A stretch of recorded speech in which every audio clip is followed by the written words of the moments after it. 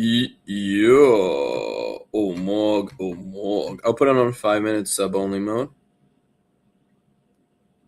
All right, safety first, bro. No. Oh, frog, oh, frog.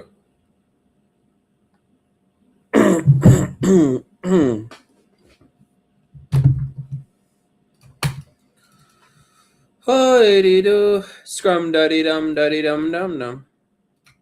Oh,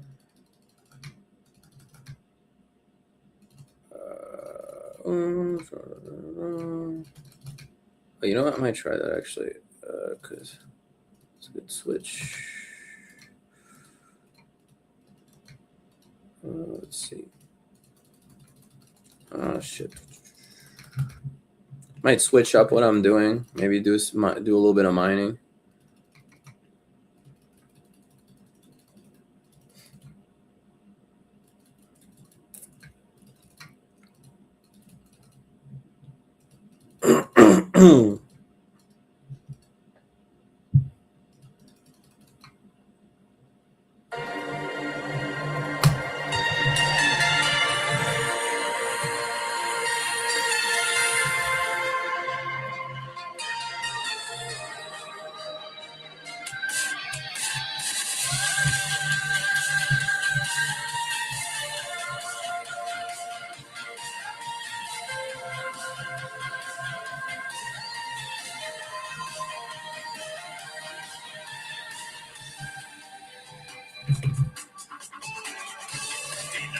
It's a good song.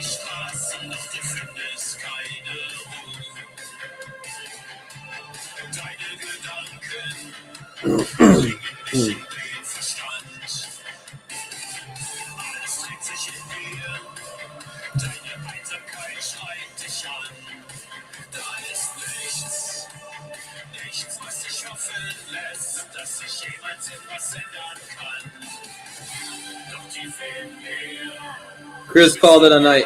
It's funny because I was literally just saying usually call it a night, and he called it a night like 20 seconds after. I know, right? Chris called it a night.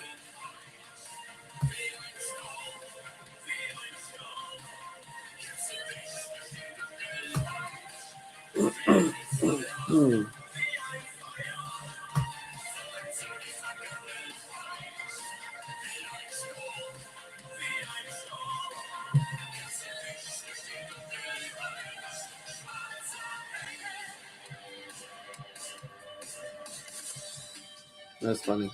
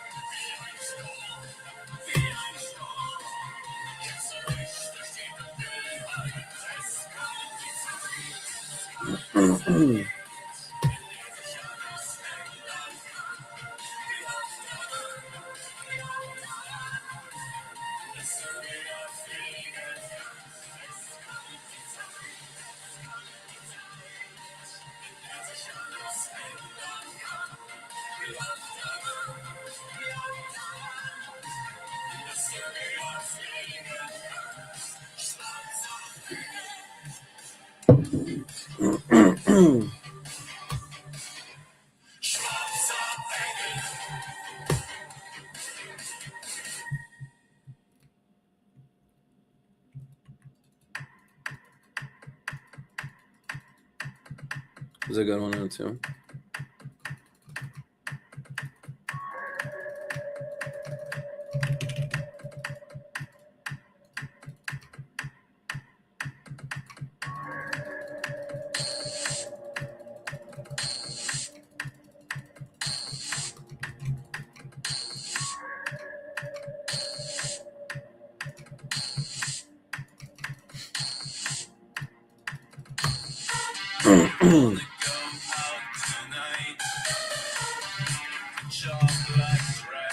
That's for Yami.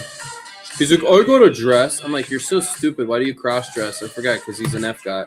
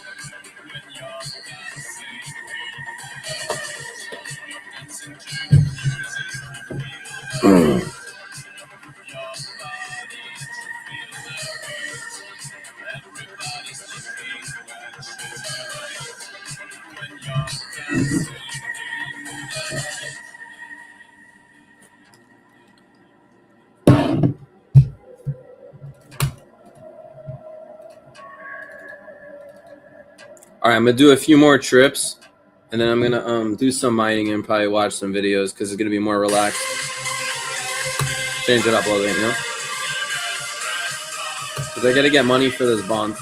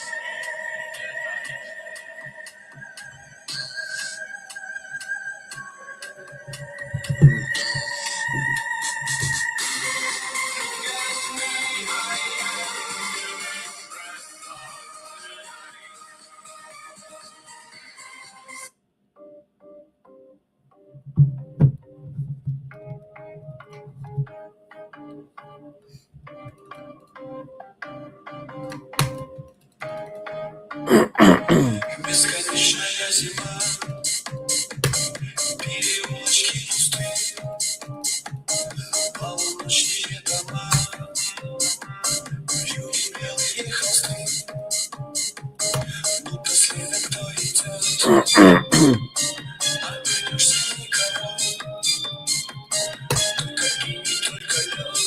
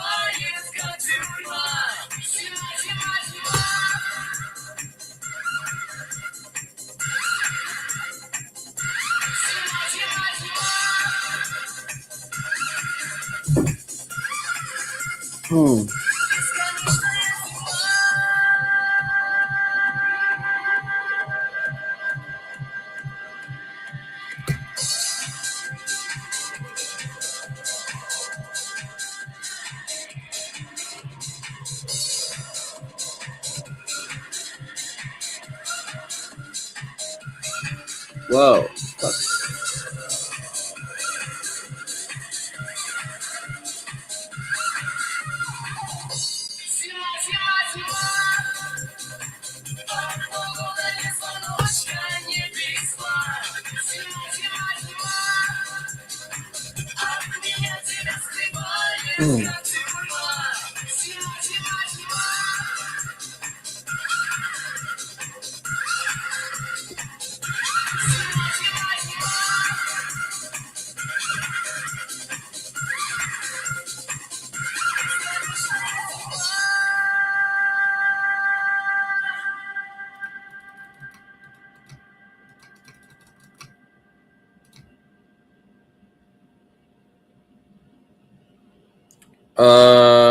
Wait, what? Yo, hold on, sorry, I'm just looking at this comment now. What's up? I'm from Smash TV. I'm from the old Smash TV days. I remember you and Arctic Timberwolf had beef. Was the origin of it? He's still a prick. Yeah, he's an idiot. Arctic Wolf, you mean? Arctic is just a weirdo. He just like stalks me everywhere. I mean, MD and I used to have beef because of Alex PWF, but me and Scribe we're cool now. We squashed the beef, you know. It's a shame that they have to shut down the fucking the game. It was a pretty good show. You know, bringing all the BPers together. But yeah, Arctic Wolf is still around. He follows me to like every fucking community and shit. So he'll just like he just like he's so obsessed because like this nigga like literally like hyperfixates and shit. And like he picks the weirdest shit to hyperfixate on. And he lies about me too. It's like weird. Like everyone hates him. Like even people that don't like me, they're like, bro, like just ban Arctic Wolf. Like he's a weirdo. And he thinks he's exposing me, but it's really not exposing anything. He's just making himself look like a crazy obsessed groupie, you know? So, I mean, we were cool at one point, but then he just randomly turned on me because I said what Ganstar rates me, and then he just, like, started being, like, a weirdo. And then, like, it was just funny because, like, it caused him to, like, sledge out and shit, and it's, like, really funny. But, yeah, he's been a prick for, like, a minute. He's always going after people and like trying to stalk and dox and harass and shit. Like he's just a weirdo, bro. It's better if people ignore him, honestly, because like, you know, he's a weirdo. He's a sickening weirdo. But it's like funny how he follows people around Girl World. He used to do the same thing. This dude's been rotting on YouTube for like 5 years, bro. It's just funny. It's like some things never change, you know. Arctic's always gonna be a Spurg. Always going to be a sad little broke loser, flabby boy, you know, like Rick, 5'8" balding Camacho with his deceased dad who he can't forget about, you know, he just keeps projecting it. It's just funny. I don't know, man. 6 titty Ricky, that's funny.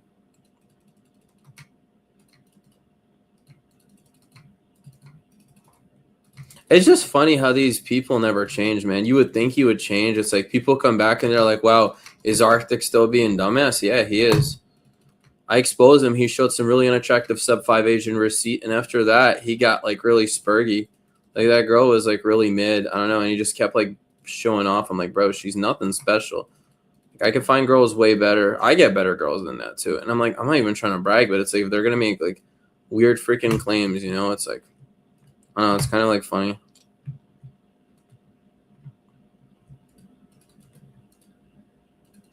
Oh. Yeah, it's just kind of like dork maxing is what it is. But a lot of the people, because like people in the community I'm in now, they cope about the black pill, you know? They're always like anti-BP as fuck. Like girl world people are all like blue pill, you know? They don't get it. They don't understand, you know? But it's funny you call him Arctic Timberwolf. Same here. We're cool too. Even one of my mods at the time has started simping from girls that were running their mouth ever since he's been annoying. Really? He comes to you too? That's so weird. Yeah, I remember there was this guy named Black Circle. He didn't like me, I guess. And like then we're just fine or whatever. Like I don't know. But yeah, Arctic comes around. He'll come to like there's this other retard named Anon who stalks me and follows around and tries to like troll me because he's with this other guy who gets him off underage women called Dark Ninja. Yeah, there's like so many weirdos, dude. Like I don't know, bro.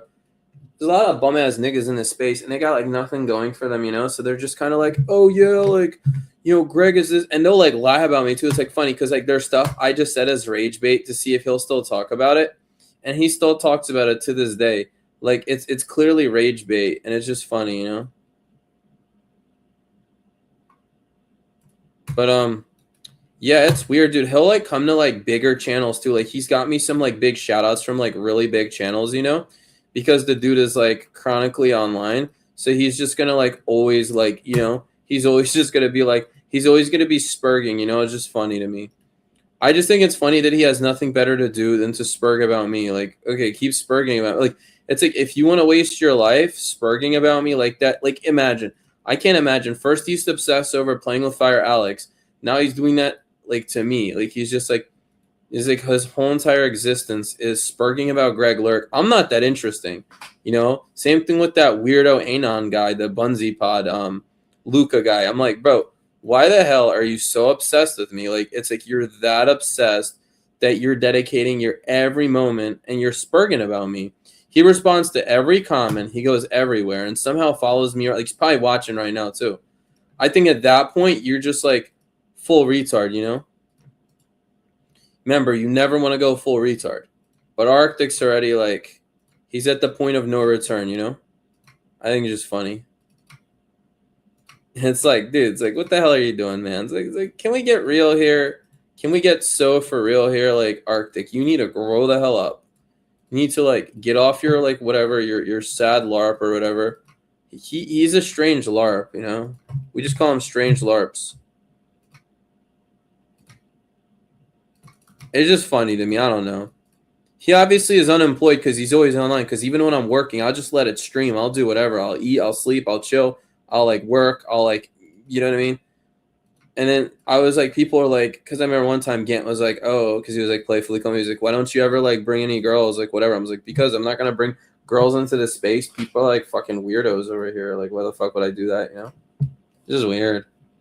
Yeah, he's a strange LARP, you know. He used to go by Arctic Timberwolf. He used to claim he's on the beta system. He's had a channel sniper, you know, he got scared. Wait. There was another Arctic Wolf. I'm so confused. Wait. So there's another Arctic Wolf. I'm so confused. Is there two? How many Arctics are there? Because the Arctic Wolf I think that's here is a different Arctic. Because there's another Arctic Wolf that made that video in 2007. I don't think they're the same Arctic Timber. I think the one you're thinking of is someone different. The Arctic Wolf that's obsessed with me is a different Arctic Wolf. So apparently there's two Arctic Wolves. The one that you're talking about might be the Arctic Timber Wolf. There's two Arctics. So, and there's another guy who's like Logmaster, and he goes, they're Jews for Palestine. And then another one, it's like he trolls MD, has like a Sydney Raganoff account. And then he has like another one where it's like, Al Johnson. Like he has like a lot of weird, like he's trying to dox them and shit, I guess. And he's going around. There's another guy from Smash. Then he tried to do that to Jamal Green. Like it's so weird, dude. I notice like a lot of people dox and do this weird behind the scenes shit. Like I noticed it like a lot, you know. So, but yeah, I know who you're on about though. The Arctic dude that you're talking about is a different Arctic. Like there is an Arctic and then there's an Arctic Timberwolf, I guess. So the Arctic that I'm talking about is a completely different Arctic. So there's two Arctics, if that makes sense. I know it's a little confusing, bro. Honestly, this whole space confuses me too. It's like there's so many people, so many alts. Everyone has like A-logs, everyone, and like they're like there's like these Kiwi farmers and stuff, man. Everyone's like weird, bro. I don't know.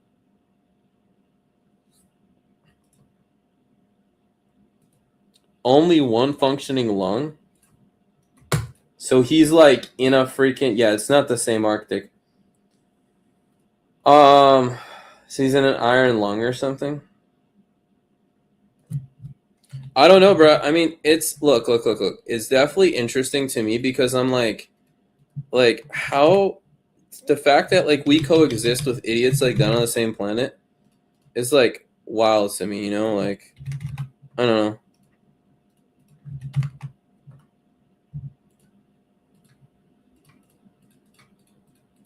It's funny to me, bro. Like these people are just too obsessed, you know?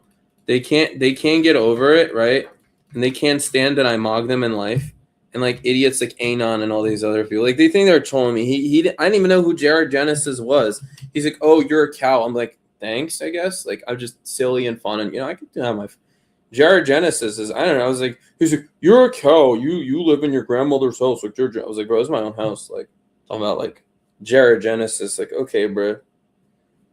Jared fucking Genesis. I don't even know who the hell that is until I looked it up. Like it's some cow, I guess, but those dudes are cows too, you know? Just funny to me. It's kind of hilarious, you know? Because I'm sitting here and I'm like, all right, well, like, because they're probably strung out on something. So you're like, yeah, like whatever, you know, like you're on some shit, buddy. But yeah, I don't know, some dude who's in the iron lung or something. That's kind of funny, honestly. Not that I'm making fun of somebody, but like if they're like fucking assholes, you know?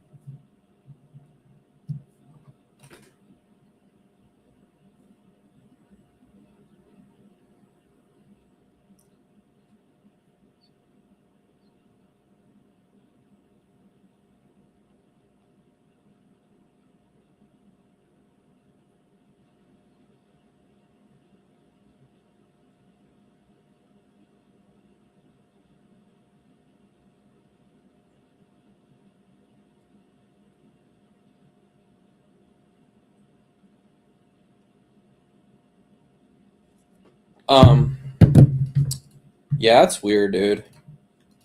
I mean, because like I kind of miss Smash TV. Like I like the old clips were funny where they cook the dating coaches and shit. Um, let's see what Vitali's been up to. Do we have like his kick stream? If not, I'll like pull it up.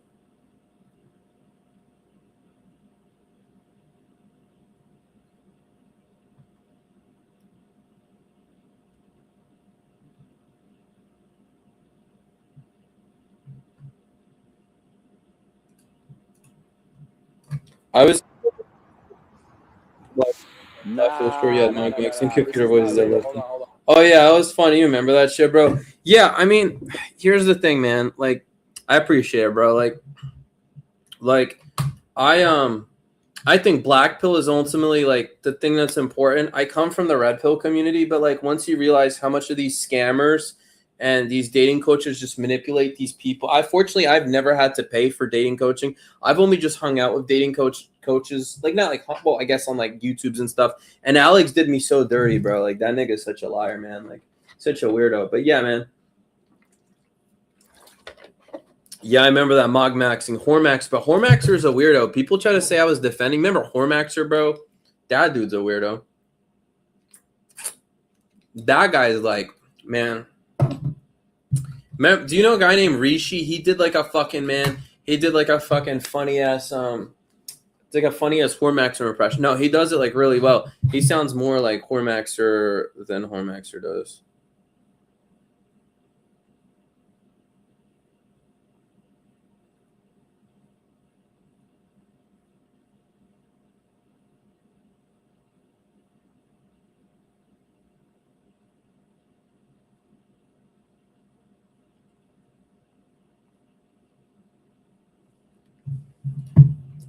Who are the master used to come on my stream? Pause until he flipped out. Oh, you used to stream, bro? Really? What's your content, man? Yeah, dude, he's a weirdo. So the thing is with Hormaxer is he constantly turns on people, and he has this like weird ideology, like kind of like. So what happened was like, did you hear about his lawsuit that he was doing? He's an idiot. He was on the pec fly machine, and he was doing it like really heavy. and somehow he broke his arm, and he looked like a retarded version of Barney from like Flintstones.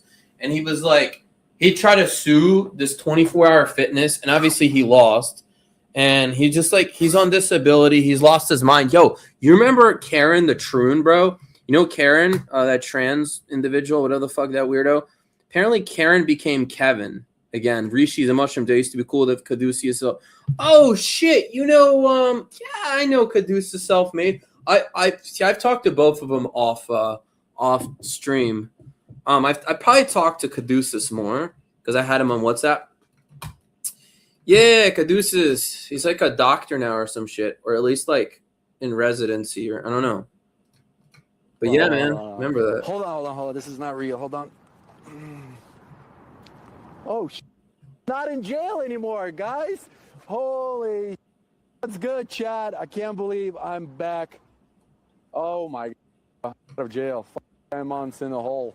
Yeah, he was in freaking Philippines. We'll talk about it in a bit. First of all, I want to say thank you, guys. He's a savior for getting me out. Without faith, I don't think I would have made it.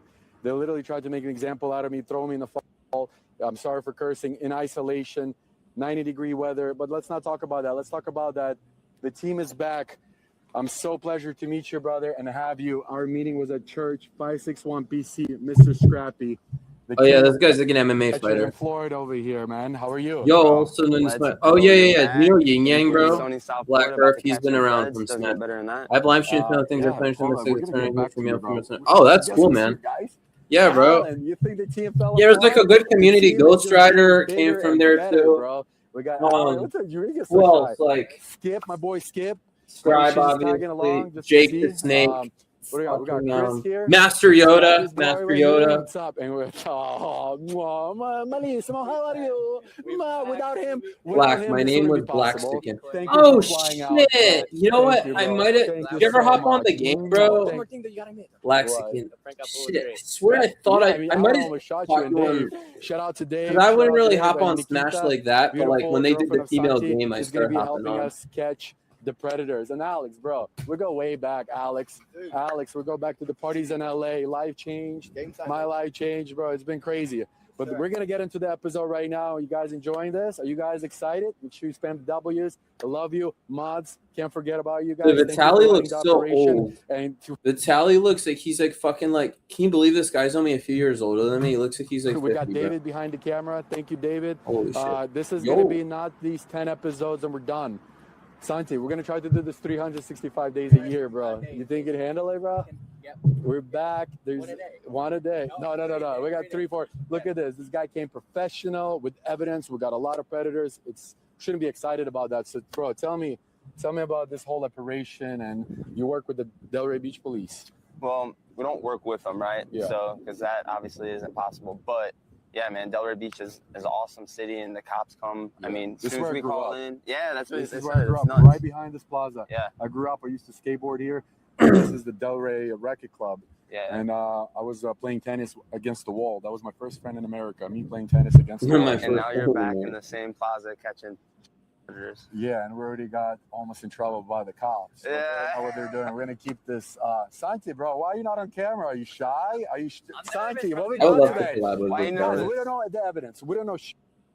Like, yo, I usually do this like very, very. I know the professional. scrappy MMA guy. I can't believe you We're not, collab with because him. we wanna I know express scrappy our MMA. feelings for this sickos. Yeah, it's funny because on the street. Vitaly's Yeah, like yeah. 5'11". He's Guys, like my I can't height, believe but this the other happened. dude's like I feel hella better short. than ever. I'm out of the hole. Thank you guys for sticking around. Thank you for your patience and all the people. I got to give a shout out for supporting my mom and me during the difficult times. I've seen all your messages. I've seen all your support. Shout out to. We've talked in chat before. Shout out to who?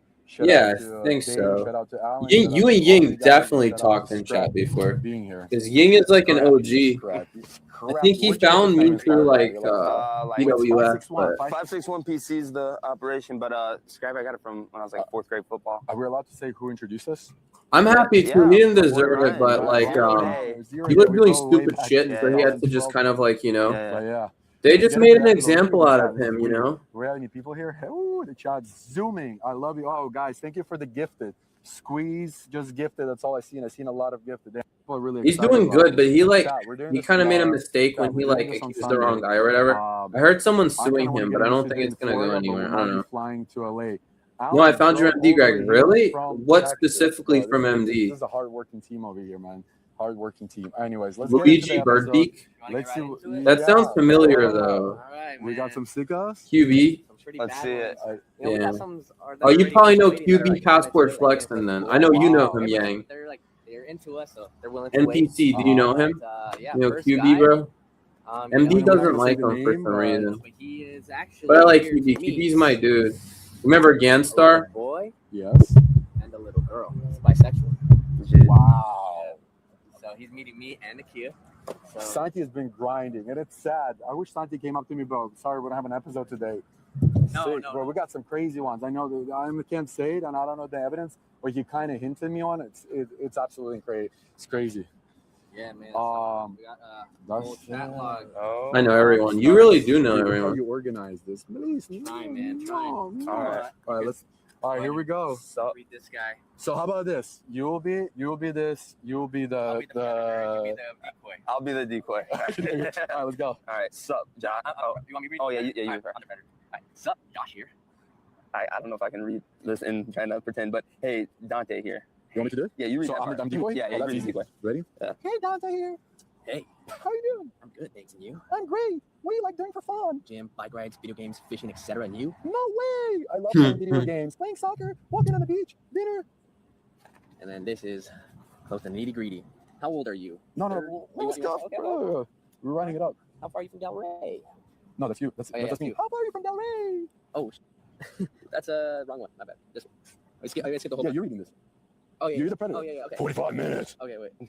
Oh yeah. And then this is you. That's you. How old are you? 90. LOL. JK. Imagine. How old do you think I am? I'm sure you've seen my pics. 30. Yeah. How old do you think I'm? 20. I wish. I'm actually. Are you? They bleep it You're out. older.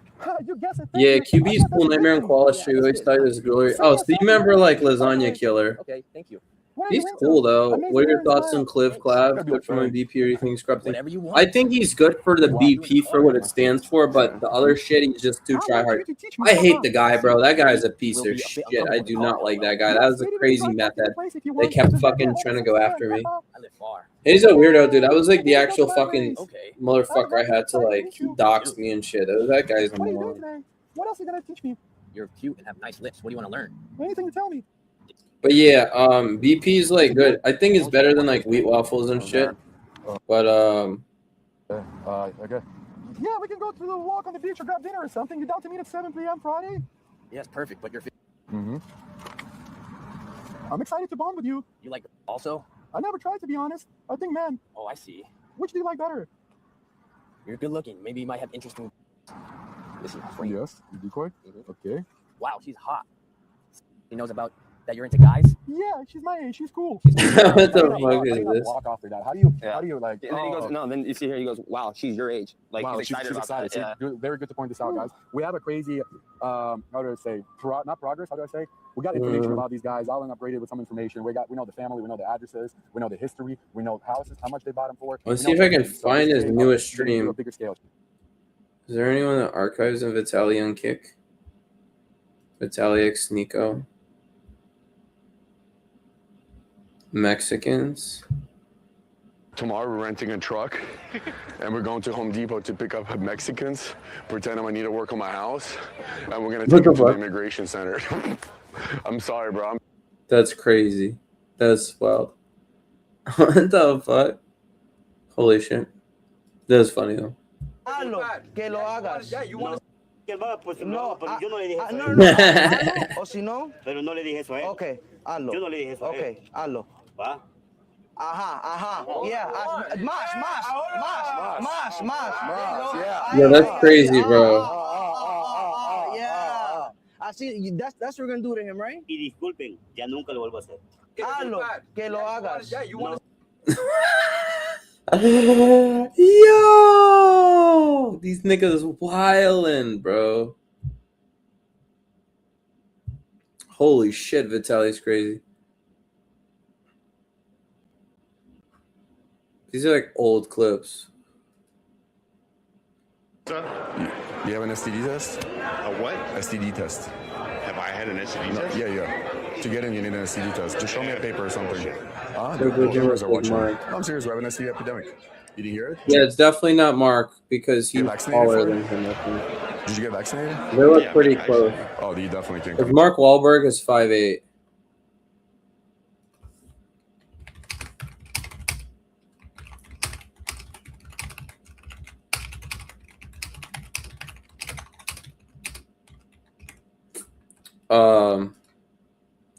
I used to be in Lux Maximus Telegram group as well. Where Max was the closest dude to. Yo, I know who Lux Maximus is, but I wasn't in a Telegram group. When did Lux Maximus like stop doing content? I don't know if he is. I heard he has cancer too, and he was on like hella roids, right? Dude, I can't even tell you. Like, I don't even know his name. He fell off too, and it's crazy because Connor Murphy just died, right? Man, that's crazy. We just had someone in our old community, Boone Handler, died from like an infection. He's only 46. Fuck, dude. Yeah, because I was just watching Lux Maximus Gimpina.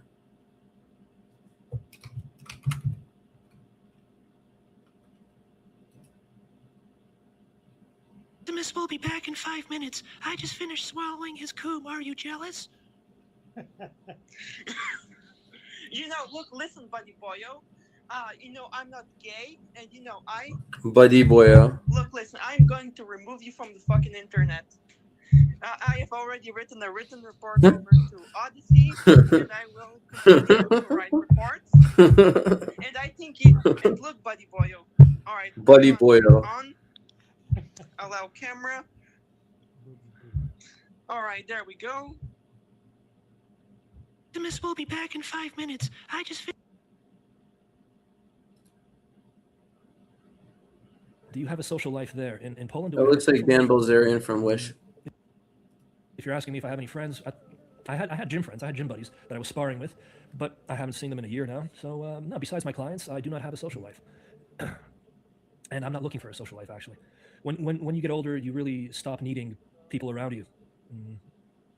You get very self-centered, and very you start guarding your. Yeah, I almost forgot Lux Maximus fell off. I never watched him like that.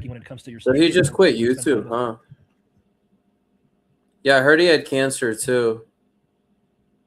Lux Maximus seemed like he was a bit of a freak, but he was like a good dude though, compared to Maxer.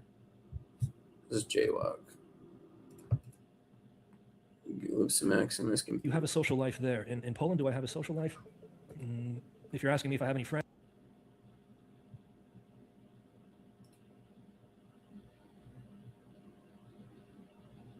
What is this playlist?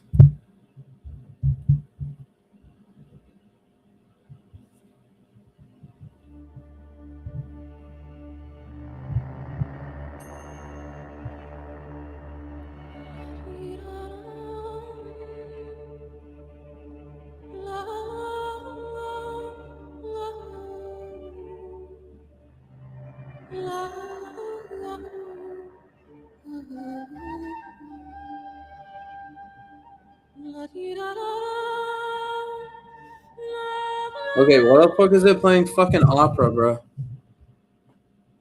And Avatar Lux maxing his avatar up to. What was high school like? High school was fucking brutal, man. How crazy is it this nigga still wears? Yo, I've been watching a Gimpino video all weekend. That's crazy. That's like the. I got bullied. Dude, it's like YouTube is such a like entity. Yeah, the Gimpino video is so funny. No woman show interest in me whatsoever.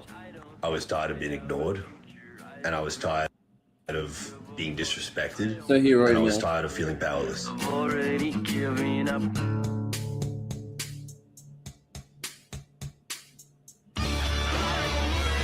But like when you got height like that, it can help. When he wears elevators, you know he's only like 6'2". He's actually shorter than Austin Lane. He's 6'3". It's about avatar optimization. We are the consciousness Oh shit, Connor Murphy. behind this avatar. I remember once, so I'm around 5'11" and some change, but I got like these like not like lifts, but I made my own lifts, so I became like 6. I think I was like almost like 6'2" in them, or like 6'1", and I don't know. I was pretty tall in them, but like I went out, my friends all drunk, nobody noticed. I mean, I'm not like a short guy or anything, but like I noticed. Oh my lord, he looks like a fucking Bogdanov. But yeah, There's hope. There's hope out there for you. Do not get lost in this life. Hmm. Please don't get lost in this life. Ditch the bull dyke mindset and collect as many life-affirming moments as possible. They're out there. They are out there.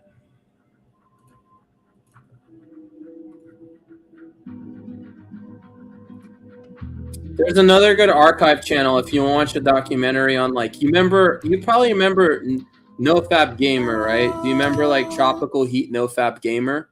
I mean, Lux Maximus seems like he's living his life to the fullest. I can't hate on the guy. He seems like he's just like, especially if he knows his life was short-lived. This is yeah, this video. This is the legendary Lux Maximus video. How tall was Lux Maximus? It seems like he's kind of tall, but I can't tell. He looks like he's at least 5'11". I can't tell though.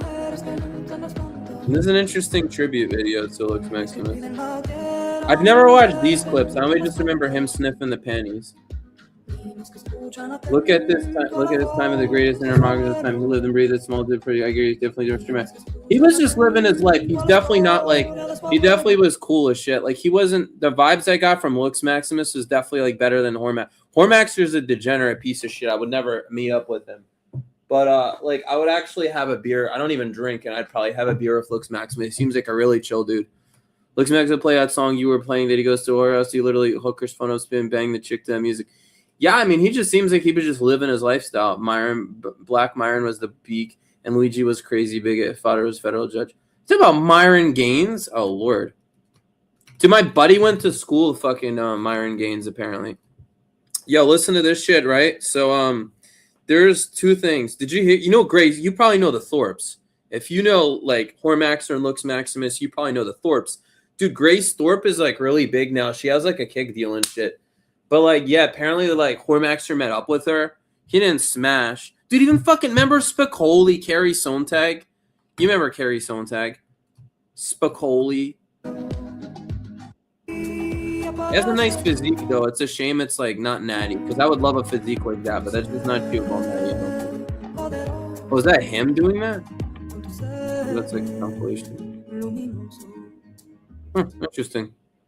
You ever see like hold up, Grace Thorpe and Hormaxer? There's like a channel that archives them, so it's like Joey Sabatini or something. Wait, they're on Locale Live. Holy shit. Dude, he was like stripping. This nigga was stripping in a fucking Speedo in an airport. Like, what a fucking weirdo. Lord. He streams on freaking Rumble now. He streams on like Kick or whatever. No, I think he's on Rumble. And there's this guy that trolls me and him, but like when he trolls him and he brings up like Greg Lurick, he spurgs. If you tell Hormaxer Greg, like, dude, I have a funny video of me trolling Maxer. Because I actually came in through Grow World through Hormaxer because his mod, you remember Ozanthius? So Ozanthius and him aren't cool anymore. Ozanthius actually came and apologized to me, which kind of is interesting.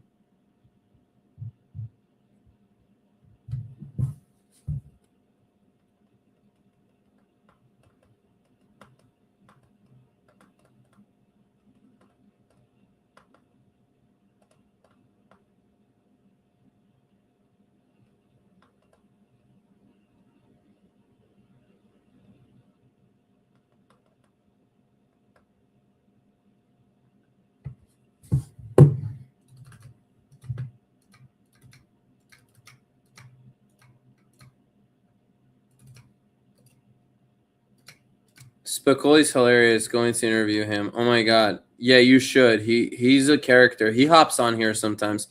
Naptown is the best Grace Thorpe channel. True. But he got arrested. Wait, who got arrested? The Beak guy or Spicoli? Hormaxer was in a loony bin. My god, remember old Hormaxer? Like, I don't know how old you are, NPC, but bro, when Hormaxer was like around like close to my age, fucking Janet. Oh shit, he was on. He was on Locale Lives. He has numbers. I know he's got numbers, but I've never met anyone who's like, yeah, I've seen that. He has a cult-like following. No, it's the. I explained to you guys. It's the hate watch. Oh my god, tailor-made man. This know nigga. this. That guy All the hates hate me watch. too. Yeah. You I got some remember members. Jay? No, yeah, I understand. Fuck. Boogie is very hateable. Wings are What's his name? very hateable. They're both Jay. just I bad can't guys. forget the guy's name. Keemstar is Yeah, that podcast. Not Jay Leno. Whatever name it was. Fuck look is at his local name? podcast. Trippy It's says- a- Jay has millions. something. Trippy says, "Be careful showing his show, or he'll send a false Forget his strike." name. His wife is like way taller than him. What's his name though? Jay. Dude's gonna be on his 19th Fuck, I can't channel. think of his name. He's like a shorter, stockier dude, kind of strong. Jay Alright, something. this is Grace trying to convince more Maxer to go on Locale Live. You're muted. Hello? Yes, I can hear you now. Hi, General. How are you doing? Yeah, I'm doing just fine. Grace, since you're in the chat, I know, man. I can't believe this. Hold No, on a no, second. no, no, Hold on a second, Kyle. She want to try to make fun of me, calling this fucking. Oh my god, this limeball the general. Yes. Why in the fuck do you guys encourage? Listen, just fuck your father. Just fuck your father. Why do I have to fuck this Italian greaseball? You fucking. Why do you guys like? Jay.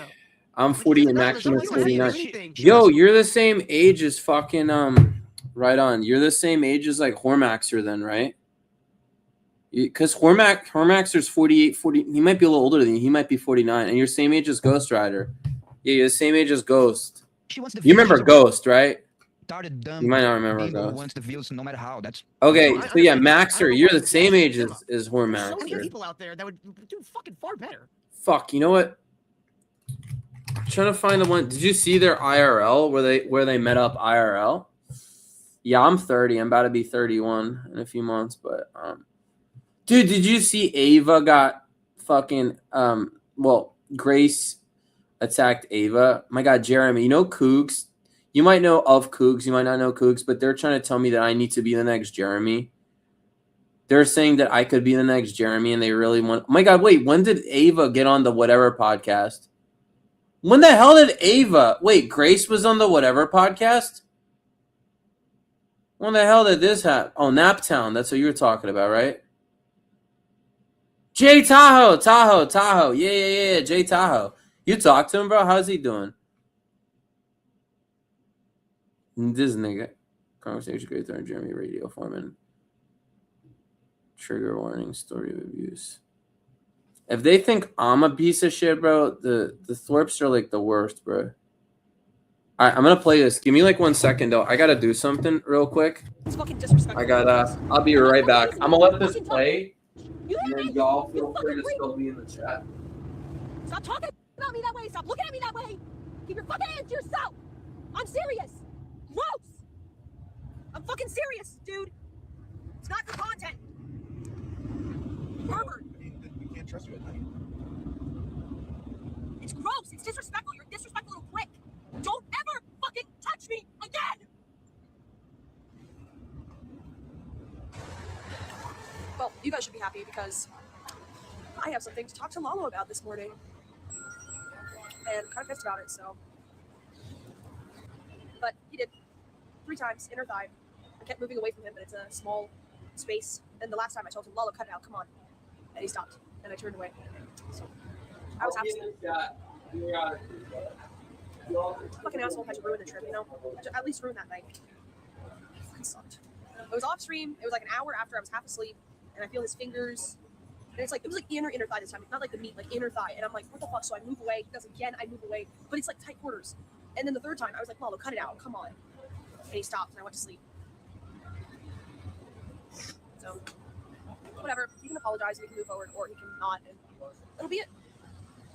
Gracias. I was just telling you, stream. I know I didn't tell you, but Lalo broke to me again last night. Really? 3 times on the inner thigh. I had to tell him to stop. That's right. In the night that happened? Yeah. I thought I saw him like try to get a kiss out of him when you were streaming. No, it was like platonic while you were streaming. But what do you think the concept is? Just antisocial. No, so it was like you fell asleep, right? And me and Lalo were listening to the Spud panel. The Spud panel, you know Spud? Yeah, with like Jeremy and Deadcrack. And then I sort of like half fell asleep. And then it was just one over the other. What does that mean? His hands would crawl over and go like this. And then so I moved away, and he did it again, and I moved away, and then the third time. Happy Thanksgiving, Thorpes, and everyone in the States. The third time I said, Lalo, cut it out, come on. And he stopped. Well, it sounds like he'll sleep next to me next time. No more manwich for me. How close to the clown pocket, not to be crude, Mark Fusion word. Clown pocket. Closer than before. Lalo sleeps on the outside of Ben from now on at best. Yeah. I need a physical barrier. He's such a little pervert. How many Danius subs for Ben to knock Lalo out with a left hook to the jaw? How many Danius subs for Ben? Oh. Where is he? He's in the back of the bed. Hiding. It's just a way to say, like, I'm gonna get something. Ben doesn't seem to think this is a big deal. Or he thinks you're lying. Well, I mean, what are you gonna say?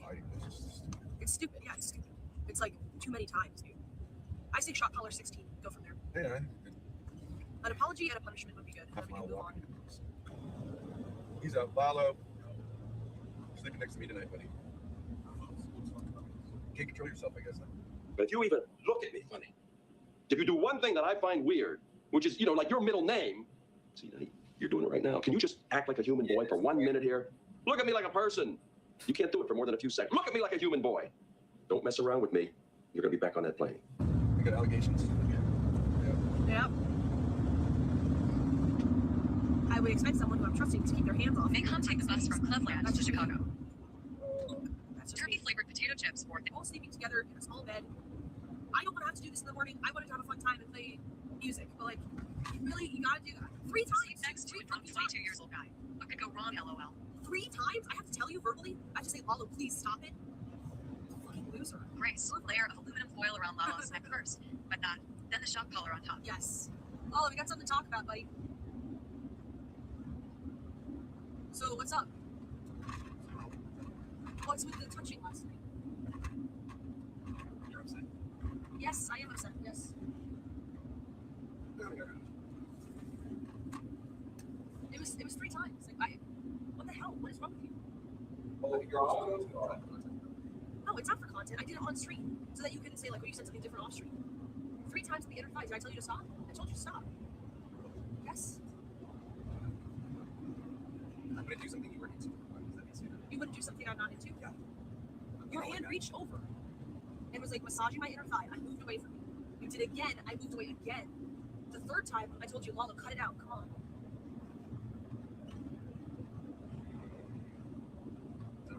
You don't remember? Well, you did that. You can apologize. For doing that, for groping my thigh 3 times while we're sleeping together. I trusted you. We're in the same place together. I've told you many times I'm not interested in you. It's a violation of trust, We're all sleeping in the same bed. I'm sleeping next to you. We're friendly. We're streaming together. We had a great day. We had great content. Okay, look. The only resolution we have here is that we're just not sleeping in the same place. The only resolution we have is that we not sleep in the same place. Yeah, I mean, that's the issue. If that's the issue? It is, right? What does that even mean? Of course it's the issue if you're going to touch me while I'm sleeping. Well, you should apologize for your bad behavior. It sucks. All you have to do is explain. Okay, if I explain, you don't remember a lot of that's fine. It's just like really. Oh, okay, so now you remember because now you can explain it. You're choosing not to. I don't remember all of it. That's the point. You don't remember all of it. Why wouldn't you remember? Well, because I forget a lot. Like, if you have a dream every day, you forget all of it most of the time. So it's like, No. You're saying if you explain it, it's going to make me look bad? Please explain it. Have a cigarette then. Let her finish. You can have a cigarette if you explain it. I will. So you can explain it.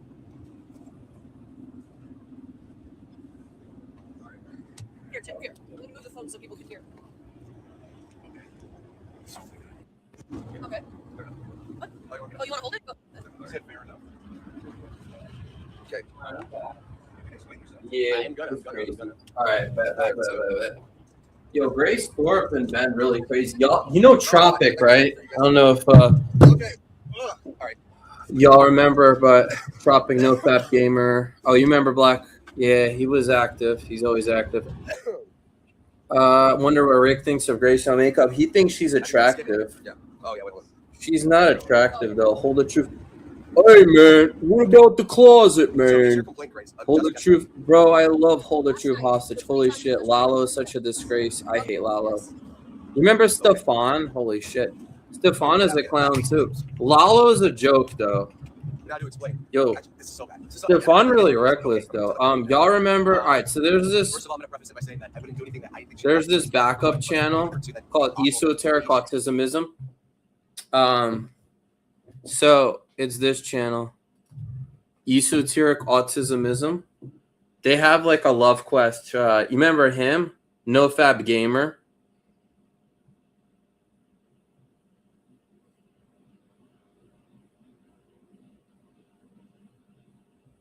And then there's not Lay Geno. NoFap Love Quest. And decided. But what happens when one man decides enough's enough and to rise against the modern way of slobbery and overindulgence? What happens when a man decides to document his journey into self-improvement? What would such a man look like? I'm going to play this Let me for show you guys. Let me introduce you to the NoFap Gamer, or as I know him, Tropical Heat. Tropical has spent the last 3 years trying to ascend from his perch on this grim planet by devoting himself to eating healthily, lifting weights, and attempting to not master. You know, he's in jail now for assault. He assaulted somebody. The NoFap Gamer here. Today we're doing NoFap. Starting today, day 1. We're going to end our internet porn addictions and take back control of our lives. So far it's going fine. I was kind of bored sitting here. Hey there, gamers. Alex Rosen was on this. What the fuck? What did Alex Rosen go impression fit? And we're basically just oh my god, Woody Johnson! We're not jacking off. Woody was here a couple times, bro. I ran into Woody, dude. I fucking love. That's my nigga, bro. I love Woody Johnson. Woody Johnson. I forget whose panel we were in. Oh, we were in Mooncakes. I saw him on Mooncakes. And I was like, he calls me McGregor. He's like, yo, McGregor. I was like, yo, what's up, Woody? I have his email. We're supposed to do some kind of like reunion or something. If we do a reunion, bro, like I'll definitely hit you up. Like, I'm gonna subscribe to you, bro. 21 Closets. Hey, man. I ain't gonna tell you about the closet, man. You remember Undead Chronic? Undead Chronic's on his like 30th channel. I thought I had a lot of channels. Undead Chronic is like probably has had more channels than me. It's a NoFap Gamer here. We're on day 4 of NoFap. You may have noticed that I didn't upload a video yesterday. On day 3, but don't worry, I wasn't jacking off. I'm still staying true to the mission. Hey there, gamers. It's the NoFap Gamer here. Today we're starting over on day 1 of NoFap. Hello, gamers. It's the NoFap Gamer here. He's kind of big into fitness too. Day 2 of NoFap and day 1 of NoFap Fitness. Hello, gamers. This is NoFap Gamer here. Starting over on day 1 of NoFap. I don't really want to explain too much. Just gonna move along. NoFap Gamer on day 4 of NoFap and day 1 of NoFap Fitness. The workout fitness without the jacking off. Hello, gamers. It's the NoFap Gamer here. He might come to your channel, yeah. Blaha and Mark Ripito got to me, and I ended up jacking off. Woody came to Smash the same week as you. When did you come to Smash? 2021, 2022? Yo, his physique is pretty decent, actually. You know what's interesting? Like, no homo for a natural, because I'm a natural myself, and I think my physique is pretty good. But his physique for, like, just a natural bodybuilder, and his body fat isn't even low. His body fat looks to be around, like, 20%. This is the NoFap Gamer. This is a decent physique, but he's like definitely over like 20%. Hello, gamers. This is the NoFap Gamer, and this is NoFap Nutrition. What's up? This is NoFap Nutrition. NoFap Gamer here, and this is the NoFap Gamer. You know this guy, right? Tropical Heat. New Year's update. Plans for the new year. All right. First thing, I just got done doing like 4 fucking days of NoFap. It's pretty intense. Attempting being the operative word, since, as you can see, Tropic, try as he might, has never successfully given up wanking in his room for hours a day. While he might be jacking it to the wee hours of the morning until only the white-hot glow of his monitor illuminates his physique, there's no need to despair. My good friend Tropic has more to offer than his failed updates on playing with his pecker. What's up, gamers? It's the NoFap Gamer here, and today I answered the question, did I drive that Reddit moderator to suicide? No, I didn't. What the fuck? It's furry.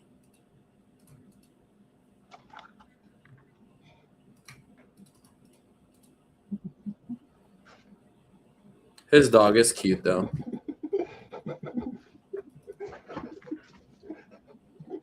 His dog's like, what the fuck?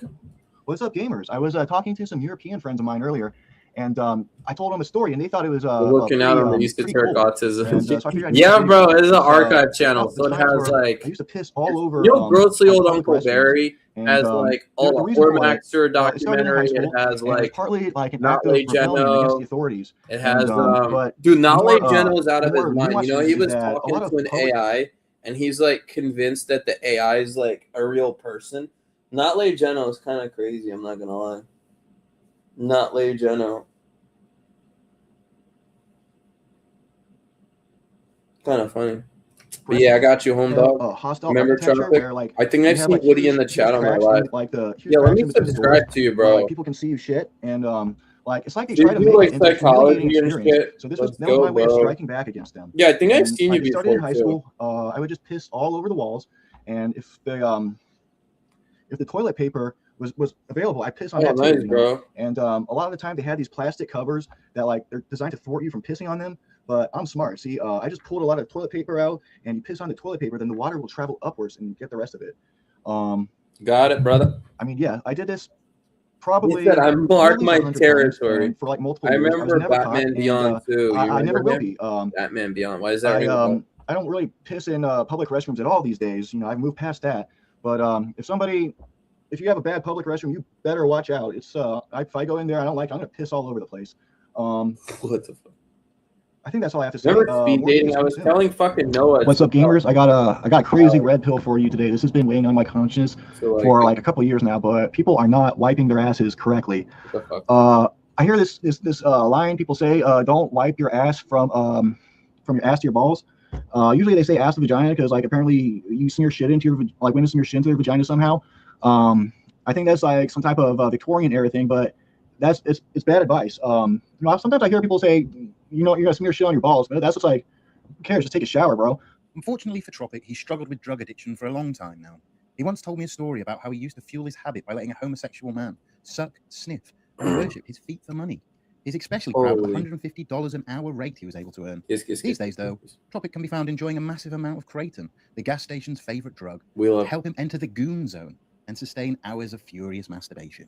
What's up, gamers? Welcome to a long requested video. He says, "How I ruined my asshole." How Kratom ruined my asshole and my life. Some of you may have noticed that my training kind of My asshole in my life. Don't take too much slacked off Kratom. about, I don't know, 2 years ago. Went to 2 years ago, and the reason why was because of an unfortunate injury. Like I was taking too much Kratom, and like I was taking it as a pre-workout. Usually taking coffee and Kratom at the same time, and That's bad. One of them like suppresses you. The other one enhances. I was cutting back on the coffee, like just to take a tolerance break, you know, like a tolerance break on the coffee, but not the Kratom. And this created a problem, constipation, basically. This is Tropic's legendary cum wall. For years and years, Tropic sat at his desk, furiously masturbating in between lifting sets. He would only ever nut in one spot, and one spot alone. Yeah. His wall. After moving his desk to a new The position beta in his male room, police. he uncovered this modern-day art piece and decided he would leave it there as a memento. That was nearly 3 years ago.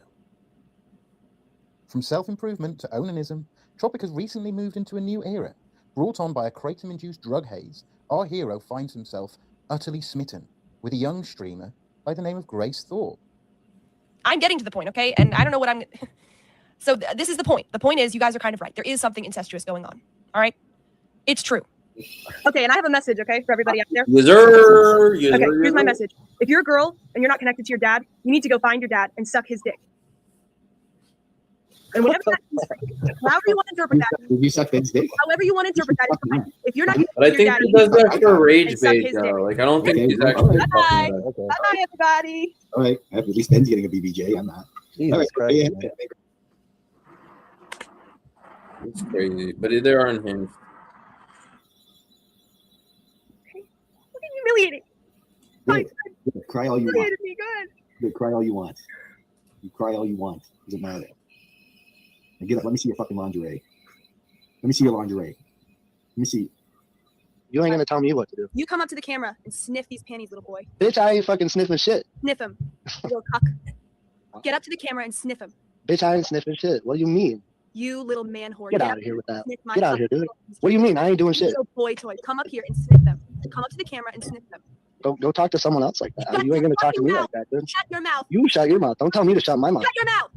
Listen to mommy. Come up to the camera. What, dude? Ex Hollywood Benthorpe. My ex Hollywood Benthorpe. It's just like it's coming. Ow. Fucking bitch. Get up. My scream.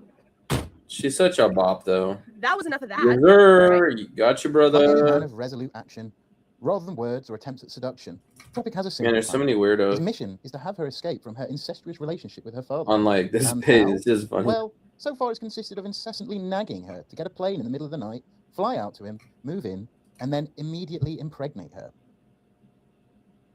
After a month of non-stop bombardment and the help of his Discord friends failed to bear fruit, our boy Tropic Heat, the no-fap gamer, decided he needed to think bigger and enlist the help of every love victim's first point of call, YouTube. And so he took to several live streams for support. The show's Dude, I going. wanted to go with Dennis. No fapper. You ready? I remember her. I speed Hi. dated her. She thought I was attractive. Arctic Copes, because I got a yes with this girl. Cool. I'm gonna take everyone off. Grace, you look so beautiful tonight. Sim. Thank you.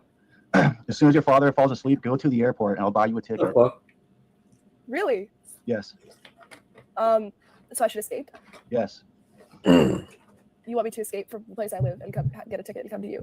Yes. Why? He's autistic. I think he's. You deserve a better life than being degraded and forced to scrub toilets for people's amusement. Okay. This is supposed to be a date. Let's get to know each other first before we start buying plane tickets. Okay, sure. So, how was your day? It was pretty good. Just did a little shopping, a little work, and just been relaxing the rest of the day. How about you? I've been He sick. sounds like my autistic friend. He's definitely on the Okay, I've been spectrum. I thinking feel like he has Asperger's. Oh yeah. You could just kind of tell. So, I went on with Sky. Oh, I can 80s, play 90s the music, hip hop. I usually listen to Smash either will hip hate hop when or all the classical Smash music become while your driving. channel too. Oh, probably, dude. Do you have a favorite song, maybe? Oh my god, she would hate Smash TV. She would like Alex because he hates the black pill. But hold up, I'll play some of them actually. I went on with Sky. I went on with let's see. I think I did this one. Hold on, let's see. Yeah, Pistachio kind of copes with the black pill though. Yo, what up, guys? We got a dope ass show for you today. So we got Sky back with the red sunglasses. We got Grace Thorpe joining us, the blonde versus the brunette, and I got Pritzo to co-host this with me. So you guys can get feedback. You guys can get feedback from two top G's, Mike. Look, it's RPG. Yeah. Also, make sure you guys watch until the very, very end because I'm gonna give you an update about some little drama that's going on. Let's just say there might be one more person who's suing me. So I'm gonna leave it at that. Give you guys One person. Oh yeah, John is suing. Yo, you know John Anthony threatened to sue me too, bro. He fucking he messaged me. He's like, "Yo, do you want coaching?" I said, "What do you think about playing with fire?" He goes, "Never heard of him." And I didn't answer for a few hours. He's like, "Is this you?" And he pulled up some random Reddit thing that wasn't even my account. And then he's like, "Yo, I'm gonna sue you for slander and defamation." I settled a lawsuit with what's his face, Bulldog, not facing him. Who was it? Was it the other guy he sued? I thought it wasn't facing LMS as the other guy. It was like Alpha Male Lifestyle or something, or Bulldog. I don't know, one of those guys. And he's like, "Oh, I got a settlement." I'm like, "Bro, you're such a liar." And he tried to sue Alex. There he is, right on to what I remember him. Kevin Ray Wilder, yeah, Danger Dave. I call him Doug Dodgers. Yeah. The handicap one. Danger Dave is an idiot. Dude, I debated Coach Whitepill. You want to see my Coach Whitepill debate? All right, cool. So yeah, what we're gonna do is we're gonna see. You guys already all know the rules. You can go ahead with one of the. That's good. So, I think you're All gonna. right, go with him then. You want to go with him? All right, I don't care. Like, No, I'm not trying to make you jealous. It's just that he had a great singing voice, and I was wondering if you could show me yours, just so that I could compare. That's all. like go with him. Like, I don't care. Like, You don't like singing? Because I really like karaoke. I mean, So I you think can get right there. Chicago is like way better than Florida or whatever bumblefuck town. I think I went on this one. I don't remember. Chicago's nightlife is actually really lit. Like, we have some of the best clubs. It's very diverse. I might have not been on this one, but I did speed date. Oh, there it is. You have Bumble? Yeah. Do you like that? No. I don't like I fucking hate it. Are you a Bumble type of girl? No. No. They have to message first on there and have to. Look at that nose. That's me. Yeah, it's like, hey, and then that's it. They'll I was like, yeah. I don't know. I like Tinder. It's over for Chad Lightsell. Yeah. Bumble. Now I'm It's over Tinder. Well, I'm Oh, banned from funny. Tinder, so. Wait, what'd you do? So okay, the first time, I thought it'd be funny to put my Amazon wish list in there because I heard people do that. Yeah, he's a I got banned weirdo. pretty quick. Second time, Kevin Bacon, 6-degree separation I thought he was benefit, right? Dude, Kevin Ray Wilder started like Norwooding. At one point, he helped me prepare for a debate. Nice to see Greg's improvement. Third time, I was borrowing my friend's account. It's and sickening, then she wanted to homie. have the account back, and now we're not friends. So She's like, trying to I don't pretend have he it. looks for I don't Al. need it. So That's crazy. What did you have on like the Amazon wish list? actually, I think I had my Venmo in the thing, not the Amazon. So I was gonna equally say as like fuzzy handcuffs, and then you'll be like those fucking like glow in the dark fucking I don't know sings that the ravers. Look, Cougs, the RPG in the fucking chat is funny. Brutal. Chokeslam is brutal. She didn't remember. I thought chicks never forgot a chat. Necklaces. Ooh, like light stuff. Damn, like the Cougs, thingamabobs, Cougs you know, throwing like shade buttons at of me, different bro. colors. Seem like you could rock them. Fucking Cougs. Was it? This is I like that. 2023. But Hinge is probably the most normal day. I might have been some of the first times seeing your concert, Greg. What's some of the speed dates? I would say You've never seen speed I would dates say it's definitely before? my most authentic. Like, You just go on like a few minute dates with them, and then they give you a yes or no. You on there? okay, I was on Upward for a little bit. Wait, what's that word? That's like a Christian one. Wait, really? Yeah. Okay, but there was a guy I met on there. Turns out he was a sex offender, and he had a mugshot and Whoa. everything. I don't like how straightforward some people can be. Like, I want to kind of like casually get to know someone, and that conversation. Because Greg is a chat light. Yeah, you like more chill and casual type of. Grace bully him. That's a lot of Grace, mid. All right, good job, Greg. So I wrote down only 2 things for you. They are very, very. Greg would smash. Yeah, I would smash probably. I picked up on. Officer Sim. But these are 2 things I might have added. So she did this like at some point in the beginning. She did the sound. She's like, I got banned off Tinder. I would have like kind of like touching that a little bit. Like, oh, I like how you do that again. So that was funny. No, I wouldn't do that. Talking about, yeah, if you're listening to Screamo, we're not gonna be in a car. Like, oh, don't worry, we're gonna be listening to Justin Bieber the whole time. So those are 2 jokes I might have added, but that's literally all I have for you. Okay, I'm gonna note that. Grace is deeper than Sky. No, I think Greg disagree. did pretty good, honestly. I thought when you talked about the handcuffs on the Amazon wish list, I thought that was hilarious. I was dying throughout the whole conversation. And then the only thing I would say is at one point, when At maxing to hide receding hairline. No, my hairline's actually not receding. I have a pretty good hairline. It was for the fit, you know. And then she was like, yeah, like she did not need to sexualize and still got a yes. Damn, Cougs. She listened to, but by that point, the conversation was not so long. I understand why. Gample's definitely not one. Yeah, Gamp's cool. No, I have the first time he was on a speed date. You have it? I just it was the one when I pulled out the Greg got some BDE. That's why I have a big dick energy. I wonder why. I do have a big dick. Or for Greg, so dude, people used to hate me in this chat. People used to like try to clown me in the chat. It was like so funny. I love you too, Grace. I didn't know you guys had history. All right, cool. I'm gonna bring on the next person, and he wants to go on a date with Grace. So let's see how that goes. All right, thanks, Greg. Appreciate you, buddy. Hey, peace out. All right. Excited. Let's bring on Dennis. Yo, what's up?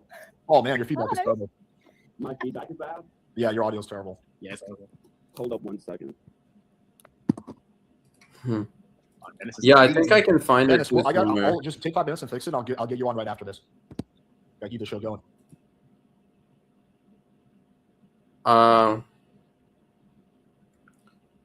Let's see. There was the one really skinny bitch. I'm gonna play Sinky and my gray sunshine. So guys, we got a weekly round. Yes, sir. Yes, sir. Got you, brother. Josie coming back for round 2. Then we have another girl coming in by in 5 minutes, but I don't want to keep you guys waiting. And then Malik is jumping on at 9 o'clock. We have even one more girl coming. So there's gonna be multiple girls tonight. All right, homie. Have fun, man. Kobe Bryant, until the last second because then you're not gonna get turned. Early bird gets the warrant so has to speak. You get 5 minutes. We're also gonna do something a little different today. So at the end of every speed date, I'm gonna ask the guy how they thought the speed date went, and we're gonna see if that's on the same par as what the girl thinks. Because the guy might think the date was a 7 out of 10, the girl thinks it was a 3 out of 10, or vice versa. So that's basically what we're gonna be doing. But yeah, like I said, so the other girl's coming in 5 minutes, and Malik is coming on 8:30. That's actually my fault because I told her it was 8:30 accidentally. Okay, so let me drop the link. Also, hopefully you guys enjoyed the Eden collab from last time. From yesterday. I mean, well, I shot it yesterday, but I released it today. Alex also looks so subhuman nowadays. Yeah. Hell yeah, we'll stop by your channel, hit up Greg. Yeah, man, anytime, bro. I subscribe, so I'll get your notes. Honestly, Carrie. for fun, there's not a whole lot to do. Our sports are good. She's skinny as hell. She has OnlyFans apparently. Sporting games, the soccer, baseball. Bro, she's so skinny too. Like I don't know. This is too skinny for me. She need to eat more, bro. I can't do girls that are too skinny like that. What's like the hookup culture there? Is it like less socially accepted to have like one night stands, or like that's pretty prominent there too? I would say it's pretty normal here. Okay. I feel like there's a lot of like everybody's on Tinder, everybody's on Hinge, Bumble, whatever you prefer. Everybody's on that, and people are like looking for like hookups. They're not looking for anything like relationship material. I would say here, like I feel like a lot of us don't have that luck. I like Midwest chicks. They typically have good values in there. Have cute accents. Yeah. And, typically fairly attractive. I'll take I think Southern girls are my favorite, but Midwest is like a close second. Fair. Would Kansas even be considered Midwest? That's like more like West. Yeah, Midwest. Midwest, okay. Yeah. Oh. How close are you to like the mountains for like snowboarding or skiing? That'd be Colorado. So that's like a 12-hour drive, 14-hour drive to get to the mountains, which isn't horrible. Just like you have to drive all the way. Like teleport your way over there. You can fly and only be like a couple hours maybe. To drive, it'd be like 12, 14. I thought it was like you put a hoodie on and then damn, you're there and you take the hoodie off. It's kind of like your transportation machine. I guess. I overestimate the technology you guys have over there. Yeah, I was like, we have everything. It's not really like in the middle of like nowhere, I would say. I mean, a lot of Kansas is in the middle of nowhere, but Kansas City area is pretty populated with people. Wait, is this a stereotype? Is this true? Is there like a good amount of people who like smoke meth over there? Or is that just a stereotype? I would say that's more in Missouri. Missouri. Okay, the meth house or Missouri. Yeah, I would say Missouri because like what was I think the town of Independence, Missouri was like the meth capital at one point back in like the late 1990s. Not so much Kansas. So you Kansas people, you're firmly against that. You're like, yo, we don't do any crack around here. All right? Yeah, I'm not like doing that here. Ain't no meth going on in Kansas, okay? Ain't no Breaking Bad going on over here. No. I gotcha. Guys, I dropped the link, so jump on. Like I said, early bird gets the worm. I know you guys are going to do the same thing you always do, which is like everyone's nervous to go first, and then you guys wait until last minute. Around the 1 hour and a half mark, you guys jump on, and then it's like, Alex, why didn't you get me on? Come on, Alex. I was waiting for 20 minutes. So don't wait until the last minute. Brother. Right now, you get your turn. You like Trinity? Yeah, I actually have a story about Clara Trinity. So I fucked a girl who was like short, petite Asian, and she looked. Oh, look, Ashley. She looked like Clara Trinity. I do like Clara Trinity. I watched her pornos a lot actually, and it was like, it's funny because I was such a gooner, bro. I knew immediately who she was, and I remember like I was like, oh my god, like let me get on a speed date with Clara Trinity. It was so funny. Like simp mentality. It's gonna be a good time. I remember cranky Why are you guys so Gamble. nervous? I don't know. Uncle. I'm like watching the little like. I missed 2023, bro. I'm not gonna lie. Look at the live chat. You're gonna I drive missed yourself crazy. 2023, bro. Like, 2023 was such a shitty year though for me, but it's still a that year, man. It's just funny to read what people say. All right, you're like I guess emotionally the Mecca Wilderness. I want to make a vid out there. And holy. Salvation Mountain. Go Google those. Salvation Mountain. It's about an hour from me. Okay, so here's what would happen, beautiful. Okay, so we take you to the hotel, we check in, we run upstairs, get you unpacked, and then we'll get. You know, apparently Malik made it to Streamers University. Look, Woody Johnson in the chat, bro. Yeah, I'm glad you're doing good, man. Okay. But we may go swimming because it could be warm out if it's May, let's say. Because right now it's 79 degrees today, so it could be 85, 90. Well, I'm not gonna lie. I slowly like the more I watch these, the more it makes me fucking feel like I'm gonna be like on my fuck shit and fuck like at least 3 girls a week. I thought we're going to lunch. Pardon? Sorry, continue. I thought we were going to lunch. Yeah, as soon as you change into your bikini and put on some shorts and a nice top, then we'll go to lunch. Because everybody swims in Palm Springs. Okay, so here's what we do. Literally right across the street is a boutique taco place called the Padron, El Padron or Padron Tacos. You know that, what is it? Tequila company, Padron Tequila? Yeah. Padron Tacos. Yeah. That sounds good, though. They could own it, but they're affiliated. Okay, so we go to this place. You know, it's kind of place where 2 tacos cost you like $25, $20. You know, where lunch is like $50. Not that expensive, I'm kidding. But we go there. If you want to take it, I don't drink tequila, but I take a couple of shots of vodka, drink some beer, whatever. Get a little tipsy, and we eat right on the patio. Literally, this place is right across the fucking street, right from the hotel. We walk there, okay? What do you think so far? And you could order whatever you want. I don't know. Do you drink tequila? What do you drink? I do drink tequila. All right. So literally, we got you checked in. Do you have any questions so far? I don't want to. Yeah. So. We're kind of so far, it's on the up and up. Getting to the end of this wonderful experience.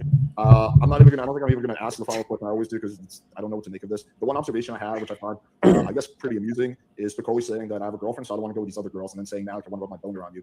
I'm not really sure how you reconcile those 2 beliefs, but yeah, I guess that's what it is. I don't know. Other girls, do you have anything to add to this? I feel like he planned that whole entire conversation out. I feel like he's already trying to budget for it. Like literally. I don't even think he did. I think he totally came up with that on the spot. Josie's from Kansas, boys and girls. Yes, we know that's Picoli. All right, Lynn, anything? Picoli, does he have autism or something? I mean, I don't know what's going on between the 2 of you, but I'm completely confused. Guys from Eastern Europe and London, need I say more? Follow her on Instagram. American. Holy, what are you on? Chill on the DMT, just for once. Just chill on the DMT. Alex, why do you do this to me? Guys, he's ridiculous. I feel like plotting like. I'm just Spicoli is bizarre, and I love that. Yeah, he's definitely a character. I'm just confused by his logic of like, oh, I can't go with Elaine or Josie because I'm in a relationship, and then like I just want to talk to Malik, and 5 minutes later, yeah, Malik, I want to rub my boner all over you. It's like, how do you reconcile those 2 beliefs? Like, you either have a girlfriend or you don't. You're either serious about your relationship or not. What is he doing here anyway on this, on this live stream if he has a girlfriend?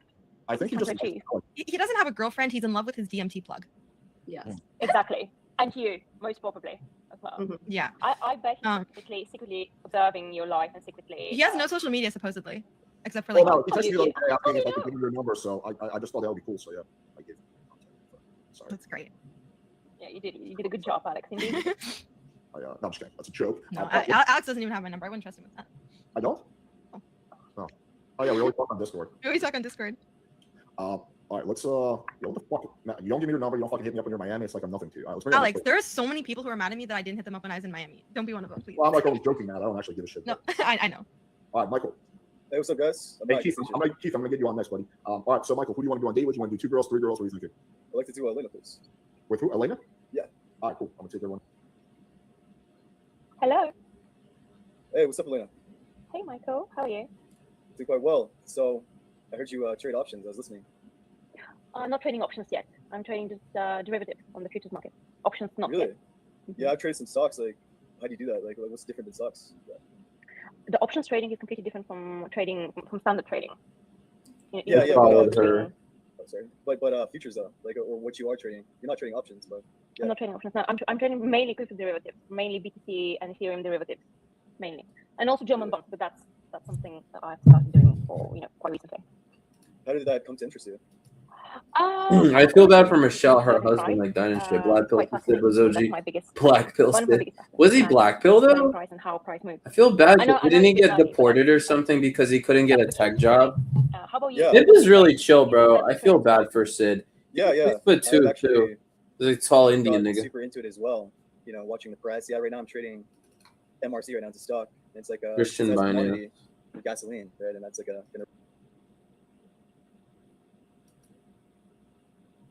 No. You already mentioned it. The way he was sitting at the beginning with his like hands over his head, he kept moving around. Oh, like super sus, huh? Okay. Y'all brutal. But These are so brutal, Okay, for sure. bro. So we're such a brutal black to a bad pill. standard. I'm gonna say it was an 8 out of 10. I enjoyed it myself. Okay, interesting. So let's go one by one. Josie, would you go on a date with you? No. Number 2. I think we already established that he's too young. Black pill takes it now. No, I aged since then. Malik. Oh, you did, yeah. Well, look, the problem with this whole date was Hugh came in really strong. Like, I got a story for you guys, and then tells this really unique story, It's brutal, and then though. expected the 3 of us to be able to relate to him and share our experience with his super unique experience, and then that fell completely flat because it was a unique experience, so none of us could relate to it. And then instead of like trying to flirt or make it, I meet him at Discord. Like, okay, since we're on the topic, I of talk to him on Discord. let's talk about this. And I'll be honest, I don't think either of the 3 of us. Yo, you know who's doing heard, really like, good on I don't think YouTube anyone though? heard the story. He was like in one ear, out the other. When are you gonna start? Fucking Ganstar's video, man. 25K views, right? Hello, welcome back. So today we will be examining the low dating standards of FaceIQ. Damn, dude. So let's commence. Today we're talking about cold approach, the when, the where, and the how. Okay, and for reference, I've approached over 200 times for sure, and I've secured 60 to 70 numbers, I'd say, of attractive girls, like most of them actually being attractive. So I know what I'm talking about here. And by the end of this video, you'll understand how to behave and what to say. Straight away, he claims a large number close success rate. If he's able to obtain 65 numbers out of 200 approaches, that would equate to nearly 1 in every 3 girls giving their number. And only attractive girls, of course. And he uses Blanca Solar as the demonstration, which is one of many girls he highly overrates. Loli Bachia? I wouldn't say an 8, honestly. Yeah, I mean, her eyebrows really masculinizes her face. Oh, you know what FaceIQ rated her? What? 8.5. No, what? Yeah. That one wow. FaceIQ, Loli Bachia. That's the video. Damn, that's an extreme overrate, honestly. Welcome back, everyone. Today we have Loli Bahai, who's a top Algerian model, and overall 8.5 out of 10, so the best face of 150,000 people. Blanca Solar, just like a 7.5. And he gave her 8.5 too, yeah? Wow. Blanca Solar is surpassingly attractive, scoring 8.5 out of 10, roughly 1 in 250,000 faces. Already you should question his credibility with percentages, as he adjusted the rarity of an 8.5 face from 1 in 250,000 down to nearly half at 150,000. Could it be that these bizarre jumps in percentages are also reflective of his claims regarding getting 1 in every 3 attractive girls' phone number? And a guy who knows what they're doing with actually approaching in real life is going to smash. A guy of the same looks and height who's just willy-dilly going outside trying to talk to girls is going to fail. Yeah, what's up? Yo, what the fuck? So with the height and the knowledge of how to get attractive girls, FaceIQ should have an easy tap, right? It is a polar approach. I don't know where to go. If I stream, I'm not going to be doing that acting like a different person shit, like the really gesture cringe shit. I'm not like Nocturnal Kent or some loser. I'm a YouTuber, bro. You don't fuck with that? Oh, okay. I got you. Do you want to be on YouTube? I have like... like a general life question. Like about health and nutrition. Well, that's healthy because it like helps your mental health. No? Okay. You can be famous. Yeah. You have 500 viewers right now. 500. You get definitely out. Okay. Okay. I don't know. This is not the vibe. Where's our stream going? Guys, I'm very tired. It's not the vibe. I can't lie. I don't know. So he starts out with 2 below average looking girls.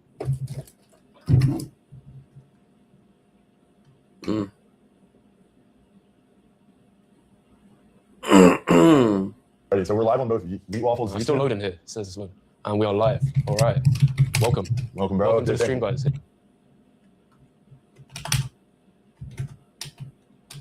Yeah. Dude, thank you for having me, bro, in Poland, man. It's been a fun day.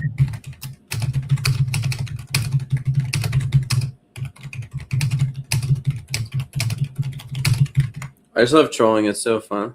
Bro, we just got done approach maxing, dude. Had a good time, bro. Out. We like. Yo, you were like, how were your results? How were they? I mean, yeah, I went like, honestly, like 1 for 6, dude. It was pretty brutal. But the girl I did get, she was decent. Arctic Wolf is a known incel, by the way. Because we know Arctic Wolf just doesn't get laid. UFC Oklahoma City. These are the full card predictions and the betting breakdown. I'm looking forward to talking about each of the matchups on this card. So make sure you guys smash that like button. If you're new to the channel, subscribe. Turn the post notifications on. Make sure you share the video and hype the video too. Also note, I'll be live for the entire card Saturday, 5 p.m. Eastern time. Don't miss the fight companion. And let's jump into the first fight of the night. Ladies going after it. Deone Barbosa versus Anna Milesano. Bandana Anna from this season of Tough, getting a spot into the UFC on short notice. I want to root for her, and I am rooting for her, but I can't pick her. I think Deone Barbosa is a tough matchup, especially because Bandana Anna moving up in weight and fighting a strong grappler. She lost on this season of The Ultimate Fighter to Melissa Amaya. She was taken down and, you know, shown levels on the mat after kind of getting outstruck beforehand. She came into that fight with all the hype of being a high-level, you know, kickboxer, and she looks good on the feet. I mean, Anna Milesano, you go back and watch some of her other fights pre-Tough. She's got smooth footwork and good striking from range and nice timing on her shots, but she's certainly a 115-pound fighter. I think at 125, I have a little fear of physicality from the Deone Barbosa side, being able to get the takedowns, being able to control position. Barbosa is a really strong grappler. She's very athletic. She's not much taller. She's not even taller. I mean, we'll see when they face off, 5'6" to 5'6". She's not longer. She's actually got the shorter reach. But when it comes down to the density, if you look at Anna Milesano and Deone Barbosa side by side, Barbosa has some muscle on her. Milesano's got more of, you know, a woman's strawweight build. In-shape striker, lanky, but not a flyweight. And I think the weight class matters a big deal here. I think Deone Barbosa, with the physically imposing grappling game, gets to top position, makes Milesano uncomfortable, and maybe wins by submission. But I'll be honest, as I talk about the fight, it's not a dead zone for Milesano. It's like not a zero chance. If she does survive Barbosa early and start finding the takedown defense and rhythm on the feet, she's definitely better at kickboxing. If you look at Milesano's stand-up, like, it actually is good. Representing Korea is the only South Korean welterweight on the roster. The legacy of Dun Young Kim lives within, okay? Cheers to the people that got that reference. I'll go Ko on the scorecards, beating John Paul Labassignani. I think he can land some decent punches too, but I feel like he's taking him down and controlling. Plus 190 for Labassignani as an underdog. Ko minus 225. I like Ko, guys. I think Ko's legit. Beat Oban Elliott, beat Phil Rowe, beat Igor Cavalcanti on Contender Series. And on Contender Series, I mean, Cavalcanti was supposed to be this menace to society. Over 2.5 minus 175. I do think it'll probably go over. He was supposed to be this menace to society. And I remember doing the breakdown for that fight, which, you know, it's actually a while back now. It's 2024. And the odds were wide. Plus 240 underdog for Ko. And I had picked him as a dog there. And he shut down Cavalcanti, the athletic kickboxer. And I think Ko can shut down the athletic prospect, Labassignani, too. So I'm going to trust in Ko's versatility, his patience, and his control-based grappling game to beat John Paul. So we'll go Seok-Yoon Ko on the judges' scorecards, representing South Korea in a big way and taking it home. Next fight up the card, it is the featured prelim of the night. Jose Delgado versus Austin Bashi. I'm going Jose Delgado by knockout. I think this is going to be... I don't know. I think Austin Bashi might win. Y'all must have forgot type of performance, because the Andre Fili fight kind of sucked, man. He looked mid against Andre Fili. He got rocked against Andre Fili. He won a split decision against Andre Fili. That wasn't Jose Delgado at his best, though. I think that if you just judge him off that fight, I can see why maybe you favor Bashi. But look at the career of Delgado. Like, let's think about the good times for a second. Contender Series, sensational. UFC debut, sensational. UFC sophomore appearance against Hyder Emil, sensational. And then the Nathaniel Wood fight, sensational. Nearly knocked Nathaniel Wood out in the first round. Destroyed him in the first round. Fight could have been a draw. And then, okay, tough one out against Fili nearly 4 months ago. Okay, that's fine. Fili's a true vet. I think Delgado's going to look good here, because Bashi needs this fight on the ground. Striking-wise, Bashi gets shut down in a massive way by Jose Delgado. Delgado is a sniper on the feet. He's got dangerous knees, clean punches, good range management, and he doesn't seem to be bankrupt in grappling defense either. On top of already having those skill set advantages on the feet. 5'11" versus 5'6". Austin Bashi is thick and pretty jacked, but Moore has the stature of a bantamweight versus Delgado, who looks like he could be fighting in the lightweight division. 74-inch reach to 70. Height and reach advantage for the striker, and seemingly solid enough takedown defense. I think Jose Delgado's going to end up busting Bashi up on the feet. Bashi's pretty tough. He's never been knocked out. True. His ground game is nasty. Absolutely. His submission threats are real, for sure. He's taking on a large featherweight. Like, really look at Austin Bashi's UFC career. A Christian Rodriguez decision loss in the debut. Christian Rodriguez was a bantamweight, moved up in weight, but I've always said he's an undersized featherweight. And lost the decision there, put up a tough effort, but obviously got handled by C-Rod, the prospect killer. Fight after, quick submission win over John Yanis, who's a literal bantamweight now in the UFC. He is a bantamweight. I don't think Austin Bashi is going to be able to deal with Jose Delgado's size, explosiveness, and his overall kickboxing technique. I think Delgado is about to touch Bashi up and really put on like a oh shit performance and get the hype back on him, because he was looking like he was on the cusp of being a top 15 threat by the end of this year. Obviously, after the Wood fight and in the Feely fight especially, the Wood loss actually did less damage to his stock than the Feely split decision. He's got to get some confidence back, and getting a Bashi fight now, I think this is a nice win on Tommy McMillan to win. It seems like Tommy McMillan can't be strangled with front headlock position chokes, gillies, anacondas, darces, because David Magoyan had a fully locked in gilly, high elbow gilly, nearly decapitated Tommy McMillan. Not only did he not tap, he somehow contorted his neck in a direction that the vast majority of humans' necks don't move in, and found his way out of the submission en route to a win. I feel like Tommy McMillan has that freak factor. Now, Montez is a nasty grappler. Front headlock chokes are his specialty. Darce's an anaconda. I mean, this guy is the literal fucking strangler. Okay, he should be the Venezuelan strangler. That's a good nickname for him. I know he's the promise, but the Venezuelan strangler sounds pretty cool too. And he's that guy with submissions. Front headlock chokes are nasty. But McMillan, high-level wrestling base, seemingly gifted in an ability to fight out of submissions. Wild man on the feet, yes, for sure. Could Montez land some shots on the feet? Absolutely, but so could McMillan. People are going to look at Montez, and he looks like Ilya Taporia. They're going to be like, oh, shit, there's the aura. And he does have some aura. They're going to look at Montez against Ricky Tercios, and they're going to forget that Montez got pushed a bit by Carlos Calderon. Carlos Calderon fought out of a deep submission attempt from Montez, landed shots on the feet, had him backing up. I think Tommy McMillan can make this a wild fight. I think Tommy McMillan is going to make it a bit of a barn burner type brawl. And I think McMillan is live to hurt Montez with some weird shots and turn this into a dirty boxing fest. Fend off the grappling attempts. If McMillan wants to just blast forward with pressure and unload wild shots, I think he could put Montez on the back foot, force Montez to start shooting.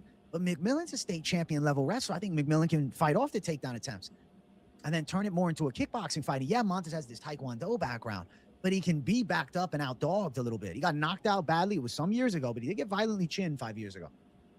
I can see McMillan defending Montez's grappling threat, turning this into a chaotic striking match, and landing some crazy shit, making Montez uncomfortable and end up shutting him off and pulling off a KO upset. I'm going Tommy McMillan. Tommy McMillan's never lost. He was close to it on Contender Series against a talented guy who's a damn Arman Sarukian prospect. But I'm going to say Tommy McMillan can handle this one. He'll survive some type of danger threat from Montez. Now, if McMillan's shooting like Benoit Saint-Denis, yeah, we might see a Paddy Pimblett moment from Montez, but I don't think he's going to. I think McMillan's going to pressure into the brawling strike, and he might get hit a lot, but he seems to have a good chin, or at least good recovery. He was getting touched up on Contender Series too. Gets back up, turns it into a wild barn-burning dogfight. Montez made uncomfortable towards the cage round 2. Takedowns defended. McMillan just unloading with flurries. I can see Montez put down against the cage with like a huge knee to the body and some wild shots over the top. And then McMillan ends up shocking everybody and finishing Montez off. Maybe even looking to prove the point of points by going for Montez's neck and pulling off a submission, because McMillan does have 5 submission wins to his credit. I think Tommy McMillan by finish is the A side here. That's my side. I'm going McMillan to get the stoppage. Odds are essentially even at open. McMillan was a plus 160 dog. He's now a minus 113, ever so slight favorite. Montez minus 107 as the underdog in this spot. And let's see what else we got here. Unfortunately, Sunday show, you know, they limit me on the props. Over 1.5, minus 145, maybe. I don't know. I like McMillan finish. I think the fight's not going distance. I think we're going to see a violent war. I think McMillan can turn it into a wild, drag him out dogfight. And against Manolo Zucchini, knocked him out brutally in a wild dogfight. And people shit on him. What annoys me about people shitting on Tommy McMillan is because he fights with the style that all the fans that complain about boring fights want to see. But those same people that shit on McMillan, always got no technique, or he gets hit too much. He's stiff. Like, what do you want from the guy? He's going out there and slugging. I like the style. I'm rooting for the style. I think Montez is absolutely a gamer. I like Montez too, but I think Tommy McMillan is too much of a dog. And I was hoping he'd be an underdog. Maybe he will be as the week goes on. But the dog inside, Tommy McMillan, Tommy Gunn, pulling off the win. That's going to be my pick here. I'm going McMillan stoppage. I think he can finish Montez. And I'm excited to see this fight. I think it's going to start the main card off with a fucking bang. Next fight up the card, the ladies going after it. Tabitha Ritchie versus Fatima Klein. I'm picking Fatima Klein. I have been singing her praises for a while, And I thought in the UFC debut, she was live to beat Jazz Davisi. Bro, honestly, I think Mitch I got Ramirez. serious doubts about him mixing it up with guys that have knockout power in their hands. And Mitch Ramirez is a guy with knockout power in his hands. I think I got to just pick Mitch Ramirez and ride. Like, yes, could Chase Hooper get to his back and strangle him? Of course. Chase Hooper's got slick jiu-jitsu, but he doesn't have physically imposing grappling. Mitch Ramirez was put in bad spots by Mike Davis last fight. Mike Davis is a savage black belt in jiu-jitsu, physically strong as fuck, jacked, and has powerful striking. Thiago Moises, say what you want about him. He has pretty good Muay Thai, and he's a high-level black belt in jiu-jitsu. The guys that have beaten Mitch Ramirez are high-based grapplers, but ultimately dangerous enough strikers too. Whereas Chase Hooper is the one-trick pony, submission only. I feel like Mitch Ramirez can defend takedowns here and bust Chase Hooper up on the feet. And I don't want to be sitting here again, oh my God, Chase just got put down by one punch and turtled up and be pissed off that I rolled with him again. I'm not doing it, especially at minus 375. That's crazy. I'm going Mitch Ramirez. I think Ramirez can defend takedowns. He's a grappler too. He's jacked as fuck. Trains alongside Court McGee. That's one of his mentors. OG badass in the fight game. I mean, if you look at Mitch Ramirez's other loss, it's fucking Carlos Prates on Contender Series. He's been in there with Carlos Prates. I think he can do damage to Chase Hooper. I'm going to say that Mitch Ramirez puts Chase Hooper down 3 in a row. He's been knocked out bad in the past two. Hernandez, violently. Lance Gibson, violently. And it was only 3 months ago against Lance Gibson. I feel like he could still be dealing with post-concussion symptoms. And I think Mitch Ramirez is live to hit him hard in the face and pull off this win. I feel like the Mitch Ramirez side has to be my call because he's more capable of violence. Mitch Ramirez is a hard puncher. He's a knockout threat. Whereas Chase Hooper, he is the submission threat, but we've never seen Mitch Ramirez submitted before as a pro. Mitch Ramirez has solid grappling. He's got good jiu-jitsu. He's capable on the ground, and he's pretty jacked and physical. His wrestling's there. I think if you're not a bit of an athlete with your grappling too, Mitch Ramirez stifles those attacks. And I think on the feet, Mitch Ramirez is a lot better than Chase. And if you really put, the magnifying glass on Chase Hooper's wins, Slava Claus win, Slava Claus, okay kickboxing, but nothing else really. Clay Guida washed.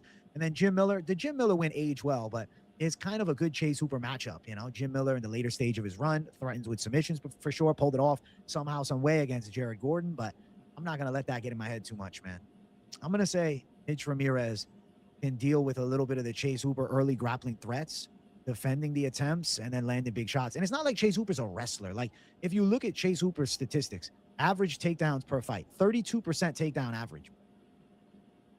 I feel like Ramirez should be able to fight off some takedown attempts and land some bigger shots on the feet and make Chase uncomfortable. I'm going to say Mitch Ramirez pulls this one off. Is it the most confident pick ever? Hell no.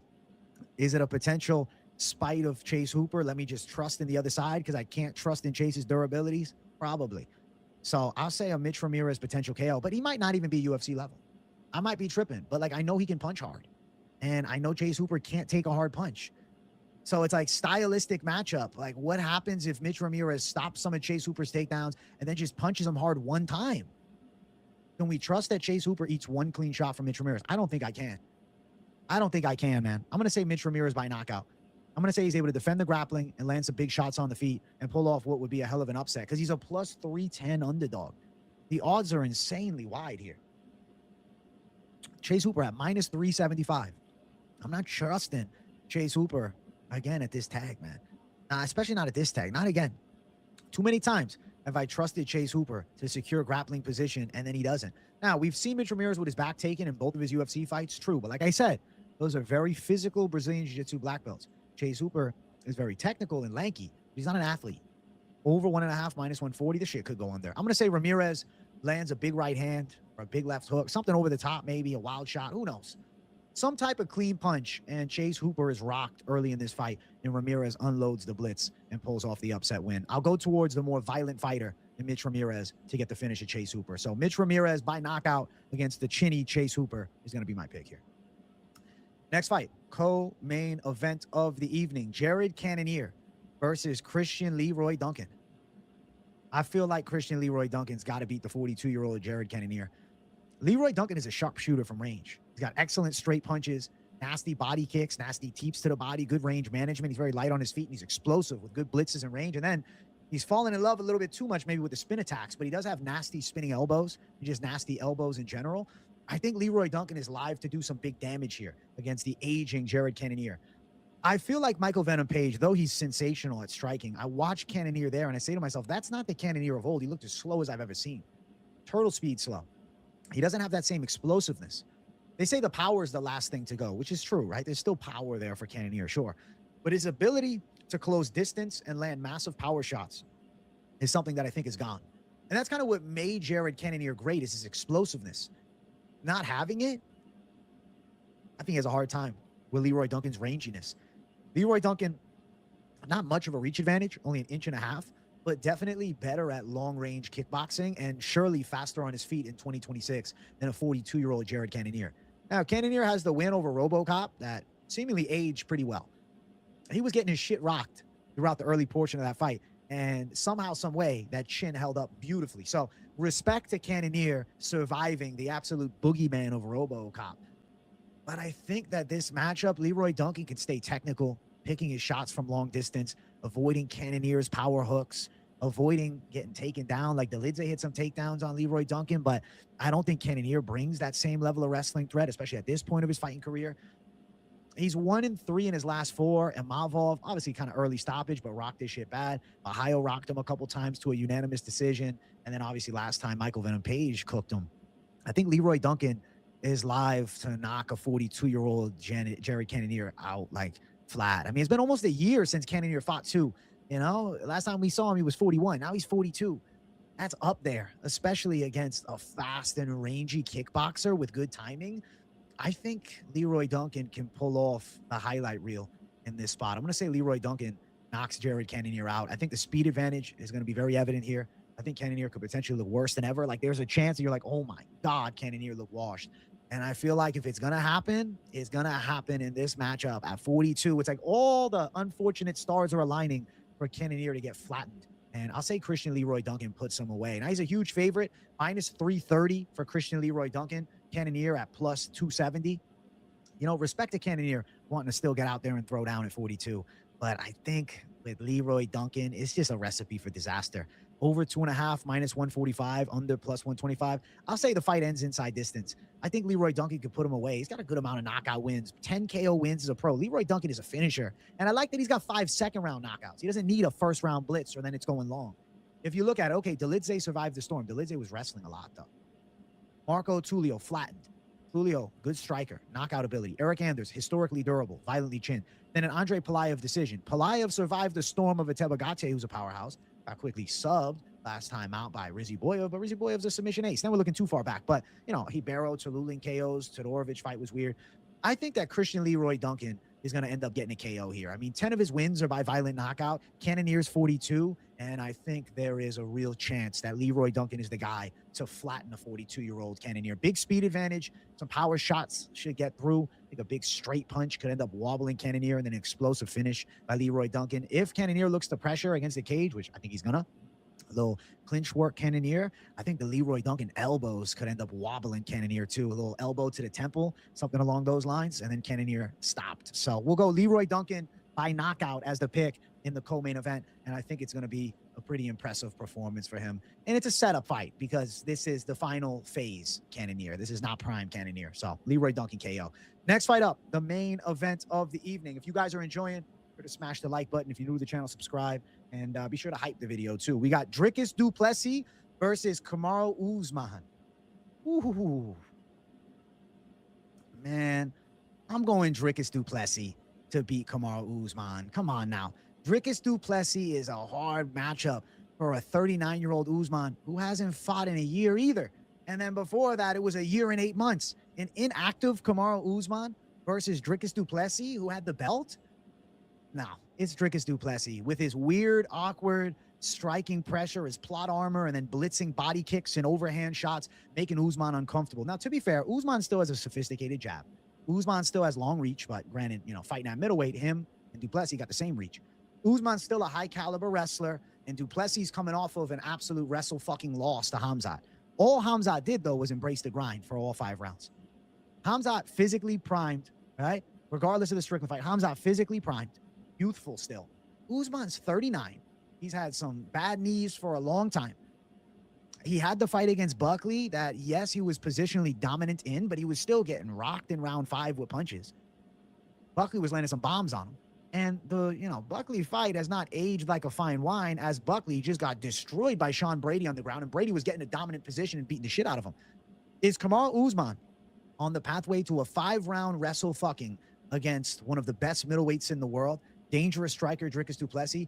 Yes, we saw the flaw, and it's in the Dricus du Plessis get-up game. But has he not spent the past near year working on what went wrong against Khamzat to now fight Kamaru Usman, who honestly is like the perfect almost warm-up for what could be an eventual Khamzat Chimaev rematch if we get that for du Plessis? Usman's a strong wrestler. Usman's got good top control. But Usman doesn't have the same athleticism at 39 as Khamzat Chimaev. Yes, Usman gave Khamzat Chimaev a hell of a fight some years ago. And if it was 5 rounds, who knows? Maybe he would have won. Had Khamzat tired, caught him with some good punches late. But I'm not going to use a fight from 3 years ago to equal success today, or Saturday, against Dricus du Plessis. And I'm not going to judge Dricus from the worst performance of his career, getting blanketed against Khamzat Chimaev, where he still showed guts late and was trying at the end of the fight, to say that now Usman's going to do something similar. I think du Plessis' takedown defense is going to look improved here. I don't think he gets bodied in wrestling. He might get taken down a couple times. I don't think he gets bodied in wrestling. I think on the feet, Dricus du Plessis will find the big shot, an overhand, wild power shot over the top. And I think Dricus du Plessis wobbles Kamaru Usman, flurries at Kamaru Usman, lands some crazy shit. Dricus du Plessis hits hard. Did we forget that Dricus du Plessis knocked out Rob Whittaker? That he destroyed Sean Strickland's face? That he rocked Israel Adesanya and strangled him? I think Dricus du Plessis is absolutely still amongst the elites. And Usman, he's good still, but at 185, I don't know for sure. What I do know is Usman has always had a really nice jab. And what I do know is prime Usman could eat a shot. But remember those overhands Gilbert Burns was landing on his ass back in the day? I think Dricus du Plessis could land those type of overhand shots on Kamaru Usman. And if Usman isn't incredibly successful in getting this fight to the ground and it turns into a lot of kickboxing, I think there's an incredibly low percentage chance that Usman survives till the final bell. I think Dricus du Plessis is more than live to flatten Kamaru Usman on the feet. I could see an overhand right buckling Usman and then a nasty blitzing follow-up of shots from du Plessis putting Usman down, and then ferocious ground and pound to a referee stoppage. I think we're looking at a Dricus du Plessis knockout win. I'm going to say that he does get the stoppage here. And I do think du Plessis' takedown defense will look better than some will expect. Could he get taken down a couple of times? Sure, it's Kamaru Usman. But do I think that he just gets mauled in wrestling like he did against Khamzat Chimaev? Absolutely not. Absolutely not. I think that we see a du Plessis KO somewhere in the middle rounds. I feel like first round, maybe a bit of feeling out, maybe Usman hitting a takedown or so. People then starting to panic. Du Plessis surviving, a little bit of awkwardness on the ground. Round 2 coming along. Usman trying to continue that same type of success, but du Plessis making his read on it. And I think du Plessis is going to start to find some clean headshots, some heavy leg kicks. He'll attack the knees a little bit. Don't be surprised if Dricus du Plessis is rocking with some knee stomps on Kamaru Usman, who's said to have some really bad knees. So Dricus du Plessis should be the absolute A side in this matchup. He's 32 years old. He's primed. He's a high caliber striker with knockout power, and he's got excellent cardio too. Yeah, the wrestling looked pretty bad against Khamzat, but it's still Khamzat though. And I think that Kamaru Usman being out a year, being 39, looking to make magic happen up in weight against du Plessis, it's a bit of a far-fetched ideal. Dricus du Plessis still got 2 wins over Sean Strickland. The first one was testy, but the second one was absolutely clean. And I think du Plessis is still one of the best guys at 185. And I think he sends back the former welterweight champion, Kamaru Usman, and du Plessis takes home a knockout victory. Usman also coming into this fight, looking for that King of Africa throne too, because back in the day, the du Plessis-Adesanya rivalry, the beef was deep. Obviously, Usman and Adesanya super tight. A bit of a revenge chance for Usman to avenge his boy Israel Adesanya here against du Plessis, the South African versus obviously the Nigerian and Kamaru Usman. And it's been, a bit of rivalry, them saying that du Plessis is not a real African and whatnot years ago. I'm curious if we see talks like that at all this week. It seems like that's a little bit died out over, the recent times. But You know, we've been so hyper fixated on White House and McGregor card. I feel like we haven't heard much from these guys.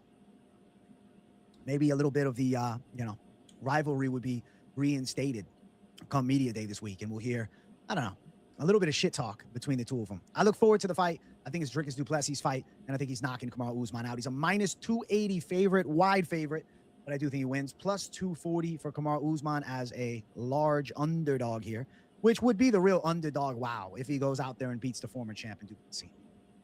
Under 3.5 plus 165. I feel like this fight's going to end up going later stage, maybe third or fourth round. Du Plessis hurting Usman with a big shot. I want to see what that Usman chin looks like. Historically, incredibly good.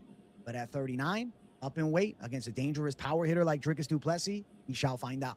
My prediction is Dricus du Plessis, the blitz, the overhand, the awkwardness, the grappling defense looking improved should be just enough to go out there and not only beat Kamaru Usman, but I think he beats Kamaru Usman rather impressively. I think Dricus du Plessis looks good, and it's a little bit of like a y'all must have forgot moment. We just saw a du Plessis victim and Robert Whittaker look fantastic up at 205. I know he got some backlash from commentary, but I thought he looked pretty damn good against Krylov.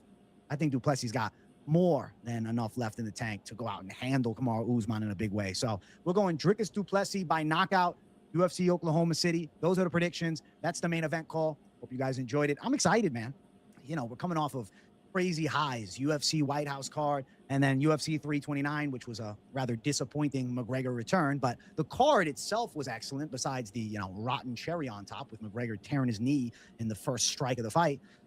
I think it's a good fight night with some high potential for fun fights, and a Dricus du Plessis Kamaru Usman matchup that's like in some ways a bit of a super fight too.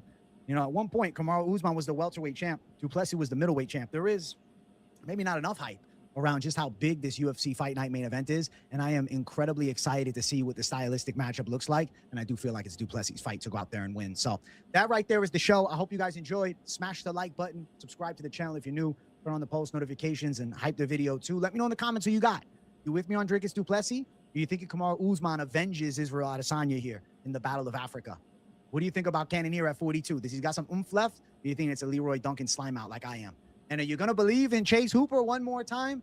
Or are you just thinking what I'm thinking? Bruh, I'm going Mitch Ramirez because he might just land a clean punch. I want to hear from you guys in the comments. Let me know some of your picks. W in the comments if you got nothing to say. I love you, Savages. Thank you guys for watching. I'll see you all week long, and I'll talk to you soon. Peace out, everyone.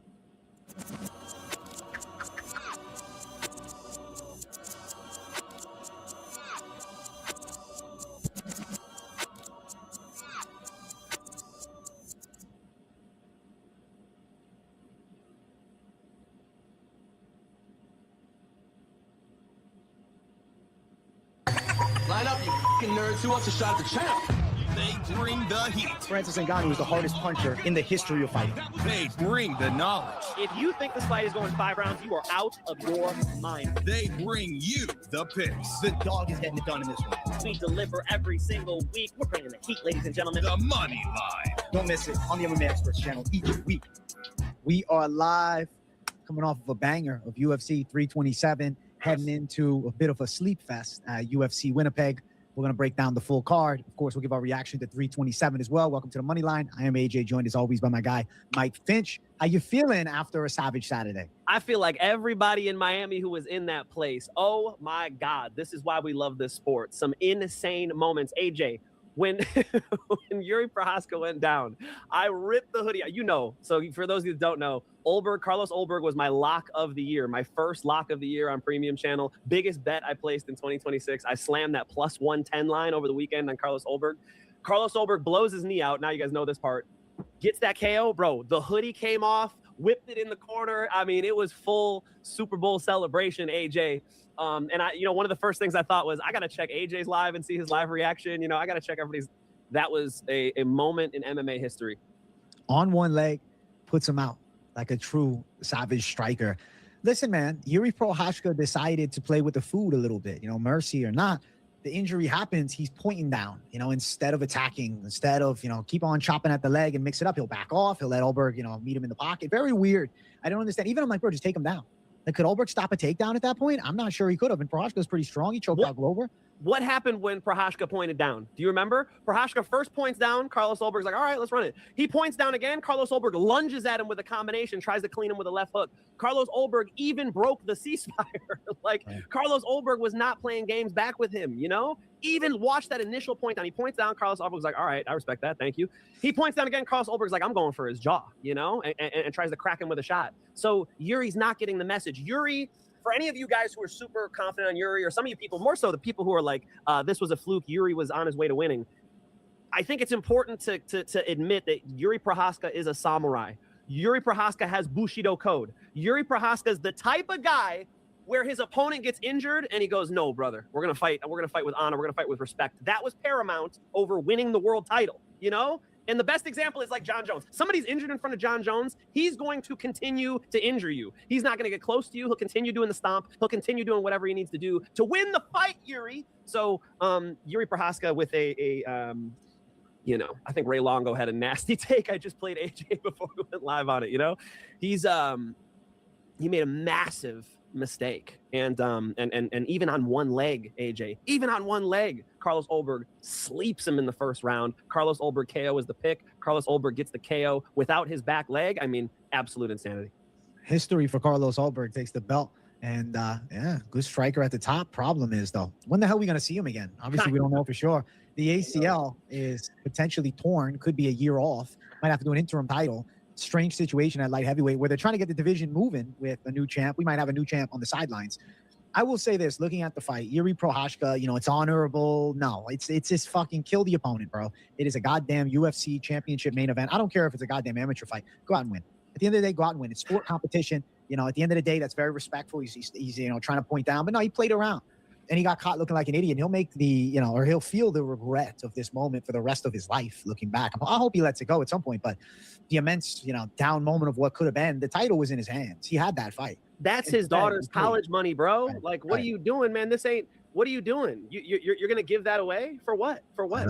Why are you rushing Carlos Ulberg? Did you not just do a tape study and watch how this dude bangs left hooks throughout his whole kickboxing career, bangs left hooks throughout his whole UFC career?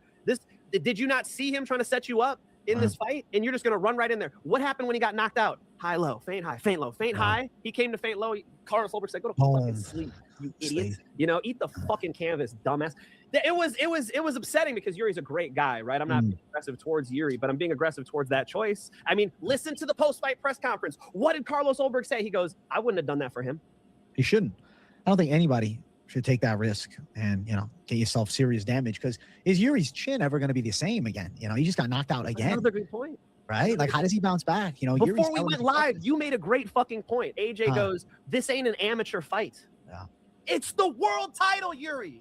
Kick his leg again and again. And to be fair, he was kicking his leg, but you know, at range, can we do it at range? You don't have to rush this guy. You don't have to hurry. You got 25 minutes. He's on one leg. What is this? Yeah, let's bang it out right now, bro. Got what he deserved. I mean, for people who are saying, oh, Yuri had it in the bag, but we saw Yuri be Yuri. I mean, you know, he's the type of guy, as Ray Longo said, he's the type of guy on top of Mount Olympus, drinking his own piss upside down. He does this. Checks out. OG Herb, thank you for $4.99. Me and my brother-in-law jumped 10 feet in the air and screamed like little kids watching that main event. Best in a while. Great call, Finch. Yeah, W to the Finch for believing in it. I'm impressed, Finch. You and got paid. You and my brother both were on Team Ulberg locks this week. Your brother's pretty good, dude. Dude, he's a fight. Shout out his channel real quick. Where's your brother at? Alex Talks Fight. Shout out to him. Dude has done two breakdowns this year. 2 money picks, perfect picks, main event. You have Moicano sub round 2, and you get this one. So respect to my damn dude. They're all gonna go to your brother. No, your brother's great. You always tell me when your brother has a sly dog or a good pick. So shout out to him. I know you said he picked Carlos Ulberg, brother. I mean, I was seeing the same thing. I understand not everybody agrees with it, but I really think Carlos Ulberg's like a 9 out of 10 times against the Yuri Prochazka, and we almost saw the 1 out of 10. Like, he got injured, still knocks him out.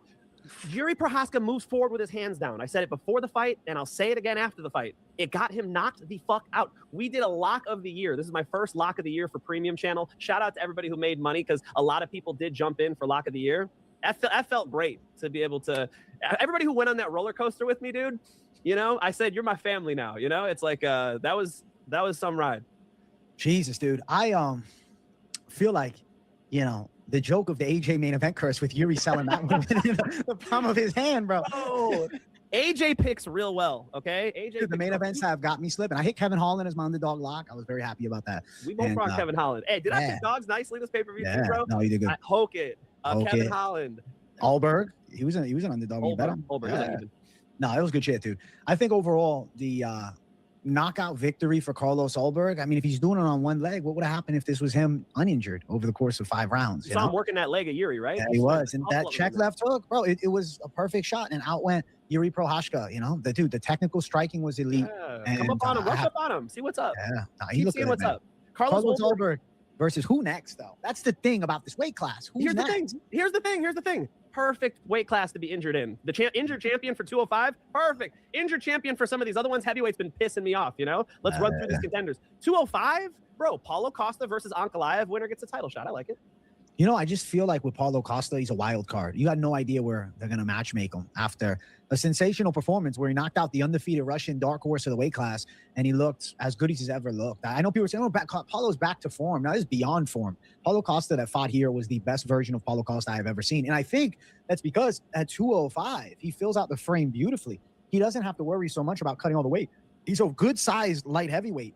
I think he's a problem in this division on the feet against anybody. Are you kidding me? Seeing the shots that he landed on Mirzakhanov, could he not crack Magomed Ankalaev with something powerful and do damage? Could he not crack Khalil Roundtree? I'm thinking to myself, if you're really focused on, becoming the world champion, this is seeming like the proper weight class. Potential #1 contender fight next, potential interim title fight next if they want to go the route. I know he talks about Khamzat, though.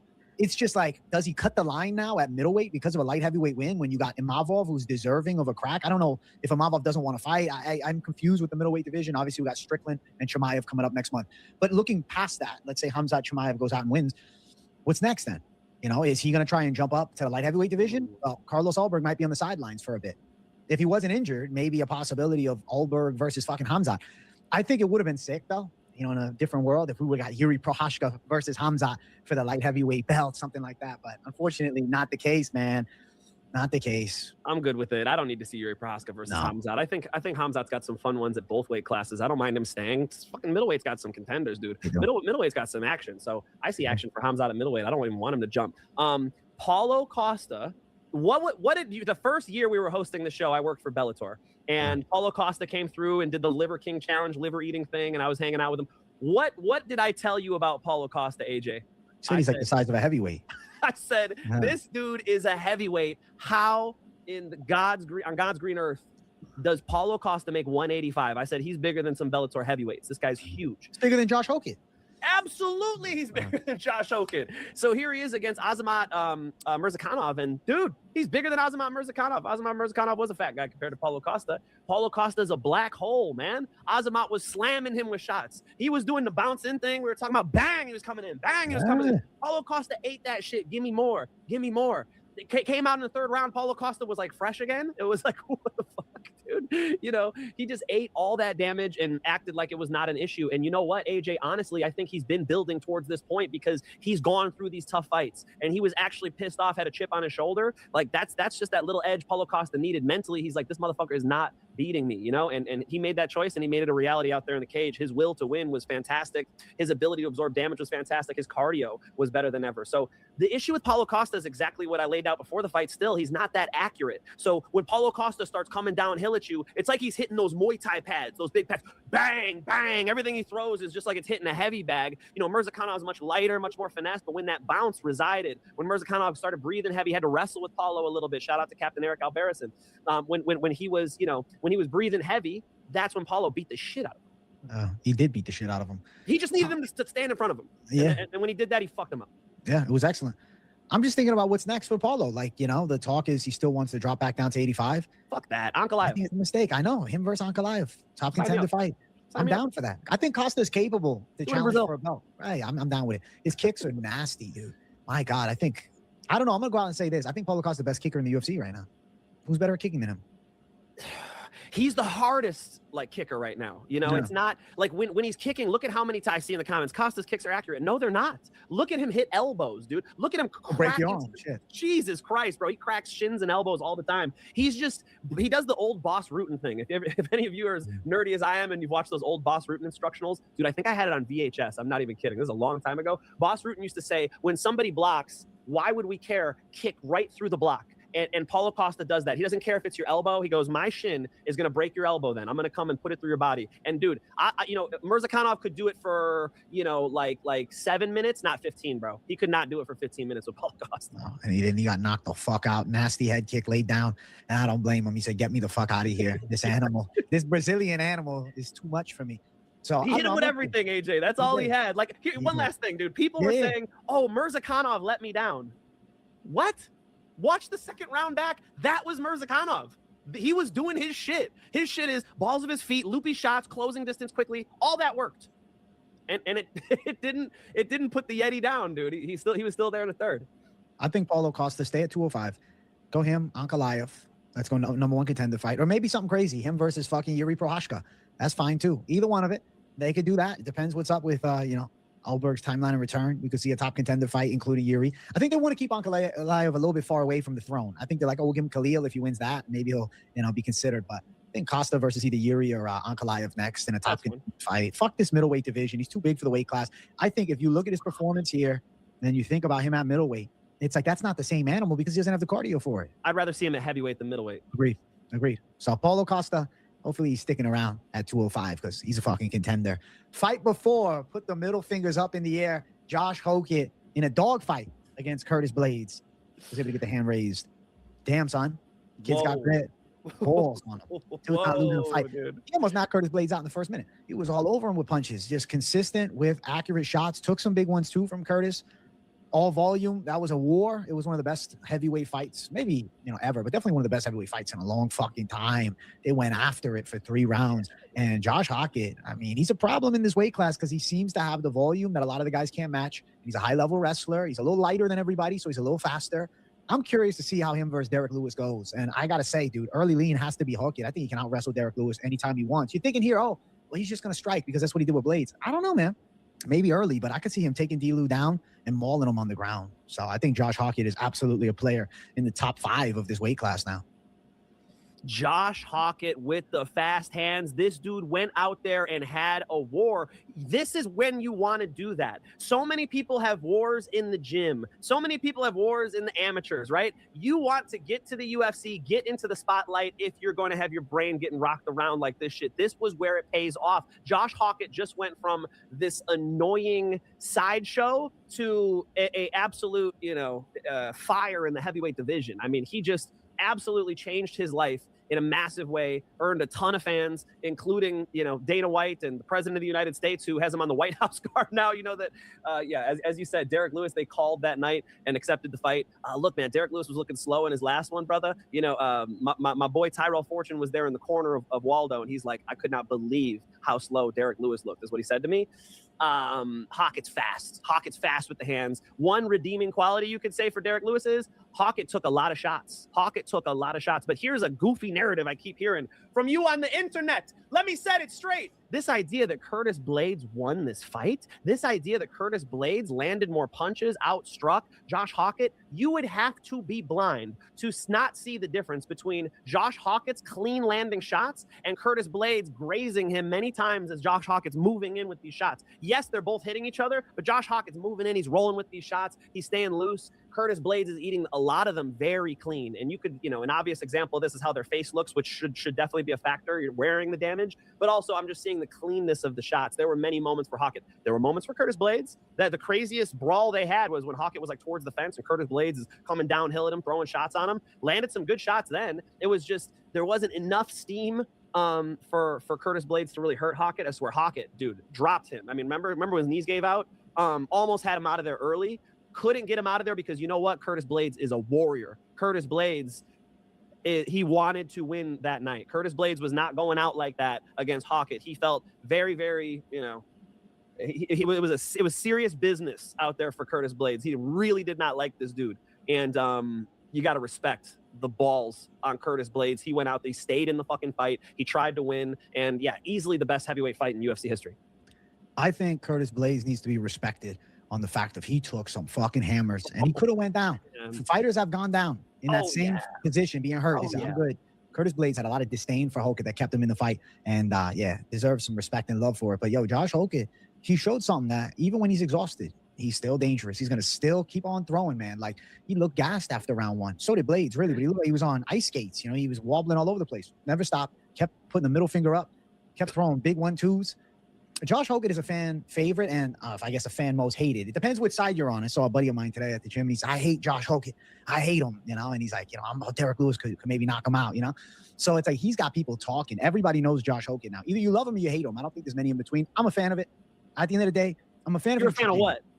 The style. Okay. The fighting style. If you're gonna talk like a fucking psycho, if you're gonna say dumb shit and you fight like that, say whatever the fuck you want. You're gonna win fights, say crazy shit. Is it, you know, cringe? Yeah, but he gets everybody talking. And then he goes out and performs like this. It's a huge deal, man. He's burst onto the scene this year. Contender series in the fall to now contender in the fucking spring. Here in my respect. Life changing. Insane, man. The guy went from fighting Max Gimenez, a guy nobody knows, right at the Apex, to now W against Curtis Blades on a big stage, and he'll be fighting at the fucking White House.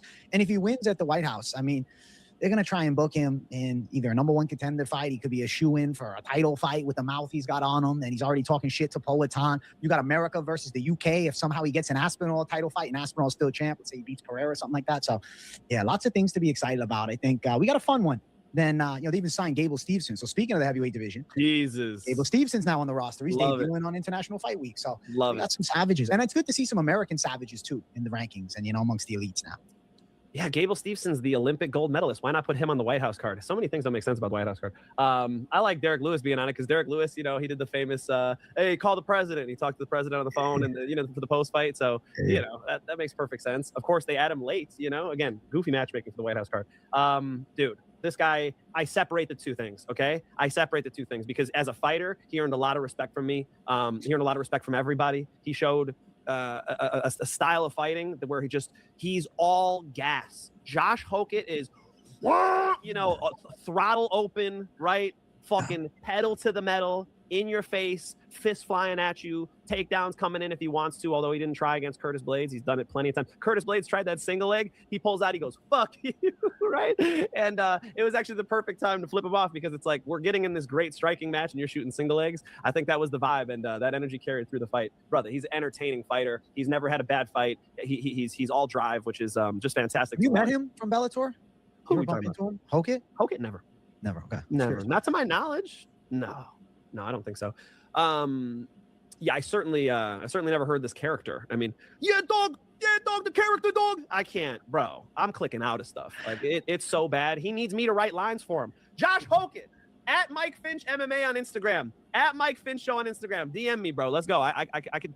Me and ChatGPT are much better than whatever the fuck you're coming up with, bro. Like I'm serious. Use ChatGPT. You know, download Grok. Like, get some help with this Hogan because some of these rhymes, like my favorite one so far is wear shoes in your house just to say fuck your couch. I was like, that was almost funny, but you know, come on, man. A lot of these are really bad. One thing he does, he name drops. He called out Chama, Poatan, right? He's talking about I'll fight Yuri, move up to heavyweight. We can do open division.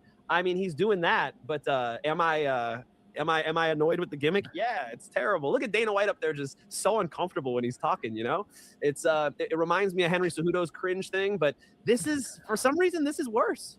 He's the new king of cringe. This is worse, bro. Nah, fuck the king of cringe. He's the emperor of cringe, bro. This is worse, Bill Burr. This is worse. I'm serious, man.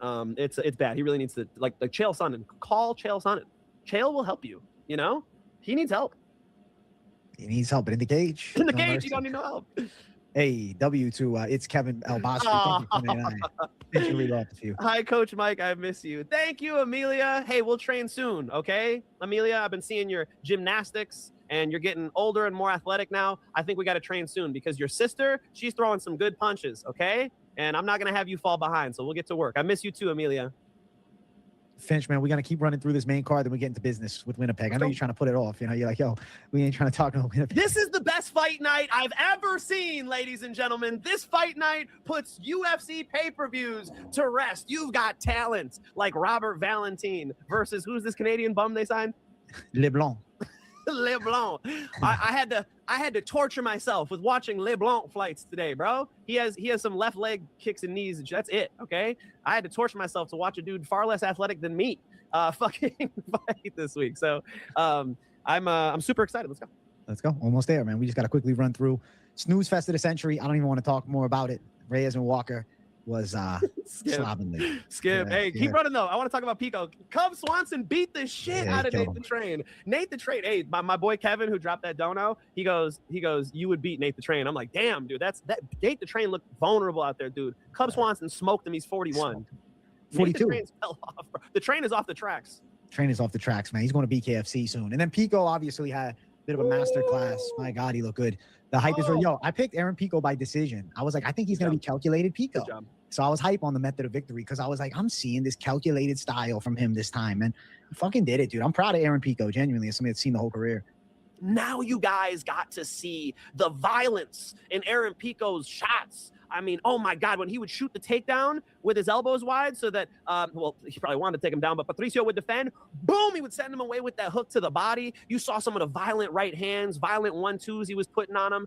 Some of the takedowns are beautiful transitions, how he chain wrestles. You guys got to see what Pico is capable of. He has these God tier skills and they come from his grind. Like the special thing about Pico, AJ, is he's super fast twitch like that. He's got that explosiveness that makes you go, oh my God, this is 1 in a million. And he has cardio. Look at the end of that fight. He's not breathing heavy at all. Aaron Pico's the hardest worker in the room, no matter what room he's in. He doesn't look like a Greek god like that for nothing. This dude is in nasty shape. He comes in there violent. He's breaking you down. It was beautiful to watch. I'm really glad UFC fans got to get a glimpse of Aaron Pico. Yo, the first fight he was going to have, he was going to come in as an underdog against Movsar Evloev. I'll tell you what, Movsar Evloev versus Aaron Pico is sick because Movsar Evloev doesn't have a ton of punching power. We all understand Aaron Pico's faults.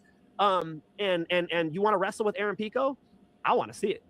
I think Aaron Pico definitely on the cusp of something big. And I see him competing pretty well amongst the top 10. I'm looking forward to more him versus like Melky or Arnold Allen, the winner between those two. I'm intrigued by that.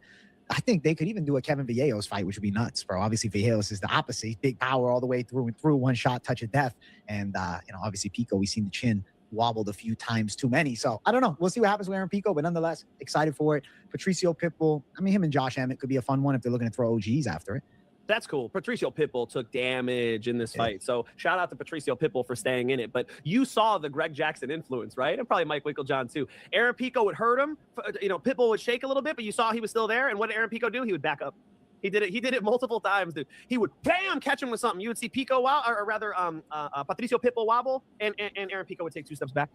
So he knows he has the cardio to go all 3. So I don't mind. Like that's an interesting way to have him fight. It's very interesting. Like it's like okay, it's 1 punch KO, or if an easy TKO comes. Otherwise, we're gonna keep letting this guy off the hook. Just keep cooking him in a responsible way. It worked. I mean, the only thing about that is you give them more opportunities. The more times I rock you and I don't finish you, the more times I allow you to get something going against me. Right? If I finish you in the first, if Josh Hockett could have just landed 1 more perfect shot on Curtis Blades when he was rocked in that first round, he would have got him out of there. It's just that he didn't, and he Curtis Blades recovered, and they had that war. Curtis Blades had moments, right? So you let somebody stay in the fight.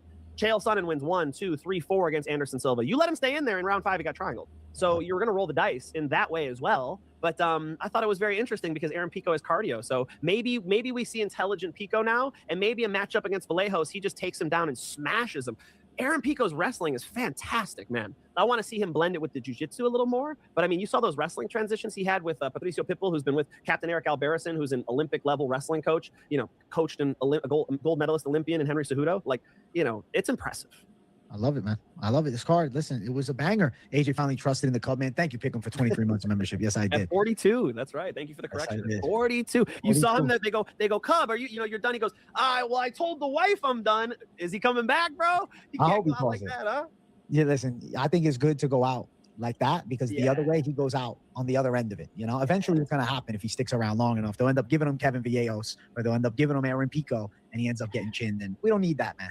This is a case where coaching worked out for somebody because Cub Swanson, he's training with Larry and Douglas. He's training with, Dan Argueta. I mean, just young guys who are giving him some speed and some fast wrestling and some fast sparring.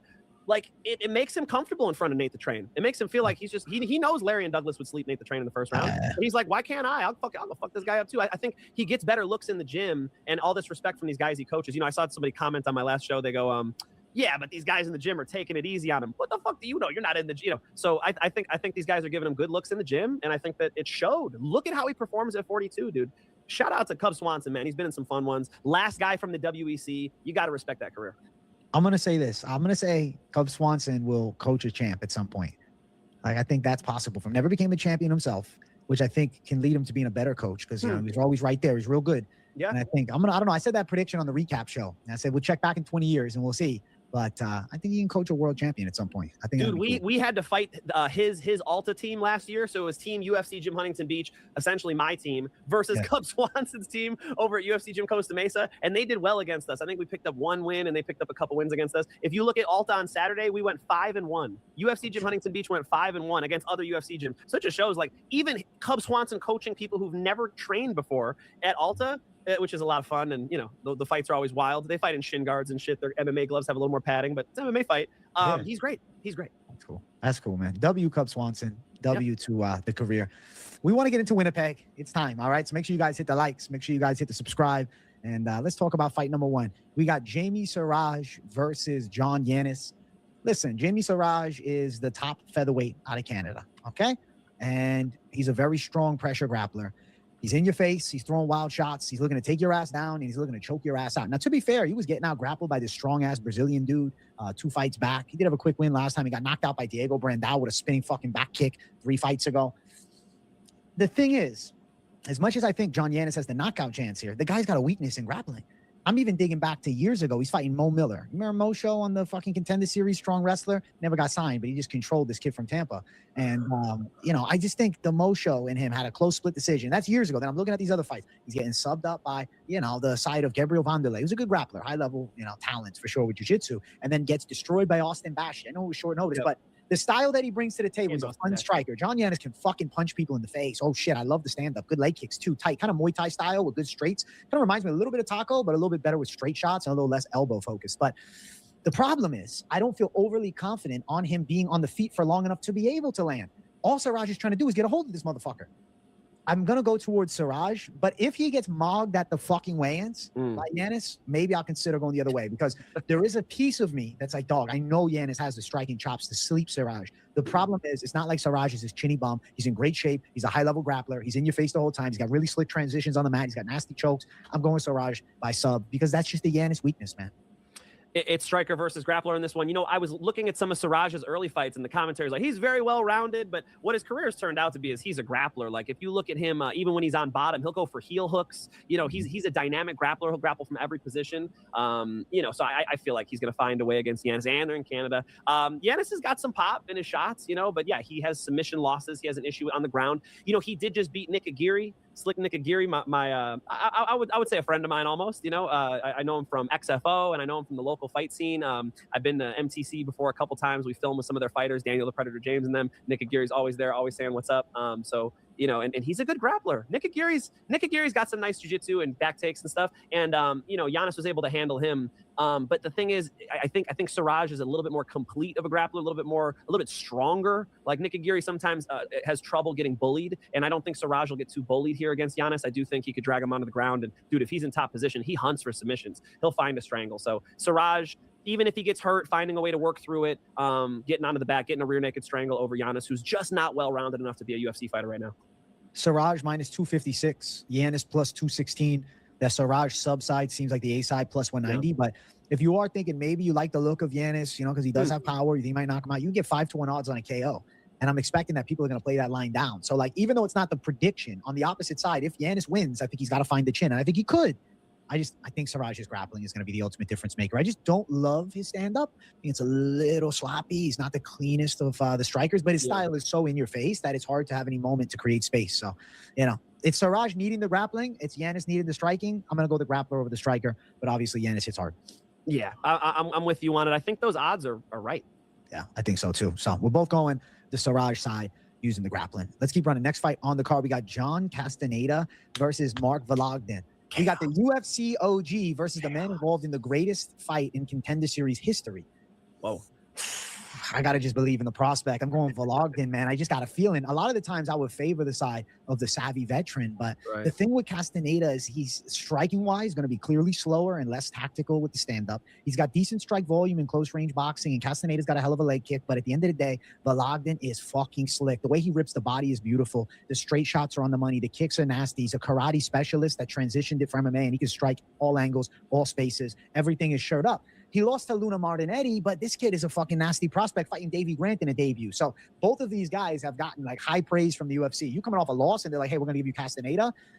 I think this kid's got something, man. I don't know. The thing about Vologden is his style matchup. He's short. He's like 5'5", very low center of gravity. I think Castaneda needs takedowns. He's not good striking as Vologden. No way. But if you can wrestle him, maybe he can push a pace and win via that. It's hard for me to say, man. Castaneda, I mean, you give him respect for going distance against guys like Daniel Marcos and Chris Gutierrez, but he lost. He's still losing. Those are strikers too. Right. And I think Vologden also being real strong, he's pretty fucking jacked. I feel like he's going to be a hard guy to just, manage on the ground. And I don't think he's got a hole in his game. So I'm going to go Vologden with the striking technicality to win. I think knockout is a possibility. Castaneda, normally pretty hard to put away. That chin could definitely hold up, but Vologden accurate, especially if he's going to the body too. I'm not surprised if Vologden ends up getting a knockout and really shows out in a big way here in his UFC debut. I get the Castaneda side. He's got all the UFC experience. You got Vologden, who's 0-1 on Dana White's Contender Series. And then, if you look at his record, he's got some wins. He definitely wasn't avoiding competition, but he's also fought, half of those were bums on his record, like 50-50 fighters. It's not always your fault. So Vologden, I'm definitely not saying he took an easy route to get here, but I am saying that Castaneda's seen a lot worse. He's seen a plenty, he got knocked out by Daniel Santos. AJ just went over the strikers he fought. He beat Kang. But he's had issues with people who can defend his takedowns and outstrike him, like no question about it. And Vologden can probably walk that path, and that was a war he had. And he's got a cool style. His arms are like that long, so he's really got to get close to you. But he's pretty explosive. He's actually got some nice pop on his shots. I think his IQ is not bad, man. He is fairly accurate. His defense is pretty logical. I'm seeing a lot of good stuff happening, technical wise. Looks UFC ready. So his attributes aren't amazing. Like I don't necessarily love the build, but he has had issues with takedown defense in certain fights, but in certain fights not. I was watching a couple where his sprawls were on point. Like you said it. It's the Alexander Volkanovski build, the short kings. They got the ability to level change just a little bit easier than the tall guys do. They usually are more heavily muscled, so a little bit of explosiveness to kick out those legs. You can see some of that with Vologden, and I do think he could take over the striking here. I mean, the more time they're on the feet, the more time Castaneda is getting cooked in this one. I'm gonna lean Vologden, the newcomer, but I'm not locking him. I understand the Castaneda side. Yeah, I think that's a fair take. -120 Castaneda, Vologden sitting at +100. We're going towards the what if on the prospect, and this is like a faith-based pick. Let's say this. 6 months ago, he had the performance of a lifetime in a loss and a war against Luna Martinetti. I'll say he's better after that. It's not that Castaneda's old. He's 34. He's still in his prime, but, we kind of know his level. I think Vologden good enough to put it together. And I don't think Castaneda has the power to do mass damage on Vologden, so I'm thinking he needs those takedowns. And if he can't get it, I'm going to trust in the striking. Slight underdog, +100 Vologden, Castaneda, -120. It's one of those fights where, betting-wise, you're playing with a little bit of fire. At the end of the day, possible to go over 2.5, but note that Vologden does have some violent finishing intent on his strikes. You look at his career, he does have 6 KOs, 4 submissions, 2 decisions, so he is a finisher first and foremost, though, 10 finishes as a pro. Probably doesn't sub Castaneda, but there's a possibility that the hands do work and he ends up putting them out. So Vologden the pick nonetheless, to get it done. But knockout or decision, I think either side could be live. It's a little bit of a risky method of victory. It's one of those ones you pick it, you watch it happen. We take evidence for next time if we want to bet on Vologden or not, I think. Yeah, I'm more confident in the first fight of the night finishing via submission than I am of this finishing with a Vologden KO, but he shows his toughness. I mean, this dude can bite down on a mouthpiece and gut some stuff out. And after Saturday, after Oldberg's gutsy performance, after seeing, I feel like that's really standing out more than ever. I think Vologden with some grit here is another reason to like him in this matchup. Let's go. Both going Vologden. Never been submitted either, by the way. Respectable game overall. Makes sense. That build is hard to tap, bro. Yeah, yeah, I know. Yeah, seriously, dude. What did Joe Rogan say? He's like, sometimes you roll with these jacked Brazilian dudes, and the whole game of jiu-jitsu is push. I push, and it's true. It's like when you get the elbow, they call it watching TV and wrestling. Yeah. Shout out to Johnny Eblin. I'm wearing my Wrestling is Boring t-shirt. Johnny Eblin beat the brakes off of Brian Battle. So shout out to him. I'm wearing the Johnny Eblin shirt. The arm bars are harder to get. There are plenty of issues with somebody who is explosive and keeps their arms in tight with their game, and that's Vologden all day. He doesn't get caught in bad positions, and I think that'll be to his benefit here. Let's go. Vologden W. Us both. Let's keep running. Next fight on the card, we got women's banger, JJ Aldridge versus Jamie Lynn. Oh my God, they're doing it to us. Oh shit. Listen. I'm just gonna go momentum-based pick. I'm gonna pick Horth. She's coming off a nice knockout over Teresa Bleda. Very physical, strong woman, bigger girl, good pressure. Aldrich is pretty slick. She's a southpaw. She has solid kickboxing. She can work decent from range. The black belt in jiu-jitsu, but she lacks that physicality element. I almost feel like at times like Aldrich is like lackadaisical a little. She's good against girls who will play her pace. Somebody like Andrea Lee, who's 40 years old and out, is on the way out, retiring. Jamie Lynn Horth is fucking hungry, fighting at home in Canada, coming off of a nice win, coming off of 2 beatings that she put on opponents, killed Demopoulos easily, and then absolutely fucking destroyed Teresa Bleda in a round, who was supposed to be a prospect at one point. And then you look at the side of JJ Aldrich, it's like, she hasn't fought since, March of last year, and it was a win over Andrea Lee. She pulled out of the fight at 319 with Corinne Silva. She was injured, so there's been a layoff due to an injury. That's not a great look. Veronica Hardy lost back in 2024. Her wins are not outstanding. Granted, back in 2022, Jillian Robertson win. I guess that's aged beautifully, but, Robertson's now at 115. I think that this is just too much of a physical force on the side of Jamie Lynn Horth. And I mean, even her loss to Miranda Maverick, she had some fucking moments. Her loss to Veronica Hardy, split decision in, the early UFC run for her. She beat Haley Cohen by a dominant decision, 3 years ago. I just feel like Jamie Lynn Horth is consistently coming out fighting hard. She's in good shape. She's physically very strong. She's well-rounded. It's hard to see Aldrich being physical enough to deal with that. I'll say Horth on the scorecard should clear. I think that's right, brother. I think she's got this grit, and she's in a spot in her career right now. I know you're joking about this not being the greatest matchup we've ever seen in UFC history, but honestly, bro, we're in Canada. This makes perfect sense for this card's prelims. I think Horth is decent. I think Horth is fairly dangerous for this division. Her win over Vanessa Demopoulos was fairly impressive because Vanessa Demopoulos is a competent grappler and Muay Thai fighter, and she was dominant. And then the Teresa Bleda finish was special. I think Aldrich is going to be real cagey here. I think Aldrich is going to try to keep this at her range and going to have a lot of trouble doing it. I think Horth is going to break in there, take her down. Horth is going to put a knee in her stomach and an elbow in her head. And I think Horth maybe finishes JJ Aldrich is more my question. And the odds are like close, like minus 150 for Horth. So I'm definitely not telling y'all to run to the box office to bet on a ladies fight, but we did get Tatiana Suarez last week on free channel over on my Telegram. I feel like Horth looks like a juice. Another what was Tatiana Suarez minus 140? This is minus 150. Looks mispriced. She looks 3-1 to me. Minus 155 is not bad for Horth, riding a lot of momentum with success. I think Horth by a decision, it's minus 120. So the best way to run it would be just money line it. They already got the over 2.5 juiced. You're looking at minus 500 for the over, so not much on it. And I think the better side is Horth. I think she's going to want it more. She's got more dog in her. She's fighting at home in Canada. Aldrich would have to be like picture perfect and really outpoint her. I just don't feel that's likely. So Horth side to show out in a dog fight makes more sense. She's grittier, and I like the gritty side. Finch and I both going Jamie. Canada. They're in Canada too, dog. She going for it. Let's go.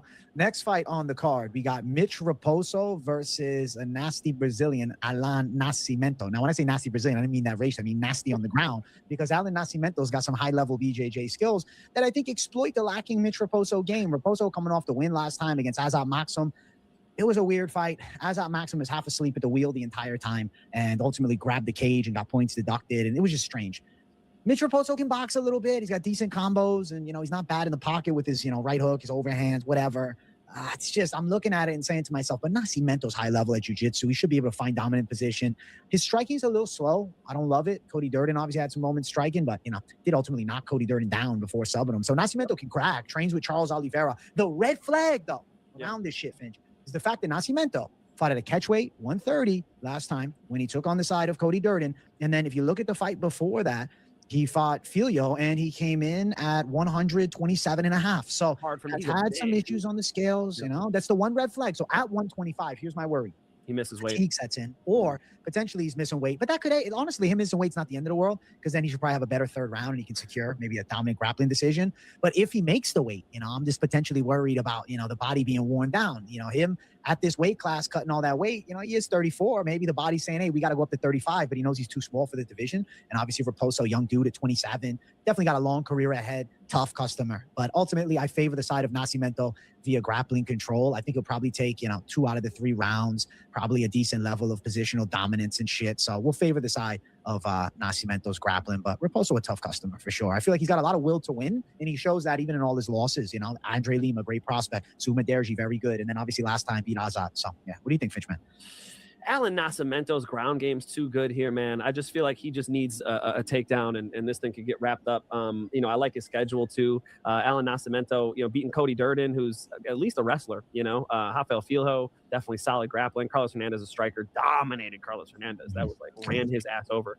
You know, last loss was in 2021 to Tagir Ulanbekov. So I think that schedule is nice, and I feel like even though he's not fast, like even though he does show like his striking leaves some things to be desired. You could see him getting caught with a big shot and having some issues. He's a bully enough to be able to just find his way to the back of Raposo. I think he's going to get a hold of him. I think he's going to drag him onto the ground. I think here's another submission, face crank, rear naked strangle. I think Alan Nascimento is just too good on the ground to be picking Mitch Raposo to outstrike him and move here. You know, yeah, Nascimento strangle. Nascimento strangle. You think he's going to choke him the fuck out?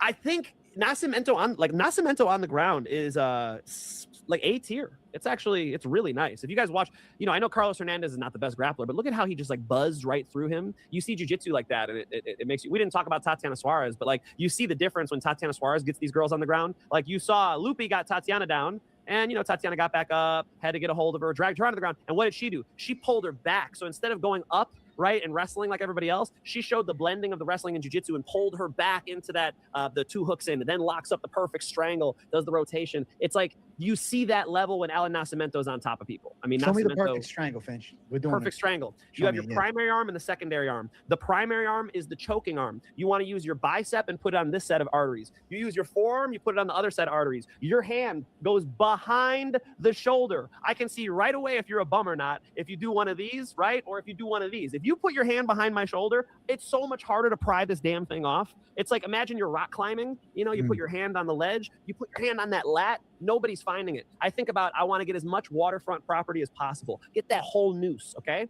Then when I bring in my secondary arm, don't be a bum. Khamzat Chimaev's choke is so good now, but if you watch him against Leach, he does this shit and puts it right in front of Leach's face, so Leach could pull it down. He was like, how the fuck do I do this again? You know, it's like you want to put that backhand in there so they don't even see it. Boom, I punch it right through. How do I know I have a proper rear naked strangle locked up? I have a blender. I know I have a proper rear naked strangle locked up when I can wiggle my fingers and you can see them on both sides. That's how I know I've got it locked up properly. Now there's 3 points of leverage to finish. I use my primary arm to squeeze. That's the noose, right? I use my secondary arm to drive in. I'm going to break this blender, dude. I could squeeze hard on this one. And then the third point of leverage is very commonly missed, okay?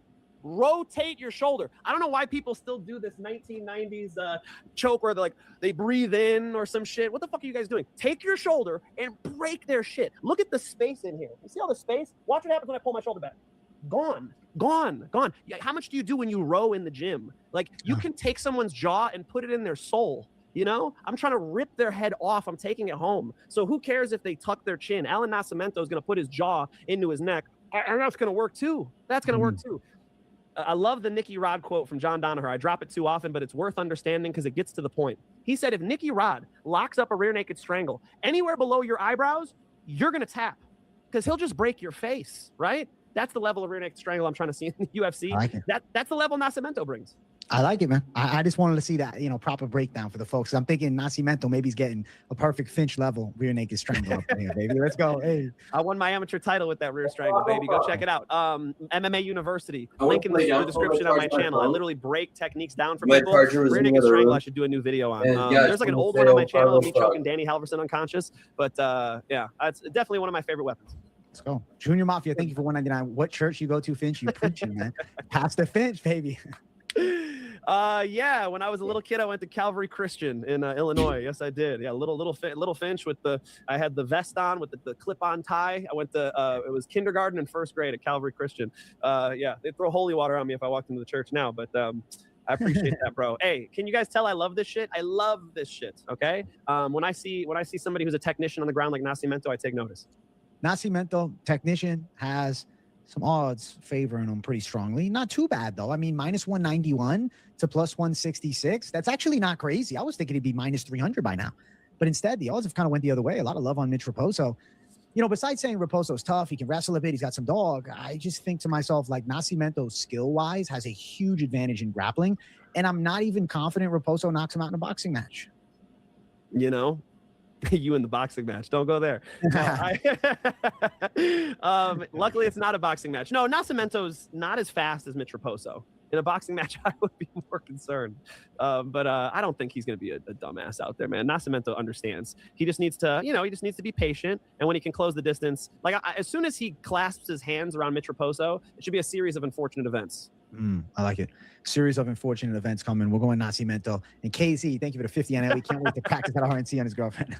Yo, you know what's funny is girls, especially with like you saw Vicente Luque's choke, those Darces, those Anacondas, they're like harder to strangle because they have like a lot of girls anyway have smaller necks, right? So it's actually like I like a a big I told you I choked that heavyweight Danny Halverson out. He let me, we videotaped it, but he's like 280. When a dude has that big ass neck, that is so easy to strangle. So funny enough, like everything else works the other way, right? The bigger and stronger you are, you have an advantage. Honestly, the neck is so exposed on every single human being. You just have to look at it like this is the biggest mismatch. Everything on my body works forward, right? My legs work forward, right? Everything works forward. Nothing works back.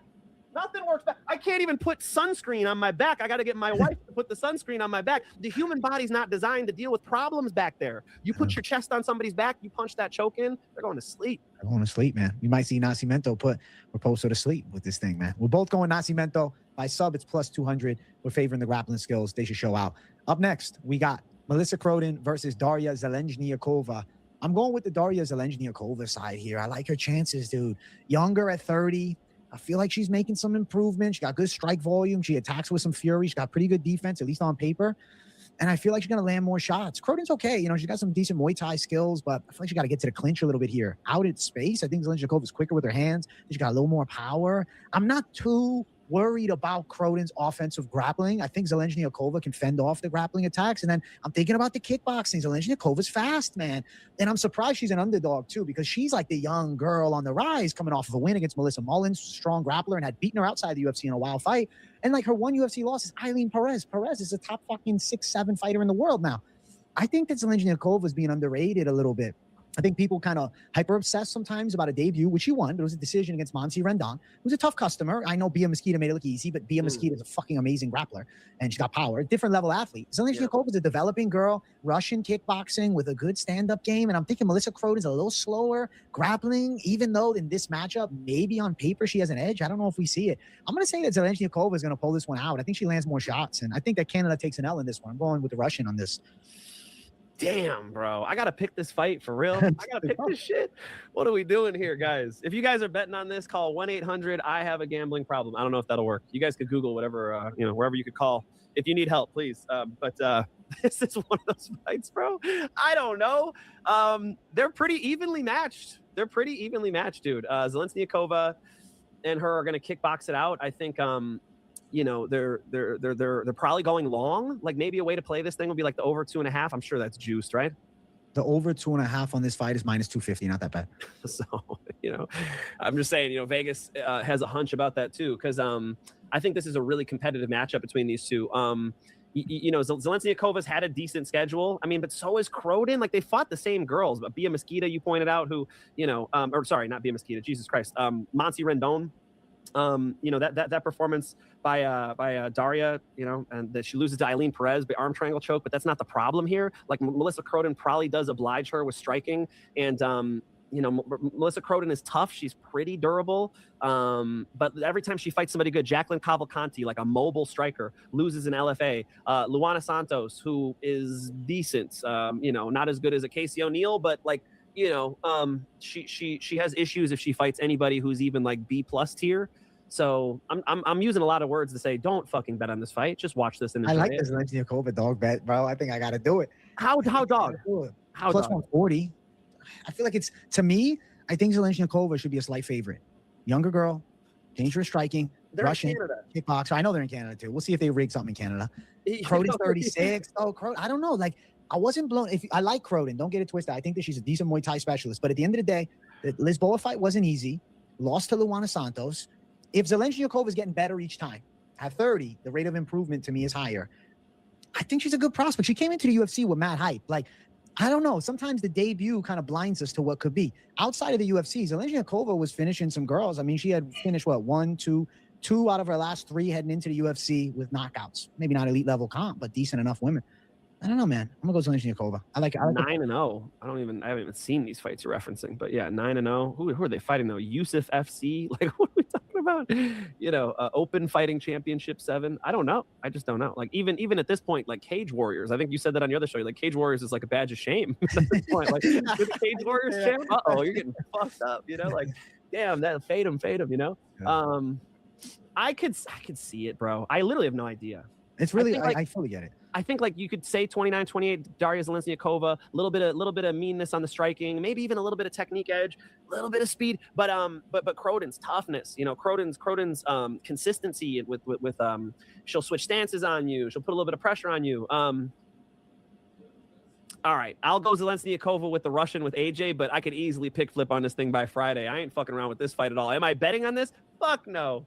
I think I am, bro. I am. Oh, fuck, dude. Watch, guys. AJ will get this one right, but he'll miss Malad in the main event. It'll be burned. Watch, guys.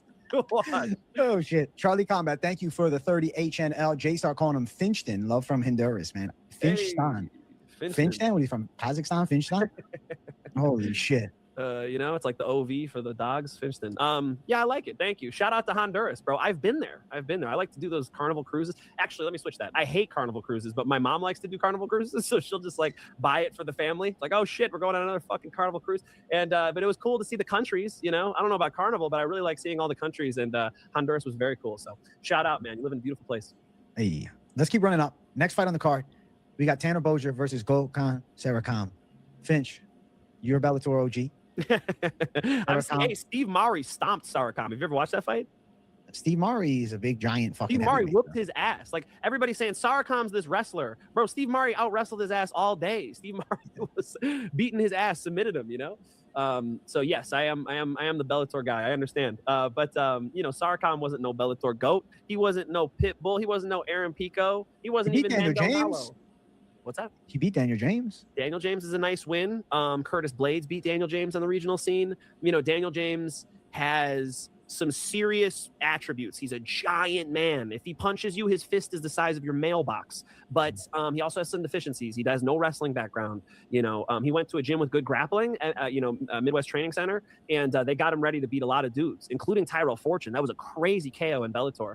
But like Daniel James, not extremely skilled. We got to call a spade, not extremely skilled. One of the bigger, more slow heavyweights, he worked as a security guard. Like that's perfect for him, bro. Dude's like 6'5", looks like he's 300 pounds. He's a door. He'll put fear in the hearts of men. But as far as being a martial artist is concerned, I think Tanner Bozier is better than Daniel James.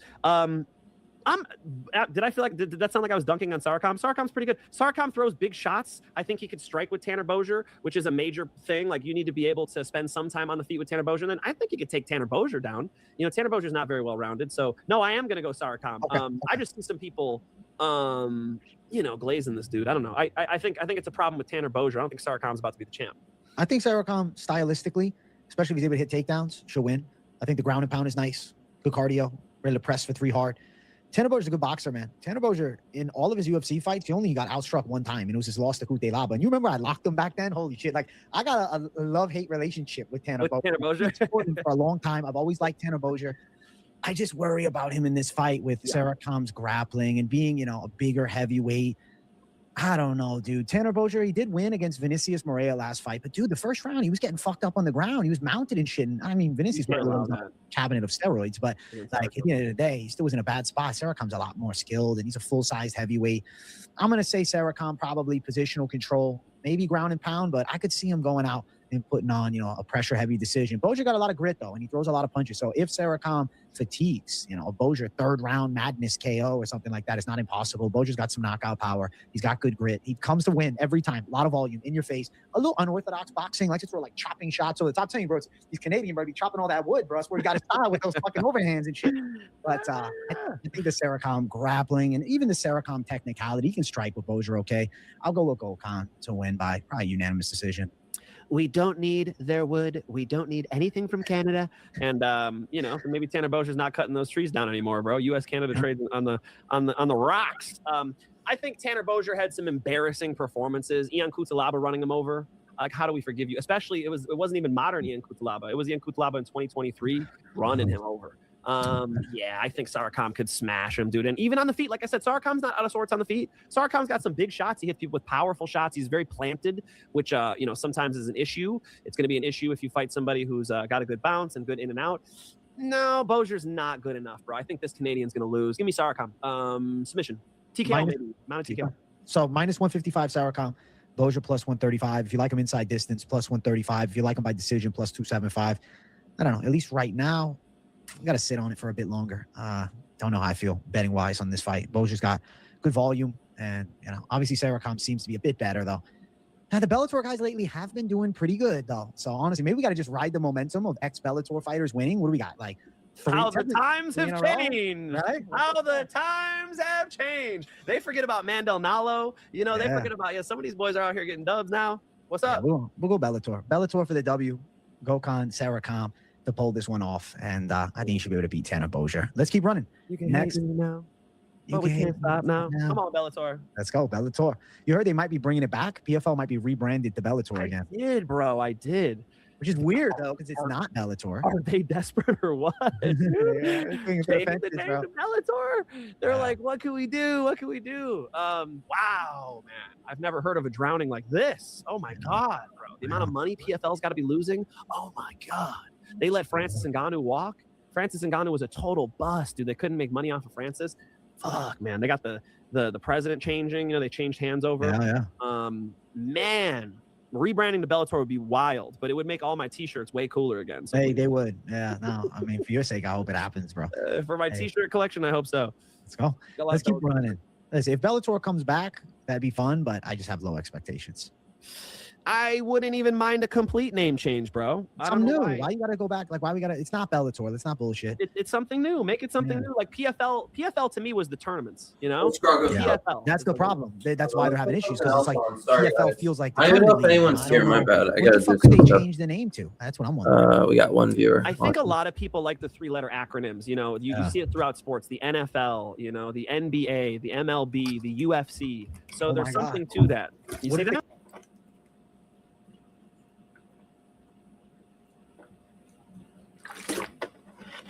Oh, she's live. I didn't even know she was live. Well, Snipe AJ, I guess. You notice how she's been going live more every day now because of all the shit. And she's doing the I mean, that almost just gave me another second. How long has this bitch been live? Oh man, dude. Yo. Hey Capone, how are you? Okay, so 105. So remind me to back up to like 103, all right? Unicorn Girl. We'll do it later, and then we can go over some other shit. Oh, fucking hussy stream, dude.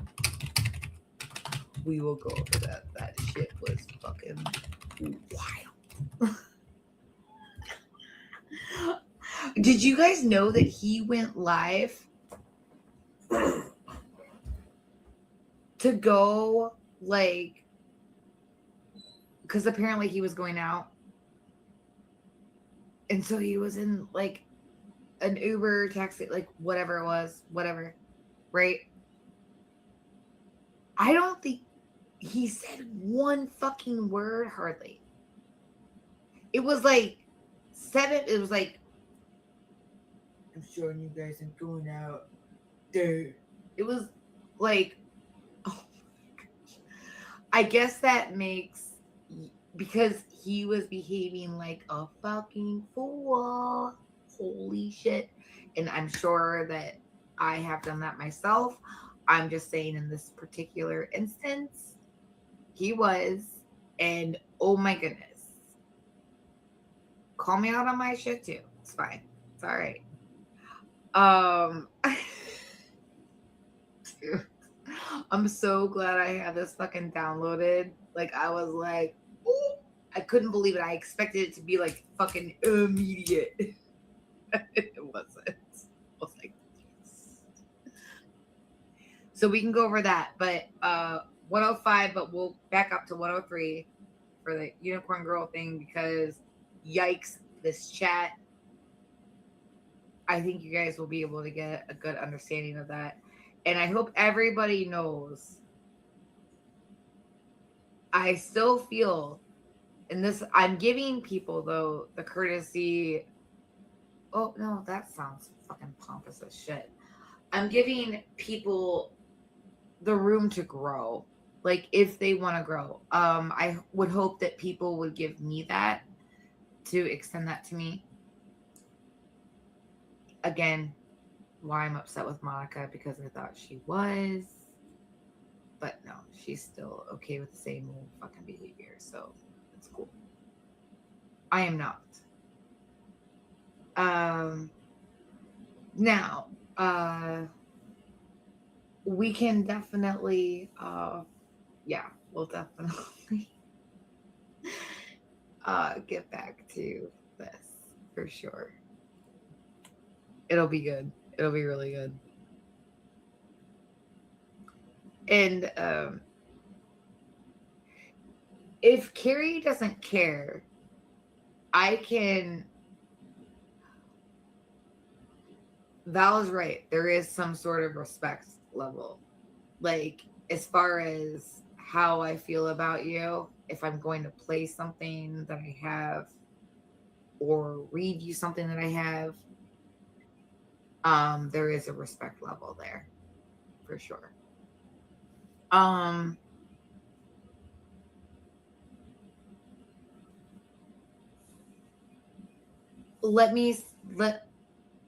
Because I'm trying to give Carrie the room to grow.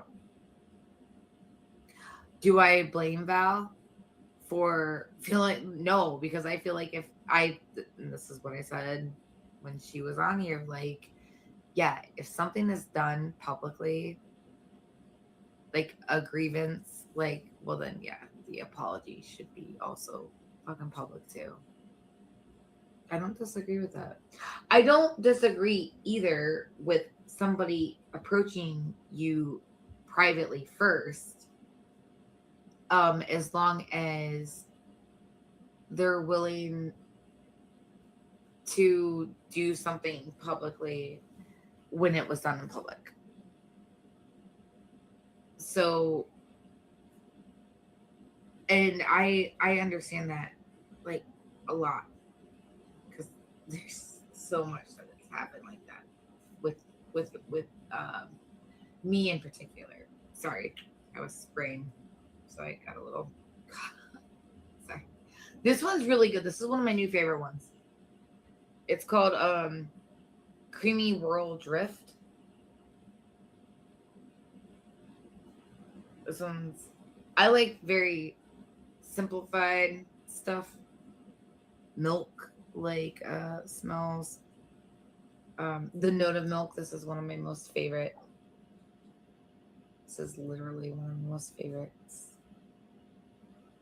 And it's called The Note of Milk. Yeah.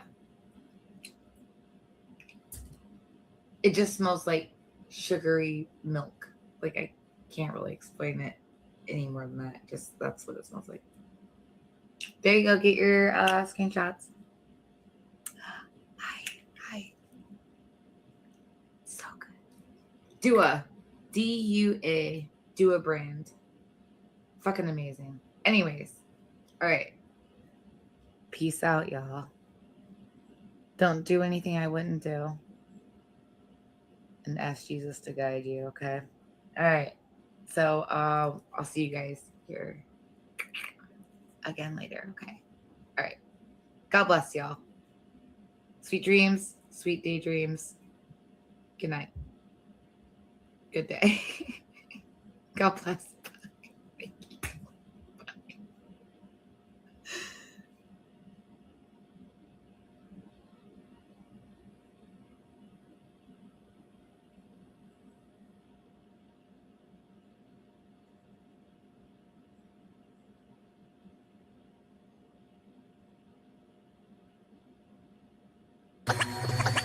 Line up, you f***ing nerds. Who wants a shot at the champ?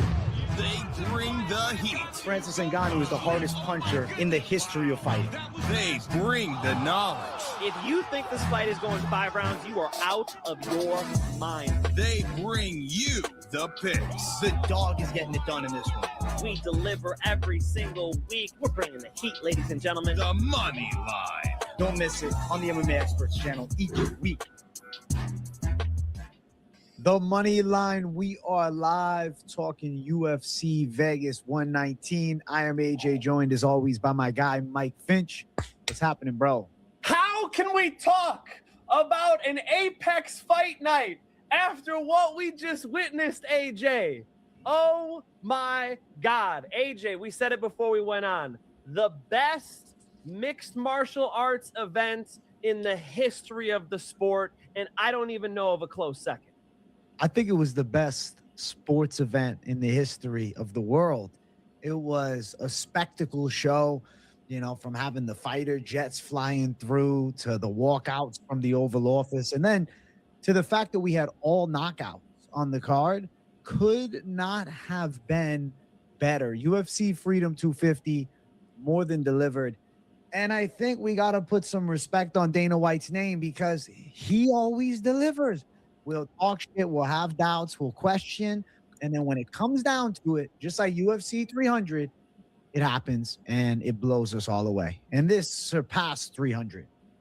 I mean, in every single way you slice it. And I like starting there, right? Because I'm ready to shower Justin Gaethje with some love, dude. But let's start there. We'll shower Dana White and the UFC brass. It felt like they were promoting again.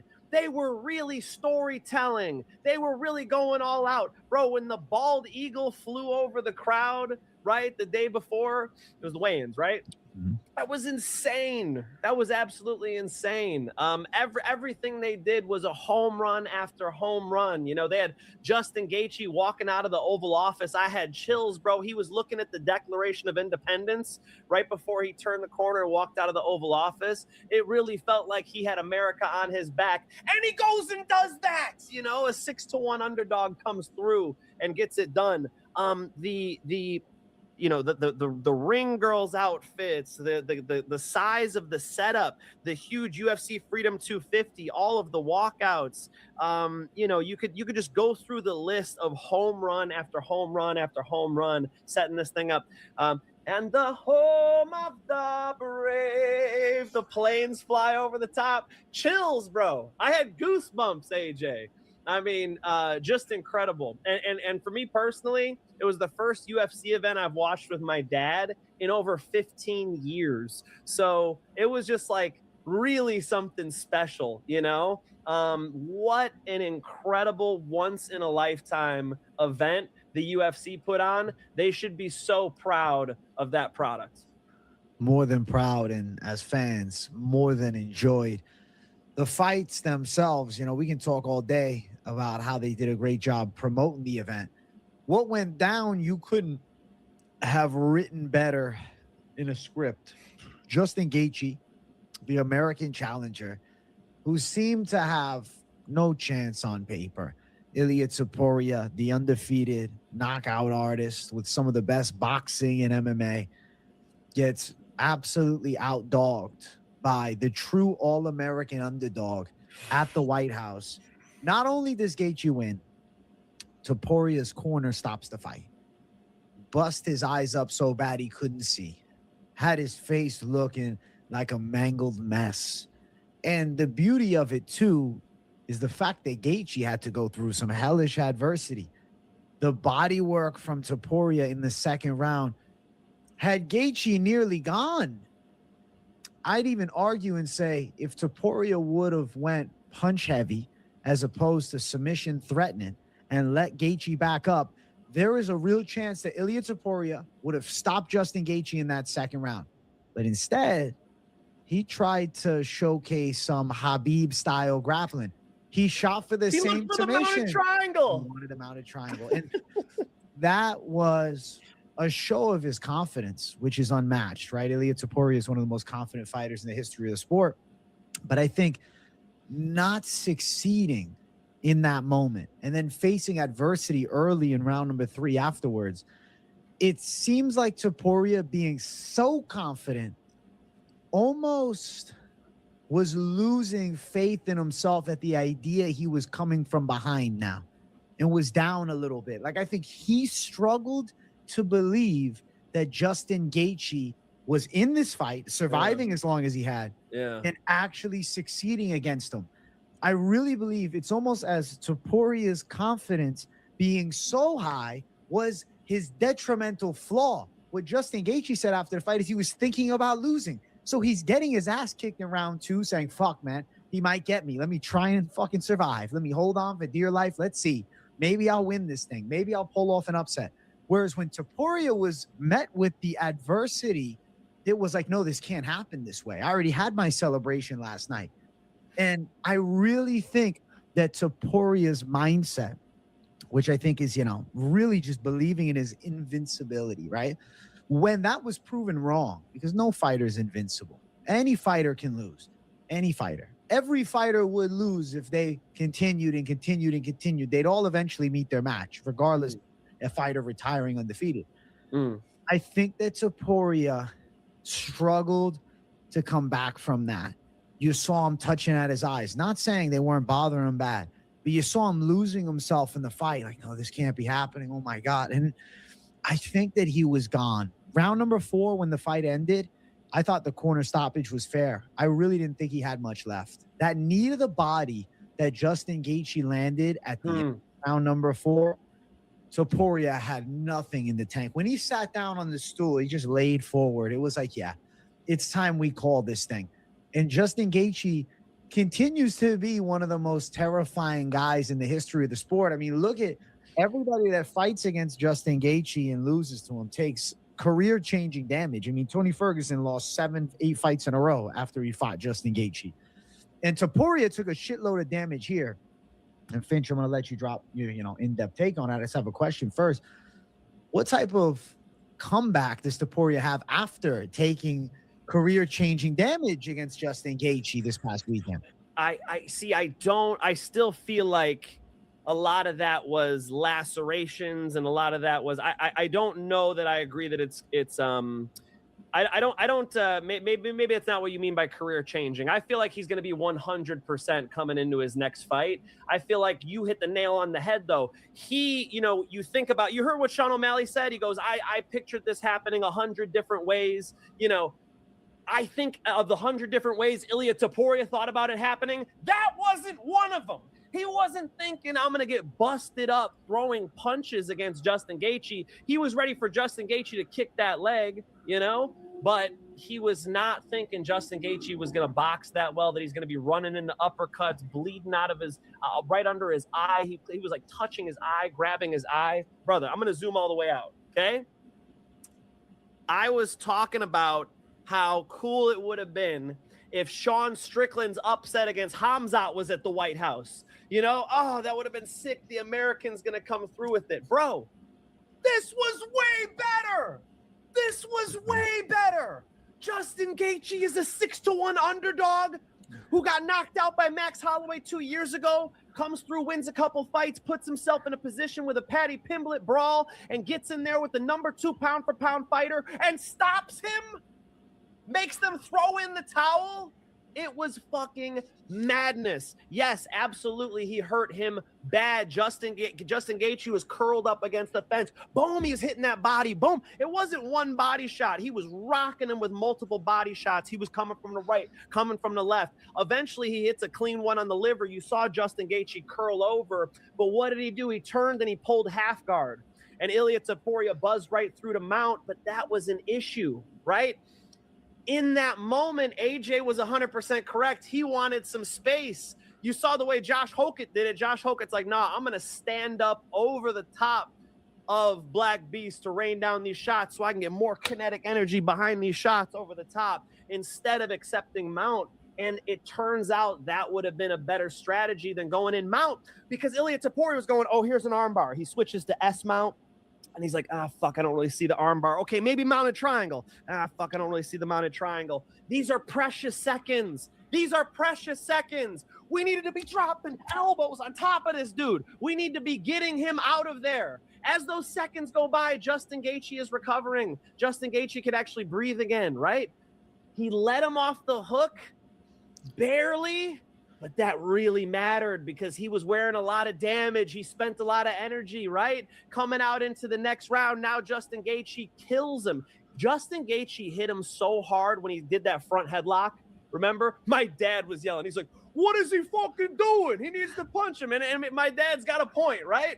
You get tired in a fist fight, and you know, it's easy to start going to submissions instead of continuing to empty the gas tank punching. So Justin Gaethje, you can honestly say, made a similar error. He had Ilia Topuria out and then was, you know, allowed Ilia to come back into the fight. I thought Ilia was winning, you know, the majority of that fourth round. It was not until he even took Justin down and mounted him again. He mounted Justin Gaethje again in that last round, right? But Justin Gaethje hurt him at the end there. You saw Ilia Topuria in the turtle position, need him in the ribs, as you said, which is a nasty shot. Those ribs are weak back there. One more thing. The doctor stopped the fight. Bro, the doctor was like, nah, we're done here, you know? And Mark Goddard, being a gangster, was like, overruled. Go sit over there. We're going to run this fight. Mark Goddard's a G. Mark Goddard's a G for that. AJ, did you watch his eyes when they did the test? You had the camera on him, right? And he goes, okay, follow my finger. And you're supposed to, you know, you're supposed to follow the finger. He's like, follow my finger. Ilia Topuria is just not even looking at it. It's like, here's your DUI, sir, you know?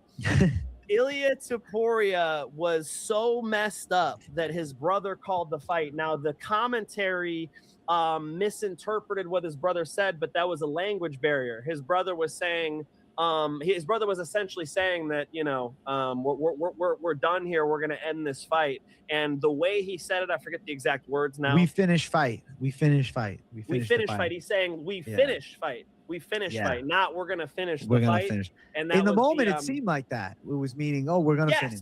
Yeah. But in the replay, you saw what his brother was doing. His brother was going like this behind the referee. His brother called the fight. It was the right decision. Oh my God. Justin Gaethje just outboxed Ilia Topuria. What timeline are we living in? I lost my ass on some bets. Premium channel lost 3 bets on that. I put way too many eggs in the basket of Ilia Topuria. I haven't lost that much money in years betting. I mean, that was brutal. But the outcome was so legendary. I mean, the night was so legendary that I still had the best night of my life watching mixed martial arts. It was unbelievable. The storytelling with the troops, you know, a nod to the troops, the storytelling with American history, talking about different presidents.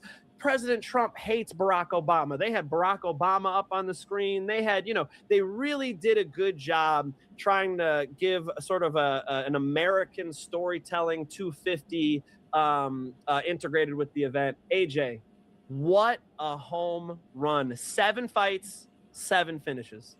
PDX, thank you for the $50 dono. USA. Come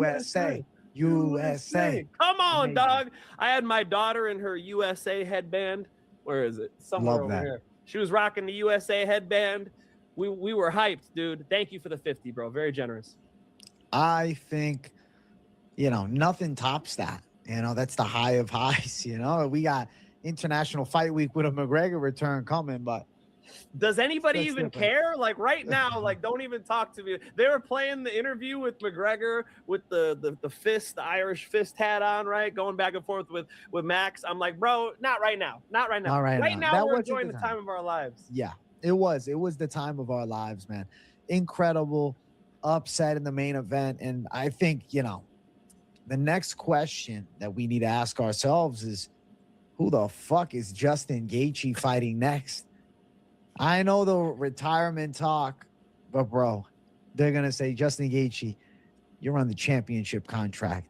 The paycheck that you're about to get for this next fight. You want to retire, that's the one to retire off of. Not the championship win, the championship defense attempt. And it's a very interesting situation for him to be in because there's really 3 strong names that could potentially be Gaethje's next opponent.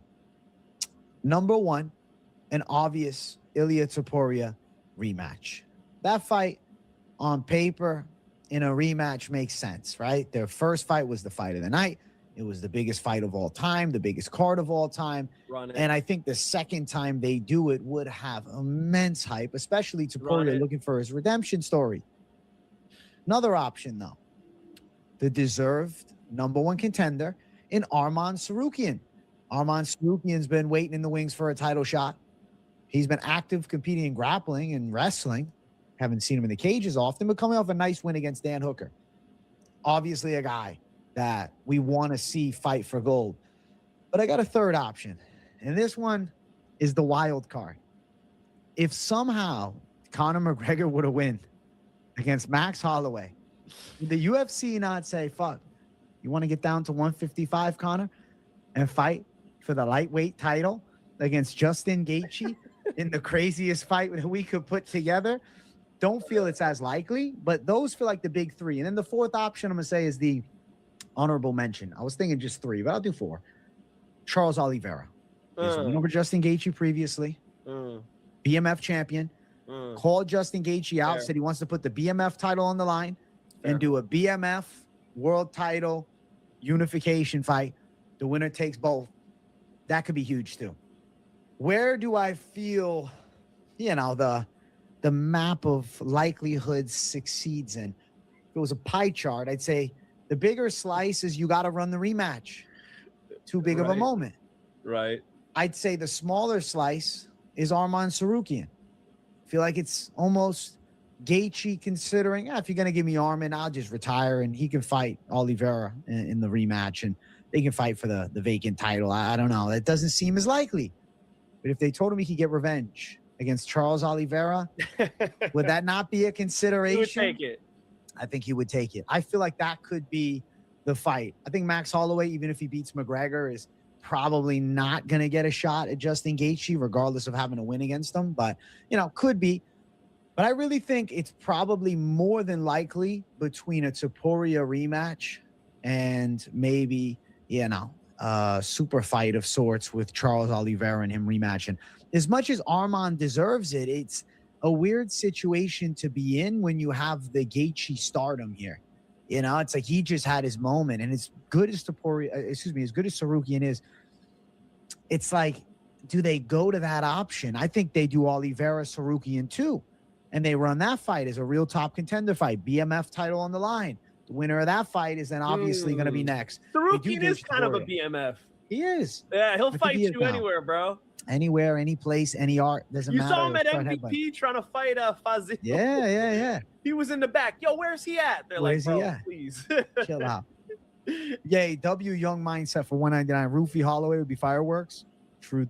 That is no lies detected. All right, I'm gonna do McGregor first, bro. McGregor first. So I did my interview with Justin Gaethje way back, right? I posted it, just reposted it, just so people can see me hanging out with the fucking man himself.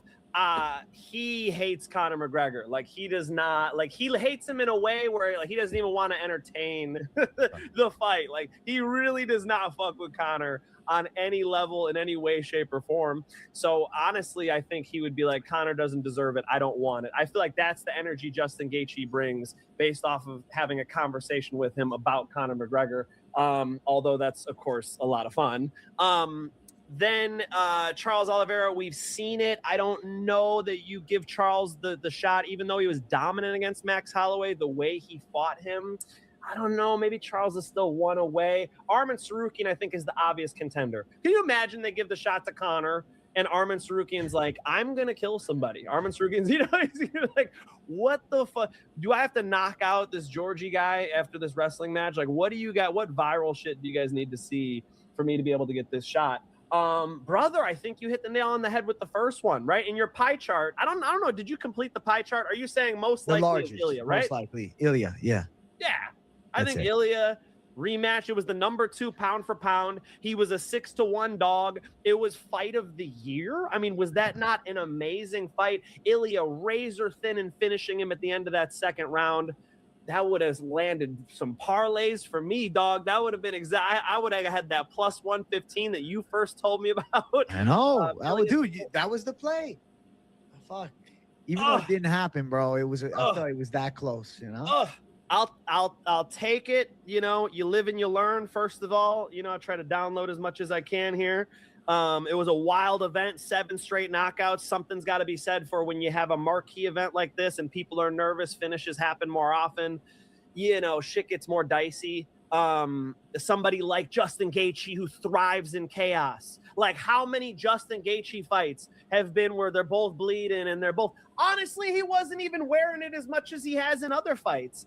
Bro, Ilya was landing clean. Ilya was hitting him with that too. Bang, he was hitting him right in the beard. Bang, he was hitting him in the jaw. Justin Gaethje ate that shit up. Give me another one. I'm still hungry. Where's dessert? Let's go to Cold Stone. I feel like Ilya Topuria finally looked like a 145er, which I thought I would have seen by now. I saw him smoke Charles Oliveira. Charles Oliveira's a big-ass lightweight, right?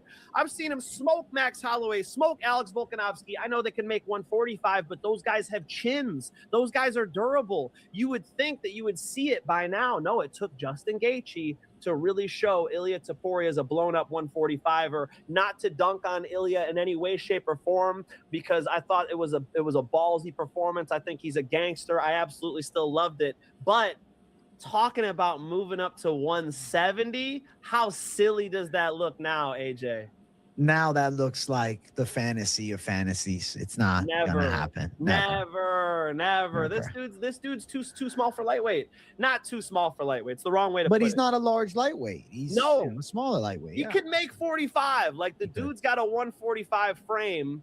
You know, McGregor's bigger than him, and McGregor used to make 145. You know what I'm saying? Yeah. So him moving up to 170 and fighting Ilya Topuria, I think one of the happiest people in the world on Sunday was Islam Makhachev. Oh, I meant to say Islam Makhachev on the other I know one. what You guys got it right. Ilya Topuria moving up to 170 fight Islam Makhachev. How big was the smile on Islam Makhachev's face? Maybe as big as when Dana was standing with Trump and the planes flew overhead. He was smiling so big it was like the Cheshire Cat from Alice in Wonderland. I think Islam Makhachev loved what he saw on Sunday. Completely agree. He's like, all right, that fight's to bed. Let me focus on my division. Leave me the hell alone. I'm defending. Leave me alone at number 1 pound for pound, right? There's this debate. You know, they got a little rivalry brewing. Now he's all by himself. All by himself, man. Islam's the guy. He gained a lot from this. You know who else I think gained something from this? Paddy Pimblett. Because it's like, oh shit. Sure. Like Paddy Pimblett. Paddy Pimblett is an underdog against Benoit Saint-Denis coming up at UFC 329. And I don't know, man. Looking at how this fight played out, now his fight with Gaethje went, you sit there and just wonder things like, maybe Paddy is better than we were thinking after the Gaethje fight, because they both in that one looked a little sloppy, and we were kind of thinking, Gaethje's just wild. Well, Paddy kind of turned him into a wild child. Paddy's awkwardness turned it into a weird fight. I'm looking forward to that. My God, not to jump too far ahead, but I'm glad that we hit an agreement on the next fight to make. I think Topuria Gaethje 2. Come on. They run it back. It's the fight to do. They close out the year with it. What the hell? You're not buying tickets. We're going. We're doing it. I was already counting my money right before the main event, and then Justin shit on all my tickets. But indeed, it was the best way to close out an iconic and legendary event. Hawkins is low-key brilliant. # Michelle Obama's a man. Thank you for 1999. The Michelle Obama is a man thing. He just picks. He did Brittany Griner. Now he's doing Obama. He's just trying to get clicks, man. Not true, but this dude, and you're doing it at the White House. Like, damn, Hokett. Like, do you think Josh Hokett believes Michelle Obama's a man, or you think he's just talking shit? I think he's just playing a heel completely. Okay. Yeah, I don't think he believes that. All right. I don't think Josh Hokett is stupid. That shit. You know he has a degree in, I think, political science, bro.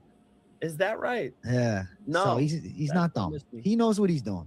Okay. He's playing the game. All right. Okay. Fair enough. I mean, all right. Fair enough. Yeah. I will be on the side that Michelle Obama has always been a female. Same. And is a very, an athletic woman, right? She's got some shoulders on her. I understand, actually I don't. No, fuck that. Enough with the Michelle Obama as a man thing. Show some goddamn respect. Michelle Obama has a line that I've taken. It's when they go low, we go high. I like that, Michelle. There we go. Michelle Obama. Cheers to Michelle Obama. Listen, the main event was madness, but it wasn't the only chaos that erupted on this wild card. In the co-main event, Cyril Gane completely debunked the pillow fist theory that many of us had kind of held strongly. He looked heavy-handed as he dropped Alex Pereira with the jab, pulverized him with some devastating ground and pound shots, and then obviously complaints of back of the head strikes aplenty. Your boy went back and watched it in slow motion. Me too. You had to, because watching it live, you're thinking a lot of them were to the back of their head. I saw 3 to the back of the head, and 2 of them were grazing hammer fist. I felt that the elbow was the back of the head one elbow. Brother, I counted 9. You thought 9 hit the back of the head? I counted 9 strikes to the back of the head, and they did a big disservice, okay? And a lot of you guys at home are going to be like, shut the fuck up. You guys were on Pereira. We were. but rewatch it, mofo, before you go talking shit. Rewatch it, because I did. Because I did my show, my reaction show. I didn't say anything about the back of the head shots, because I thought, you know what? It was a couple to the back of the head. I didn't think it was a big deal. When I rewatched it, AJ, and I counted all those back of the head shots, hammer fists, elbows, clean back of the head, and the bad part of the back of the head, not even this part, bro. Just, you know, George St. Pierre got hit with 2 shots to the back of the head with Matt Serra, and he lost the earth, you know, he tapped due to strikes. Poatan was trying to find his feet, trying to figure it out. You know, he got dropped with the jab legit. We got to give credit to Gane. I'm not doing that. But what I am saying is another one where Gane bends the rules, breaks the rules. Let's just say breaks the rules in order to get the finish. It's on Herb Dean. It's not on Cyril Gane. It's on Herb Dean to enforce that. I've seen it before where somebody's, going for the TKO. They give a couple good shots to the back of the head, and the ref will be like, no, stop. Nope, break, illegal, back of the head, 1 point, restart this shit, or no contest. That would have been, if we're following the rules of mixed martial arts, that was the correct call. The correct call was 1 point from Gane or warning, split them up, give him 5 minutes to recover. If he can't recover, no contest. It was like really consecutive, really clear, really powerful shots to the back of the head. AJ, I counted 9. You counted 9? I guess so. All right, we're doing back of the head. What is the mohawk area? Because is it interpretation? Is it a thin mohawk? Is it a big mohawk? I can tell you exactly what it is. This big or that big? How big are we? So I've been in rules meetings. For those of you that don't know, I corner fighters. I've been in rules meetings. So what they say, okay, this is the state of California. They fought in Washington, D.C. The rule is the headphones rule. So wherever you would wear your headphones, right? Yeah. Anything, damn, I'm going to mess this sign up today, dude. I've been going crazy today. I'm hyped from this card. Anything beyond the headphones, all this back here, if it touches the ear, legal. I thought it was the mohawk area. I thought you could hit here on the back of the head. Right here. Headphones inside ears. That's what they just said at MMA fights I was at a month ago. Headphones rule, and then in between the ears. So back here, which is wider than yours. So maybe you counted 3 and I counted 9 because we have different. My interpretation was mohawk.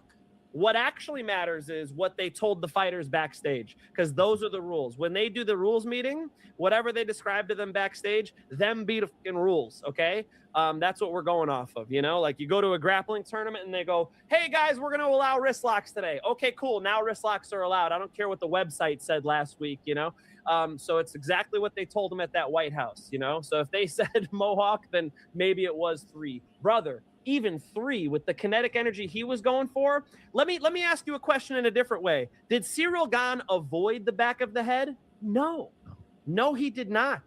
He decided, fuck it, I'm going for it, and that's illegal, sir. I don't want to stay on this the whole time because I don't want to seem like a hater. Cyril Gane boxed tremendously. Where was this against Volkov? Where was this in these other fights? His boxing looked pretty slick against Tom Aspinall, but it was like snappy jabs. He didn't rock Tom's shit like this.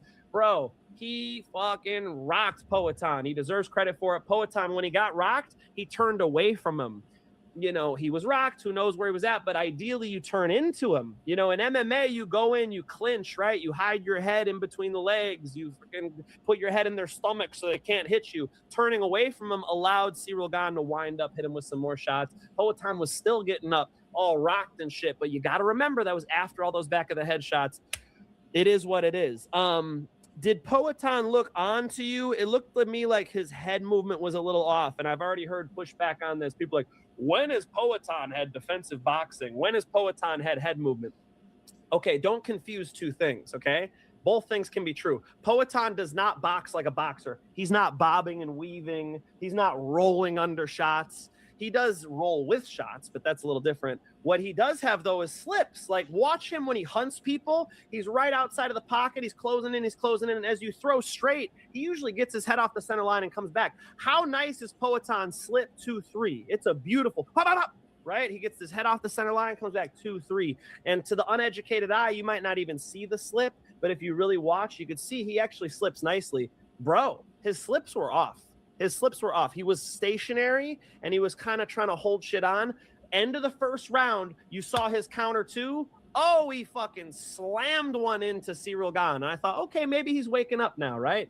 Gets finished in a second. Hey, the flowers belong to cheating ass Ciryl Gane, okay? Ciryl Gane goes out there and fights for your money now. Something happened along the way where when Ciryl Gane was getting to the big dance, he had ugly fight against Francis Ngannou, who was injured knee coming into that fight. Ugly fight against John Jones where he just gets run over and strangled against the fence really quickly. Now he's getting into championship fights. He's done it back-to-back now, where he is just firing on all cylinders and fighting at his best. That's different. He's the French thing, right? We got to stay off of it, right? Credit goes to him. Ciryl Gane's got hands. He showed us. Ciryl Gane definitely's got hands. Definitely's got power. Definitely's got precision, too. He was accurate, and he did his thing against Pereira. But yeah, to touch on what you said, Poatan was at 251 pounds. I think he might have gained a little too much weight. I think he would have probably been better coming in at 238. I think, you know, probably that extra 10 to 12 pounds he had on him that he probably could have lost, maybe slowed him down a bit. I think that's maybe why he looked slightly sluggish out there. And Josh Hockett actually said something about it. He said, you still want to be fast as a lighter heavyweight because he's 230 pounds as a heavyweight and he looks really good. Maybe if Pereira was a little lighter, it would have actually paid off here against a quick guy in Ciryl Gane if he came in at 238 or 235.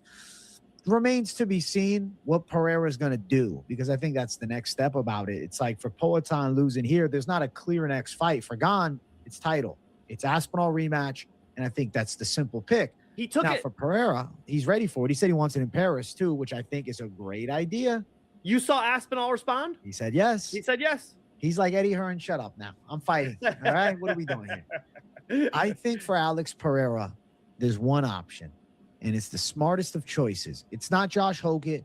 It's not Sergey Pavlovich. It's not Alexander Volkov. It's not even a heavyweight fight.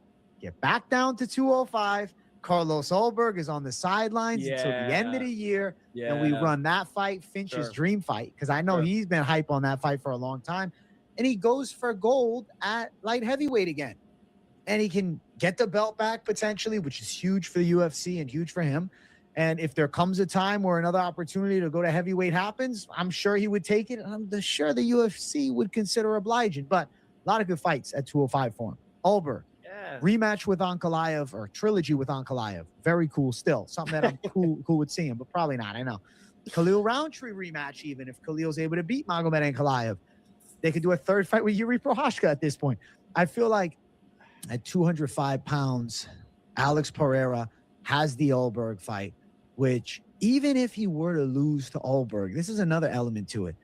He could go up to heavyweight again and try and reinvent himself, right? Versus if he fights at heavyweight and he loses to Josh Hockett or loses to Pavlovich or Volkov, I think the optics of that would, not saying eliminate, but limit the UFC's interest in the next time we're going to fight for the title at 205.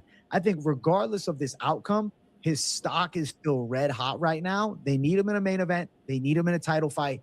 There's no clear contender at 205. And stylistically, Alex Pereira versus Carlos Ulberg is a sick fight. And I am all for that happening next. I thought it before this event, and I think you got to think it after this event since Poetan's 38. Brother, I'll just say it here. I think Carlos Ulberg sleeps him. Carlos Ulberg, super fast. Super fast. As to where at heavyweight, I mean, could they give him, you know, Sergey Spivak's number 6, Josh Hokett's number 5, Derek Lewis is still number 9. Like, why can't he go fight Derek Lewis right now? Why can't he fight, you know, Waldo Acosta versus Poetan's pretty sick. You know, Sergey Pavlovich versus Poetan's pretty sick. There's a lot of fun stuff you could still do at heavyweight. I think what you're saying is you think he belongs at 205, but did you see his glutes? Holy shit. All the weight went there. Like the country boys say, you know what I mean? That boy thick. That dude is thicker than a jar of peanut butter. I don't know how the hell he's supposed to go back down to 205 with a ass like that, you know? I wasn't even trying to look, but goddamn, bro, he's wearing those fucking. That's all you could see on the screen, tights with the white stripes on him. Like, what the fuck is he?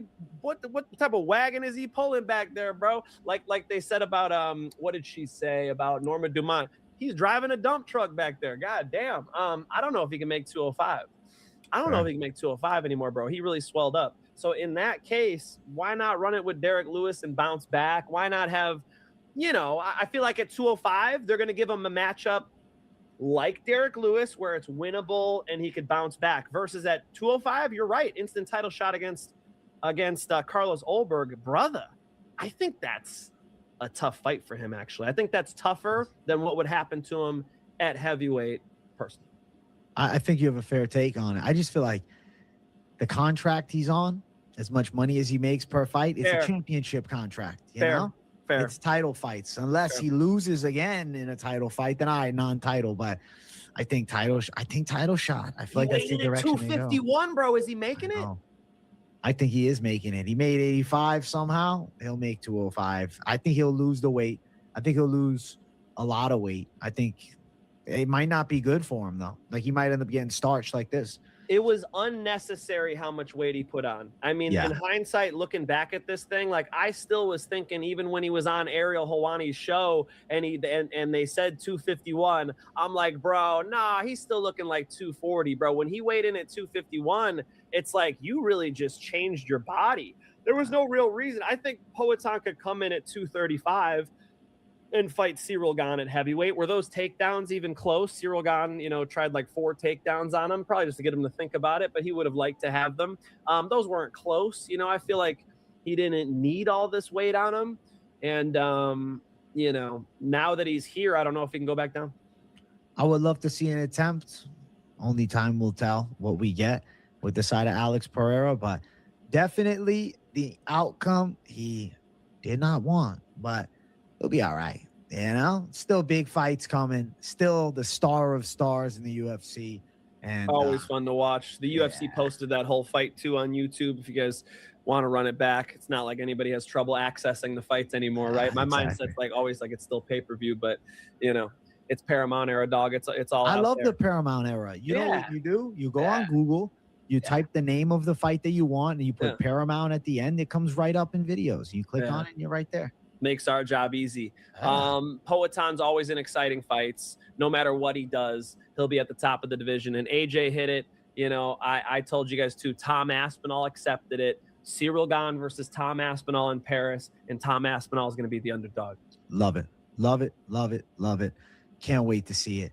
Heavyweight division alive and well. Let's talk little Sean O'Malley first before, you know, anything else. Sugar Show getting the knockout, slimes out Zahabi. I had been saying, I'm like, I don't know. I just got this feeling it's third time's the charm. Zahabi been rocked in the past 2. O'Malley puts him down. He gets the KO win. We hadn't seen an O'Malley KO since the Aljo fight where he won the belt. Was nice to see O'Malley get, you know, a top-level contender out of there.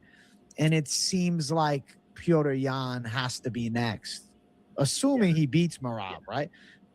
If he loses to Merab, things will get a little murky in the water. You know, they're doing O'Malley-Merab trilogy at this point as a potential fight. I wouldn't even be blown away if the UFC tried to put that together. O'Malley's their golden goose. You know, I think O'Malley versus Petr Yan rematch is sick. Makes a lot of sense, you know. Kind of, we want to see that more than the, you know, than the rematch of Petr Yan and Merab Dvalishvili. Brother, Sugar Sean did his thing, man. He was looking good. He was looking clean. It was literally exactly what I was thinking up through the second round. I had the other take, which was like, what does it take to put this guy away? Like Jose Aldo kicked him in the head. You know, Chito Vera caught him clean when he wasn't even biting down on his mouthpiece. It looked like with that jab, boom. It's like this guy's got a rock head. And Sean O'Malley, like you said, the last guy he knocked out was running at him. Like, you know, Aljo was all the way leaned over his feet, and that's not how Amin Zahabi fights at all. But it was speed, bro. Speed getting to the target. And I swear something about the nerves at the White House just had people popping off looking for these finishes. So wicked performance by Sean O'Malley. Sean O'Malley was in a parlay of mine that Ilya Taporia sunk. But Sean O'Malley, you know, looked as good as he ever has. It was a good matchup for him stylistically because he was always going to be able to outbox Amin Zahabi and land on him. Amin Zahabi was trying to kick his legs, but you heard Sean. He's like, it wasn't really doing much to me. I really think Sean O'Malley versus Petr Yan's the move, man. You got to see that shit run back again. That's a fun one because Petr Yan's going to strike with him more than Merab does. Run it. Let's go. The Sean O'Malley Yan rematch sounds perfect for Zahabi. They'll give him somebody, you know, he'll be around. You'll see him back at some point. But the matchmaking for that fight, less exciting for me. So we'll skip past it and get into a little Hokit-Lewis action. Finch, Hokit's about that life. Hokit's on the cusp of contendership, and he handled past his prime Derek Lewis nicely. Derek Lewis had actually wanted to win. I think we have to call a spade a spade. Derek Lewis against Waldo did not give a fuck. Right. He was trying hard against Josh Hokit, but he was just, you know, extremely slow and couldn't find shots. And he hit a couple of shots on Hokit. Hokit was fine. Hokit beat him up in the wrestling round number 1, gassed him out. I actually hit the second round KO call for Hokit in this one, so I was pretty hype on the Mystic Mac J. I think that Josh Hokit is going to fight Volkov next in a USA versus Russia battle. And if he wins that fight, he's next in line for the fucking title. It's hard to tell when Derek Lewis is playing possum or not. You know, it's hard to tell when he's like really, he got tired. Obviously they were outside and it was 90 degrees in the middle of the day. They were tired, but, you know, it gets to points where you're just like, damn, like, is he really taking a break at this moment? Is he playing possum? What is he doing? Josh Hokit struck with him well. You know, the arm bar at the end of that round, that first round, brother, Josh, put it over a hip and break the damn thing. He's got it in the center. He's like, he's fucking yelling out. It's like, bro, like, your voice isn't going to get it done. It's your hips, homie. Put that shit on a hip, right? Break that damn arm, that big ass arm of that big ass dude, Derek Lewis. He looked good with the hands. You saw the hand speed difference. A couple times Derek Lewis actually did time him and try to come over the top, but Hokit rolls with shots nice. You saw he did that a few times. The punch be coming for him and he'll just look with it. And that was brilliant. That really made a difference. After Derek missed a couple of those ham hocks, he's like, my balls is hot. You know what I mean? He's tired. So you saw Josh Hokit actually put him away from striking. He was putting him away with those hands down low, but the hand speed difference made it not matter too much. And the, you know, the looking with the shots. So Josh Hokit gets it done. What does he say as soon as he finishes the fight? I need a vacation. He deserves a vacation, bro. He came into this thing with a hand injury after an absolute barn burner war against Curtis Blades. Give him a vacation first, and then he's right in the mix up there at heavyweight. Him and Cyril Gane's a really fun fight. Him and Tom Aspinall's a really fun fight. He's been spending all this time talking shit about Poatan, but I feel like he's actually now higher up in the division, and he needs one of those names. I mean, him and Sergey Pavlovich is crazy. Anybody at the top of the division with Josh Hokit's going to be a lot of fun next. Run it. Run it. Run it. Josh Hokit, amongst the top caliber, pulling through. Fadilu, he'll be back, I'm sure, but, you know, close to calling it. I think he's got maybe a fight left, in all honesty. I thought he was going to retire at the White House, dog. Is there a cooler spot to retire? You know? Nobody did. Michael Chandler didn't retire. No. Derek Lewis didn't retire. So if you were on Poly Market fucking around, nope, no retirements at the White House. Speaking of Michael Chandler, he got whooped badly by Mauricio Rufy. Yeah. It was, a level. I am not surprised.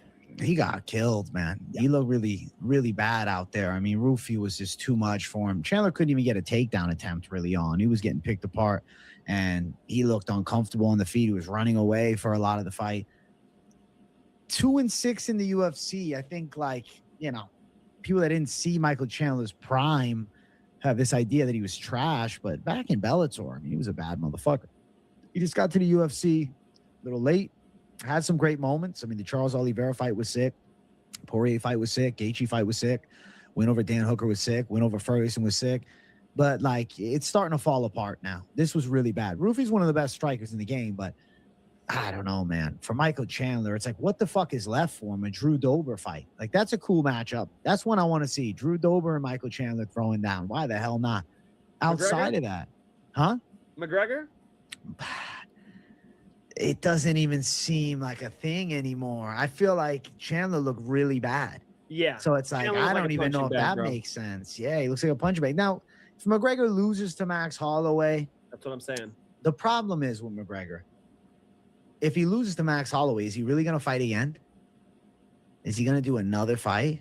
He has to, right? 2 more fights on his contract? Yeah. Two more fights on his contract. I think he does it, and he goes and does bare knuckle or boxing, yeah. The biggest thing is, would he accept being a co-main event? Conor McGregor in the co-main event? Why would he have to be a co-main event? Conor McGregor, Michael Chandler is no main event. Don't play games with me, bro. If they pull up in Orlando, you ain't going. Don't play games with me, dog. I mean, it's a main event for a fight night, but you can't do it as a numbered event main event. Michael Chandler's lost 4 fights in a row. Conor might be losing 3 fights in a row. Bro, Chuck Liddell was still main event no matter if Keith Jardine beats him up or whatever the fuck happens. It's Conor McGregor. Yes, he's the main event, AJ. Quit fucking around. You don't believe that. If Max Holloway beats McGregor, he's no longer a main event. Take it back. Versus Chandler specifically, no. I don't know who he's going to beat then, bro. He's a 3-1 dog to Max Holloway. Vegas thinks he's about to get his ass beat. If what professionals are saying is most likely to happens, then Chandler it is. I don't know. I feel like he could wait for the date. Chandler is, just to get back on topic, I'm mostly fucking around. Just to get back on topic, Chandler is a punching bag now. We got to call a spade a spade. He cannot time another human being. I mean, it is bad, right? And he was shooting from so far away, bro. From so far, it's like Sean Strickland shooting in the desert. That bullet's just gonna keep on going. He was shooting like old school 1999 Tito Ortiz halfway across the cage shots, dude. What is this shit? Michael Chandler's done. I would agree. I would just say the history, the Ultimate Fighter against Conor, the potential payday. Remember McGregor was calling out Diego Sanchez. When Diego Sanchez was going out, McGregor wants an easy fight where he could win by knockout and get his feet back under him. I can't believe they gave him Max Holloway, honestly. I think that Max Holloway is pretty tough, even at 170. So Michael Chandler versus Conor, main event. All right, there we go. Finchman's base take. Thank you for $4.99, Karate Kid Madrid. Big Hogan was trolling with that armbar. The visual of him holding the arm and smiling at his corner is hilarious. Maybe. I mean, he does have an armbar win as a pro. We noticed that you had mentioned it when we were doing the live show last week for Freedom 250. Yeah, I mean, if he wanted to finish it, he could put it over his hip, right? You don't have to have the armbar in the center. You could put it over your hip because you can pop your hip. So I can take that arm, and if I can't get leverage over it from bridging, maybe I got a lower back injury like Derek Lewis. I don't know. I could take that arm, I could put the wrist out to the side, I could pop that hip, and look how much further you can get that arm to go. So he could take that arm to the side. And then if you guys saw, Derek Lewis was defending after a few seconds. So his arm was extended. He was getting armbar, and he was just laying there. But after a few seconds, he grabbed Hokett's foot and pushed it up. Watch it back. I watched all the fights back. I was reeling. I was having a lot of fun. Watch, he pushes the foot up. What that does is it takes away your leverage because you can't do leg curls and pinch your knees anymore because you got one foot out. So then what he could do is he can triangle his legs. So his legs were over the top. He can now triangle his legs and then use the triangle to find the arm bar. Do I think he has all of that in his game? Maybe not. He's like a wrestler boxer. So the jury's out in my head, Karate Kid. I'm not sure if that was a full-fledged armbar attempt or not. I would say on a professional level, finish the fight. If you can finish via submission, finish via submission. Don't play with your food. If he really was playing with his food like that, I would call that a red flag when you consider betting on somebody. There we go. I agree too. Also, listen, from Mauricio Rufy, Dan Hooker showcase next. I mean, they can do what they want to do. I don't know. Really, matchmaking for him is hard. But he's sick, bro. I really think the sick. Volkanovski move was good for him, AJ. He looks way better. He looks scary. Better. Yeah. Volk in the corner, too. That was cool as fuck. That was cool. You know, fighting nerds, I know some of them were mad about it. I think Gene Silva was mad about it, right? It's okay. Bro, Gene, you're getting your ass beat by Diego Lopez. Look at this guy. He gets his ass beat by BSD. He bounces back and he shows better wrestling technique, albeit he just fought Michael Chandler and then before that a striker. But I think that he leveled up his grappling, training with Volk over there. I think so. Mauricio Rufy, back on the ascension. He's a special striker. He's a lot of fun to watch. Let's see Mauricio Rufy in some fun fights. There we go. And then we got second fight on the card, the Bo Nickel slime out. Bro, Shins how Dawkins. nervous did Kyle Dawkins look? He was How worried. nervous. Bro, he was out there. Oh my God, I can't believe He couldn't let it go. He was frozen in time. Yeah. You know, he was out there hesitating. And then when he was throwing, it didn't seem like him. It just, I felt like Kyle Dawkins was he was like the high kid at the movie theater. Like, oh my God, can they smell me? I forgot my eye drops in my car. Oh my God. Yeah. Oh, I'm high. Oh, security. I got to get past security. Fuck, I should have switched my hoodie. You know, I think that Bo Nickel was out there doing his thing, hunting. Bo Nickel was out there hunting. Bo Nickel wanted that knockout. The way he went through for that takedown early on too, and then you saw Kyle Dawkins just hanging on. Oh my God, let me just, I can breathe here. You really saw him have a little heart attack in that cage. Pitiful performance from Kyle Dawkins. Pitiful. Destructive from Nickel. First round knockout. Respect to be had. I want to see Bo Nickel versus like Roman Dolidze next. Top 15 shot. Give him a guy like Dolidze who's kind of on the down slope. And I'll be damned. I think I'll be picking Bo Nickel to beat Roman Dolidze too. Sean Brady was getting me hyped on Dawkins' submission game. I'm watching his front headlock work back. I'm like, this dude's got game. He was laying with Bo Nickel in his guard, didn't try a single submission. Like, dog, can we get an attack here? Can we get 1999 double wrist control? Can I start fishing, start hunting? Like, I wanted to see a lot more from his game. Bo Nickel looked good. Yeah, fuck yeah. I mean, Bo's right in the mix now. He got the head kick knockout. He just got a knockout at the White House. Now he's up in the mix, right? Now it's time. Now it's time. He was on that ascension when he got the RDR fight. Not only is he back, but he's at a new level. It's time to go for Bo Nickel. Big fights now. Let's go. Agreed. And first fight, before we get to Vegas 119, Lopez Garcia. It was a damn savage Diego Lopez knockout. Sick. The over 1.5 hit by like 12 seconds. I was very hype on that shit.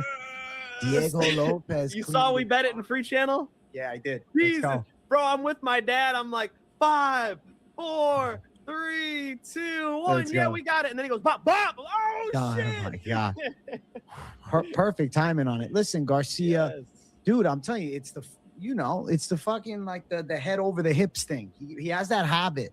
He'll come in and he'll throw. And shit, Diego Lopez does it too. But Diego Lopez got an iron chin. He's not worried. He says, fuck it, let's go. And Diego Lopez rocked him with the left hook, put him down, put him out, pounded him out. And Diego Lopez, bad motherfucker. Diego Lopez still that guy at 145. If your name's not Volkanovski, he's definitely got a chance against anybody. He's the man. Yeah, he absorbs it all with that mustache, bro. Yeah. Diego Lopez is he had a lot of fun. You saw him running, high-fiving all the fans. Yeah, he's a fan favorite, man. He's loved. He has fun with it. Yeah, You know, I he has really fun want to with it. see. I want to see a big fight from him. I'm thinking about the division. He just slept Steve Garcia in a big way. Yeah. A Lerone Murphy fight would be crazy, but the fight I want is Yair Rodriguez and Noche. that's the fight we need. But I'm thinking this is like my logical take. If you're Yair, the first fight back, they say, hey, here's Diego Lopez, who fights often and just knocked out Steve Garcia at the White House. Like, that's a scary comeback fight because he hasn't fought in over a year. You know, his timing might be a little off. That's a hard matchup. I think Diego Lopez will beat Yair Rodriguez up, but I do like the idea of that fight.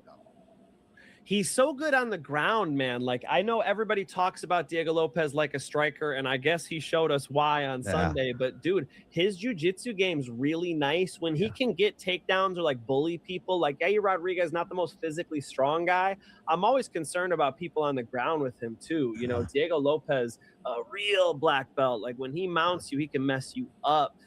Diego Lopez is the real deal. Steve Garcia is not bad either, bro. He was fighting pretty well in that first round. He's got a big left hand you got to worry about, and he'll bounce back nicely. But yeah, Diego Lopez just set the tone, bro. Diego Lopez went into that fire, found that left hook, and then every other fighter was like, all right, shit, we're going for these. What was it, $500,000 bonuses? Who ended up getting? Did they give Gaethje and Topuria fight of the night, right? Fight of the night, Gaethje got a performance of the night bonus, and Gane got a performance of the night bonus. Nice. Makes a lot of sense, too.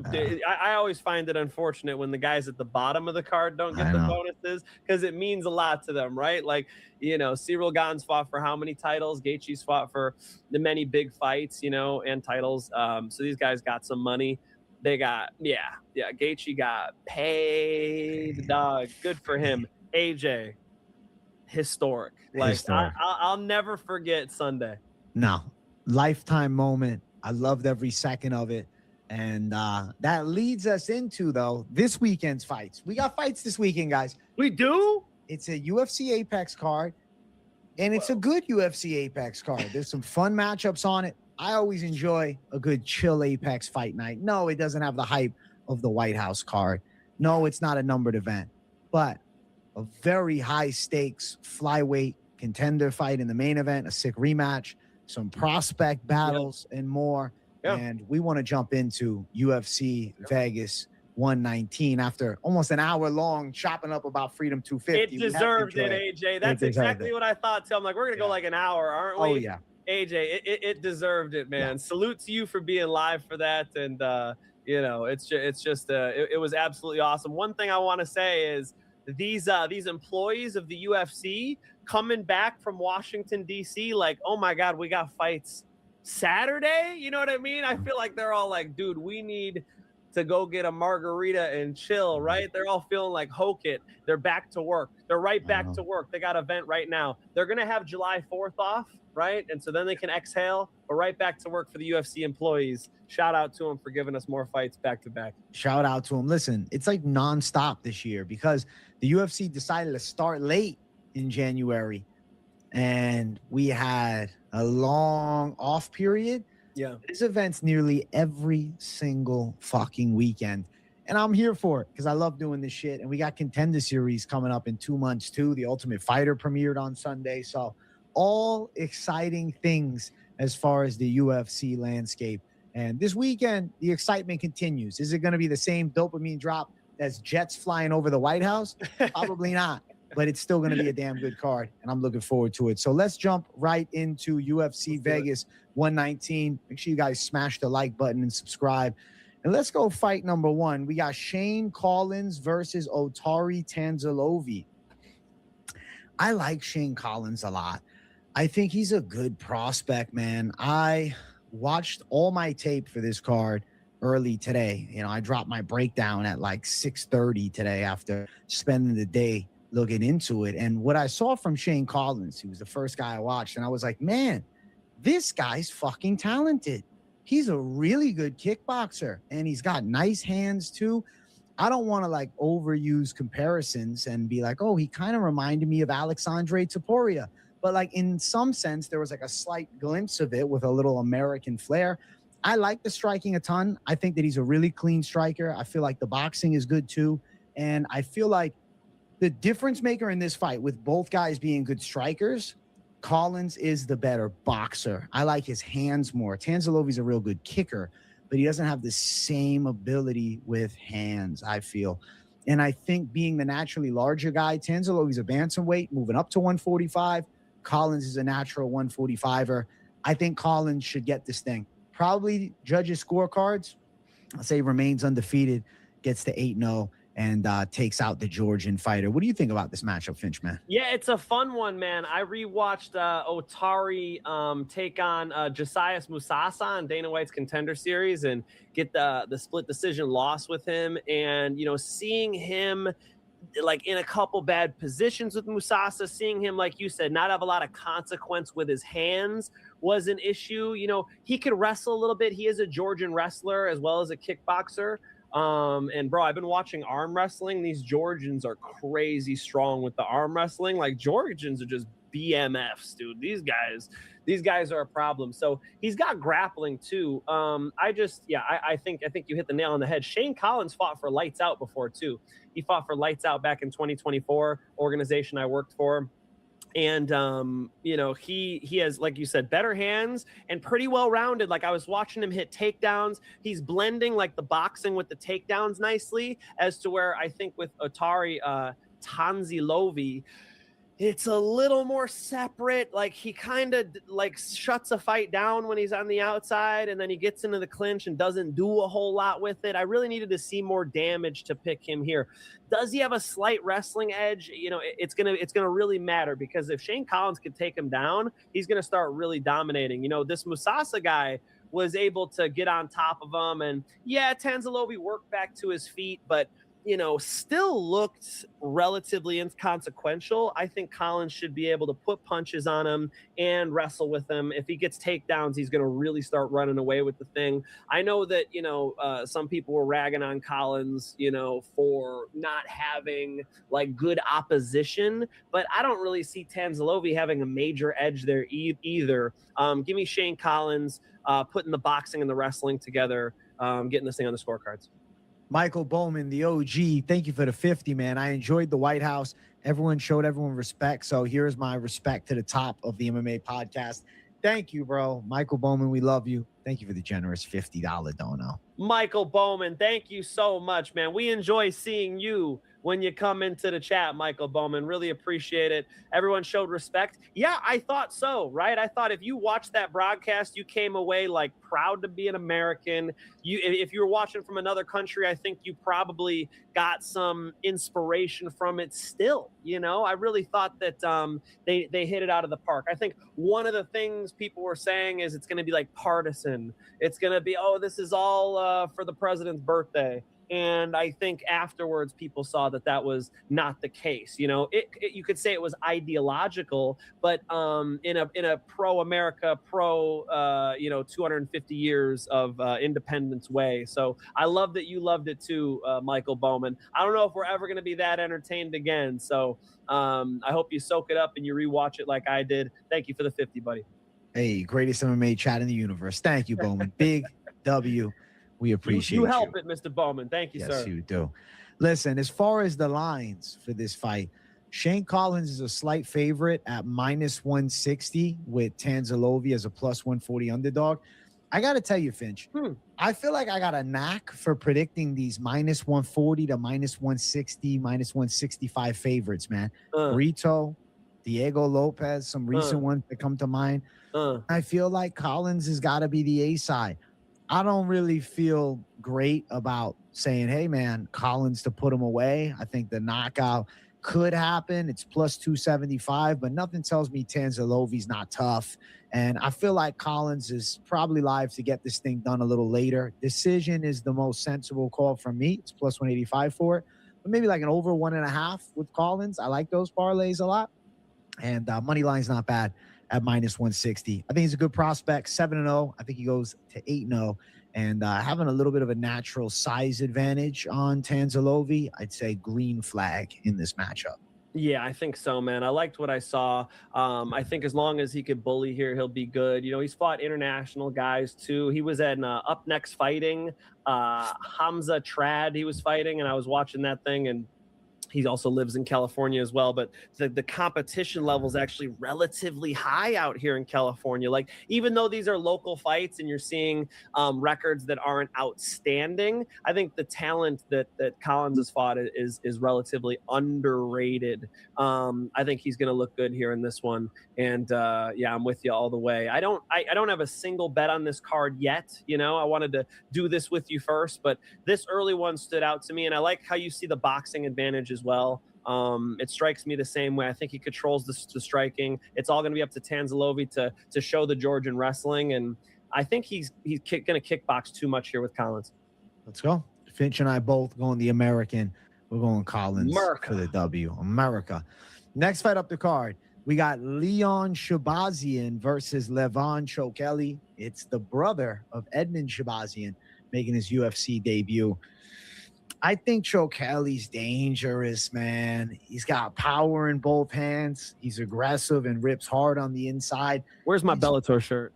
I know, you need it on. His only recent loss is Lorenz Larkin, one of the most explosive welterweights ever. I feel like Chokeli's pretty good. And, you know, with Shabazian, he's got 4 straight submission wins.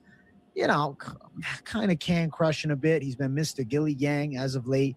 I don't think he's, you know, dropping Gilly on Chokeli. I think, if anything, he's getting hurt in the pocket. The Shabazian chin, I got doubts about. He does have 4 KO losses. Granted, the one against Ryan Loder was kind of an early stoppage. But regardless, I think that Chokeli, pretty powerful guy, Georgian fighter as well.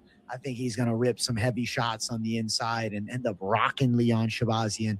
I definitely feel like Chokeli is a good addition to the welterweight division. He was solid over in Bellator. You know, beat Roman Falardo back in the day when Faraldo, I should say. Faraldo, who was good prospect. They called him the next Masvidal. Mother effers don't know. AJ knows. I know, that was impressive, man. Chokeli solid. I like what he brings to the table. 4-1 in his last 5. And yeah, he hasn't fought in a year, which maybe I don't love, but at the end of the day, opposition rate relatively high, has taken on some good guys throughout his Bellator run. And I just don't know with Shabazian. He lost to Phil Rowe back in 2019 on Contender Series. And I guess, you know, I have my relative doubts. You know, it seems like a lesser version of his brother, a less physical version of his brother. Less physical is well said, right? Like, Chokeli hits hard, and he front kicked Sabah Hamasi in the face and knocked him out in Bellator. Like, he's fought bruisers like Sabah Hamasi, guys with fast hands like Roman Faraldo. I think the striking is a mismatch here, and so Shabazian's going to need a takedown. He's got a lot of submissions on his record against a lot of bums. You know, and I think he's going to have trouble getting it there, right? The issue he's going to face is he doesn't have the physicality to take Chokeli down. He's going to need those fucking takedowns. I think Chokeli busts him up, probably gets him out of there. I'm going to go with the Bellator vet. Knockout. Looking at my boy Isaiah Campos, all I got to say is thank you for $4.99. Did the venue affect Topuria, or is Justin that good? Maybe the layoff affected Topuria. Nearly a year out. I think he overlooked Justin Gaethje. I think his confidence. I think he walked into that fight expecting to stop Gaethje early, and when that didn't come, he wasn't mentally prepared for a hard 5-round war against Justin Gaethje, and that's why I think he lost. You know, you got to look at Ilia Topuria and go, this guy's shined bright in the big pressure moments. When he was the underdog coming in there against Volkanovski, he shined bright. You know, when he was getting the lightweight title shot, when he was in these big fights, he came in there and got the job done via KO. So here he is in this spot.